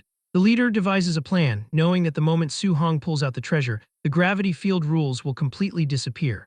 This prompts him to order his men to besiege the kid the second the barrier drops, while the assassin boss vows to tear him to pieces. Pushing past his absolute physical limits, a panting and exhausted Su Hong finally reaches his goal. But before harvesting the prize, Su Hong notices something bizarre. Under the terrifying gravity, the pressure crushes solid stones into powder, yet a mysterious fragment on the ground shows not the slightest sign of deformation. Suspecting it might be some kind of treasure, he decides to pick it up. He examines the mysterious black fragment, but cannot tell what the material is or identify anything unusual about it. He uses all his strength to test its durability, but cannot even bend the fragment. In the process, he accidentally cuts his hand on the sharp edge. Before he can even process what is happening, the black fragment liquefies and enters his body through the wound. Suddenly, a colossal surge of energy erupts within him, causing all 7 types of spiritual chi to surge wildly before a system notification informs him that he has officially obtained the 7 Gods Cauldron fragment. Recognizing that the fragment can improve his cultivation, Su Hong immediately sits down and starts cultivating. Seeing this, the cultists outside are completely baffled, questioning why he sat down and what he could have possibly picked up. Su Hong finds to his surprise that his spiritual chi has surged by more than 10 times. While using an A-rank martial art would previously exhaust his energy, he can now cast it continuously dozens of times. On top of that, he directly completes the 3-attribute fusion that had eluded him for so long. Su Hong checks his system status, seeing his vitality at 707.5 and his spirit at 501, with the item listed as 1 out of 100, indicating there are 99 more of these fragments. If just one fragment caused his strength to skyrocket, the rank of the 7 Gods Cauldron is definitely above S-rank, leaving him curious about how strong he will become if he collects the remaining pieces. Armed with his massive spiritual chi, Su Hong has absolutely no need to run away anymore. Seeing him prepare to make a move, the robed elite leader yells that the kid is going to pull the bamboo, telling everyone to prepare to strike, as the assassin boss declares his intent to kill the boy even more than the others. Su Hong grips and violently pulls out the dark purple bamboo, but in an instant Su Hong harvests the treasure and the gravity field disappears. The robed elite leader orders his brothers to charge and kill the brat. Su Hong merely scoffs and decides to let them test out the full-powered release of his 3-attribute fusion. He gathers fire, thunder, and metal energy, wrapping them around his weapon. The charging cultists are shocked by the power of the move as Su Hong commands the energy to explode. He unleashes a massive elemental blast that sweeps across the area. The cultists scream in agony as the devastating wave vaporizes their defenses. The sheer power of the explosion is so absurd that it reshapes the landscape, leaving a path of absolute destruction. As the smoke and dust settle, charred remains litter the entire area. The heavily injured assassin boss barely manages to pull himself out of the rubble, coughing up blood as he wonders how this is possible, while the wounded robed elite leader realizes Su Hong must have obtained a fragment of the divine object. Su Hong drops right in front of them, radiating a terrifying aura as he smirks, asking the two wounded leaders if the hunting game was fun, before declaring that it is now his turn to kill them. Su Hong stands over the two defeated bosses and gives them a clear choice, telling them to reveal the location of the 10,000 Races demonic cult's secret stronghold in Star City, or pay for their silence with their lives. Colluding with Yi Chi from the martial artist base to gather so many people in such a short time, they reveal that a massive number of demonic cultists must have already been lurking in the city for a very long time. The assassin boss warns him not to be arrogant and declares that even in death, he will drag the boy down to hell with him, prompting the robed elite leader to throw a flashbang and order a quick retreat to save them. The distraction works effectively, allowing the wounded leaders to escape while they are obscured by the thick smoke. Once the threat is gone, Su Hong collapses to the ground in total exhaustion. His previous move practically used up all his thunder, fire, and metal spiritual chi, leaving him to realize that against two Tier 4 martial artists fighting to the death, he might not necessarily have been their match. Running on empty, he quickly activates his healing technique to recover his spiritual chi, determined to find that bastard Yi Chi for revenge as soon as possible. Dozens of kilometers away, the two injured bosses run through the woods. The assassin boss points out that the kid did not chase after them because that terrifying martial art exhausted his spiritual chi, making it a mere bluff. However, the robed leader questions what if he was not bluffing, reminding him that such genius monsters cannot be understood by common sense. The assassin boss argues that no matter how much of a monster the kid is, he is still only a Tier 2 while they are Tier 4, but the leader tells him to shut up, reminding him how both of their teams were completely wiped out. A single Tier 2 actually managed to turn both of them into commanders without an army, leaving them with an unbelievable story that no one would dare to believe, as each new genius monster seems more outrageous than the last. At the martial artist base, Yi Chi paces in his office anxiously awaiting news, knowing that if they keep up this blockade, the city lord will find out sooner or later. A message suddenly flashes on a stone in his hand, revealing that the operation to assassinate Su Hong has failed. Yi Chi shouts in disbelief that they could not even kill a Tier 2 martial artist, panicking that if Su Hong lives, their dark secret will definitely be exposed. He must flee Star City immediately, as the city lord will certainly show no mercy. Rushing to his vehicle, he curses Su Hong, knowing that if it were not for that brat, he would never have ended up in this desperate situation. Suddenly, a flame cage erupts and traps him. Su Hong steps out from the shadows, asking Yi Chi where he thinks he is running. Yi Chi turns around, mocking the idea that a mere Tier 2 martial artist could ever kill him. A Tier 3 peak expert as he lunges forward with a fiery palm strike, but Su Hong evades the blow with a flash of speed and coolly declares that the outcome is hard to say. Su Hong thrusts his spear straight through Yi Chi's chest, who gasps his final words, calling him a monster. The force throws Yi Chi's body backward onto the car, causing the vehicle to explode into a massive fireball while Su Hong stands calmly nearby. Stunned by the broad daylight execution of a Star City official, nearby martial artists identify the victim as Yi Chi, the person in charge of the base. Suddenly, a fleet of official cars surrounds the area, and Wang Nai steps out looking majestic. Seeing this, the onlookers decide to testify for the youth, arguing that Yi Chi deserved to die after trying to launch a sneak attack on him. But to their surprise, the city lord completely ignores the burning car and rushes straight to Su Hong, calling him a precious treasure and asking if he is hurt anywhere. As the city lord vigorously shakes Su Hong, he notices the 3-star patterned dark purple bamboo and declares that the youth's luck is simply heaven-defying, leaving Su Hong deeply uncomfortable with the excessive affection. Wang Nai then turns his attention to the burning car and the dead body of Yi Chi, prompting him to ask the kid to explain exactly what happened. Over 10 minutes later inside the car, Su Hong finishes his explanation, and Wang Nai seeks to get the facts straight. With the demonic cult colluding with Yi Chi to send out 2 Tier 4 and nearly 30 Tier 3 martial artists to assassinate him, it is absolutely shocking that the boy fled for 8 days and ended up killing or critically injuring every single Tier 3 fighter. On top of that, he even critically injured the 2 Tier 4 martial artists and seized the 3-star patterned dark purple bamboo, to which Su Hong simply replies that that is roughly how it went. Overjoyed, the city lord grabs him and asks if he wants to marry all 40 plus of his daughters so they can mass-produce monster geniuses to save the human race. Hearing this, an embarrassed Su-hong tells him to please stop joking. The mastermind behind the demons might still be hiding in Star City, bringing a serious threat that the next attackers could be Tier 6 or even Tier 7 Grandmasters, meaning the city no longer has the ability to protect him. With the college entrance exam just a month away, the best option is to enter Magic City University or Imperial Capital University, where even Grandmasters will not be able to touch him. Ready to face the challenge, Su-hong confidently declares that he will definitely get in. After some time, while dropping Su-hong off at his house, Wang Nai promises to send 2 teams of martial artists to patrol the villa so he can cultivate with peace of mind. When Su-hong enters the house, his aunt and uncle panic at the sight of so much blood, urging him to hurry to the hospital, but he reassures them that it belongs to ferocious beasts and that they have nothing to worry about. Alone in his room, Su-hong reviews his stats and sees that he has accumulated another 3,100 martial value after the fierce battle in the forest. Adding all his martial value to vitality will allow him to break through the 1,000-point mark and advance to Tier 3 martial artist, but his spiritual power would then be neglected when it has only barely reached Tier 2. Unable to leave the city to avoid assassination, he faces the reality of stagnating for a very long time.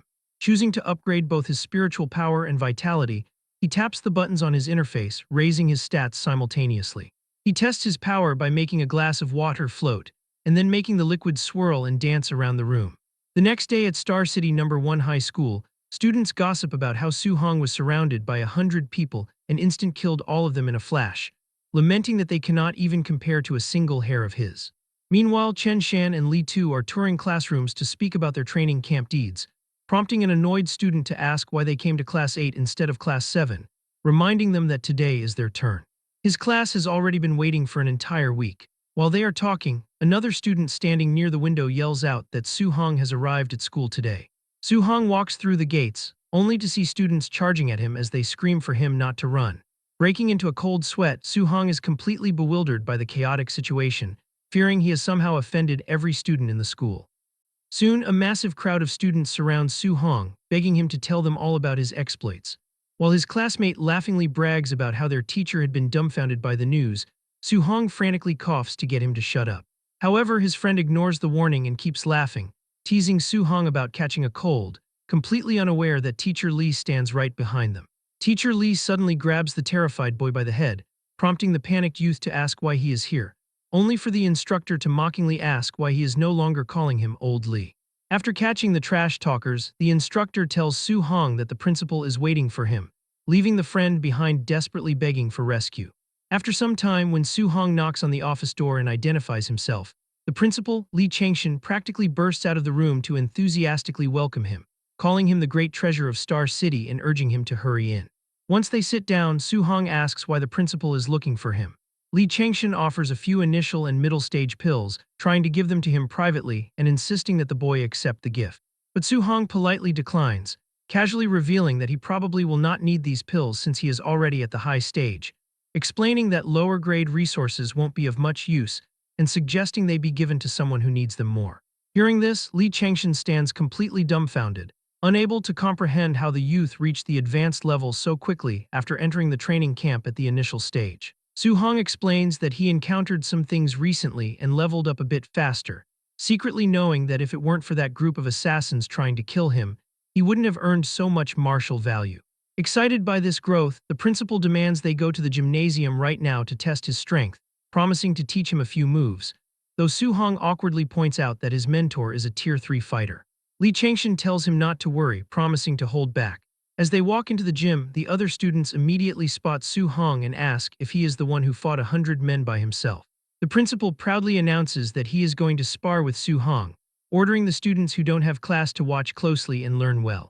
Su-hong feels deeply awkward and asks if they can change locations, but Lee Changshan misreads this concern, laughing it off and telling him not to be embarrassed, as he won't let him look too ugly. But Su-hong fears that if his mentor loses, it will damage the principal's administrative authority. Since there is no backing out, Lee Changshan steps onto the court and tells Su-hong to make the first move, flexing his muscles as his aura flares to look strong. Watching excitedly, the students cheer for Su-hong to do his best against a Tier 3 martial artist. To avoid injuring his mentor, Su-hong decides to use a skill that is both weak and won't make it obvious he is holding back.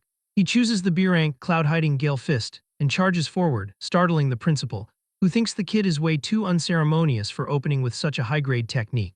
Instantly realizing this power is comparable to Tier 3, Lee Changshin quickly gathers rock energy to form his giant rock fist to counter.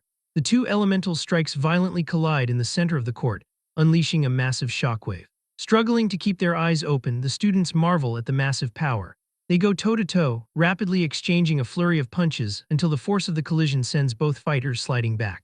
Li Changshin looks down in shock as the force shatters his stone armor, realizing that the youth has not even used his full strength yet. The students gasp in disbelief as the principal slides back. Behind his calm expression, Li Changshin panics, having used 80% of his strength and fearing public humiliation if he loses to his student. Sensing the principal's distress, Su Hong suddenly drops to his knees and admits defeat. He praises the principal's power, silently hoping his mentor understands the gesture. At first, Li Changshin does not understand the sudden surrender, but upon realizing the truth, he feels deeply moved that the boy is honoring him, appreciating the youth's quick thinking. The principal tells the crowd that Su Hong is indeed the most outstanding student of number 1 high school, for possessing power comparable to Tier 3 high stage, while only at Tier 2. The gym erupts in cheers as the students wonder if Star City will finally have someone admitted into a magic martial university. While helping him up, Li Changshin quietly thanks Su Hong, admitting he almost embarrassed himself, prompting the boy to ask if his mentor can help him break through to Tier 3 before the college entrance exam in 1 month. Li Changshin is taken aback but agrees to be his sparring partner. After that, Su Hong establishes a routine of sparring with the principal during the day and cultivating guidance techniques at home at night.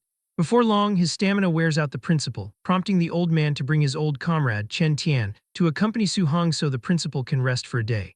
Within a few weeks, both Li Changshin and Chen Tian look hollowed out. They eventually contact Wu Lingxian and leave the kid in her care. Wu Lingxian is a Tier 5 martial artist who hits without any sense of restraint, standing over the beaten boy to tell him there is no resting and to continue. Just like that, 1 month passes, and with only 5 days remaining until the exam, a battered Su Hong tells her he feels a breakthrough coming. Wu Lingxian asks if he is trying to slack off, but Su Hong declines, stating that he has a clear premonition that he will advance. Wu Lingxian asks if his premonition is real, and when he nods, she stands stunned, demanding to know if his vitality truly surged from 900 to 1,000 in under a month. Once Su Hong confirms the incredible feat, she quickly orders 2 bottles of Tier 3 advancement pills to be delivered to the training room, telling Su Hong he can execute his breakthrough right there as she leaves the room. Sitting cross-legged as his injuries heal, Su Hong activates his energy, finally ready to become a Tier 3 martial artist.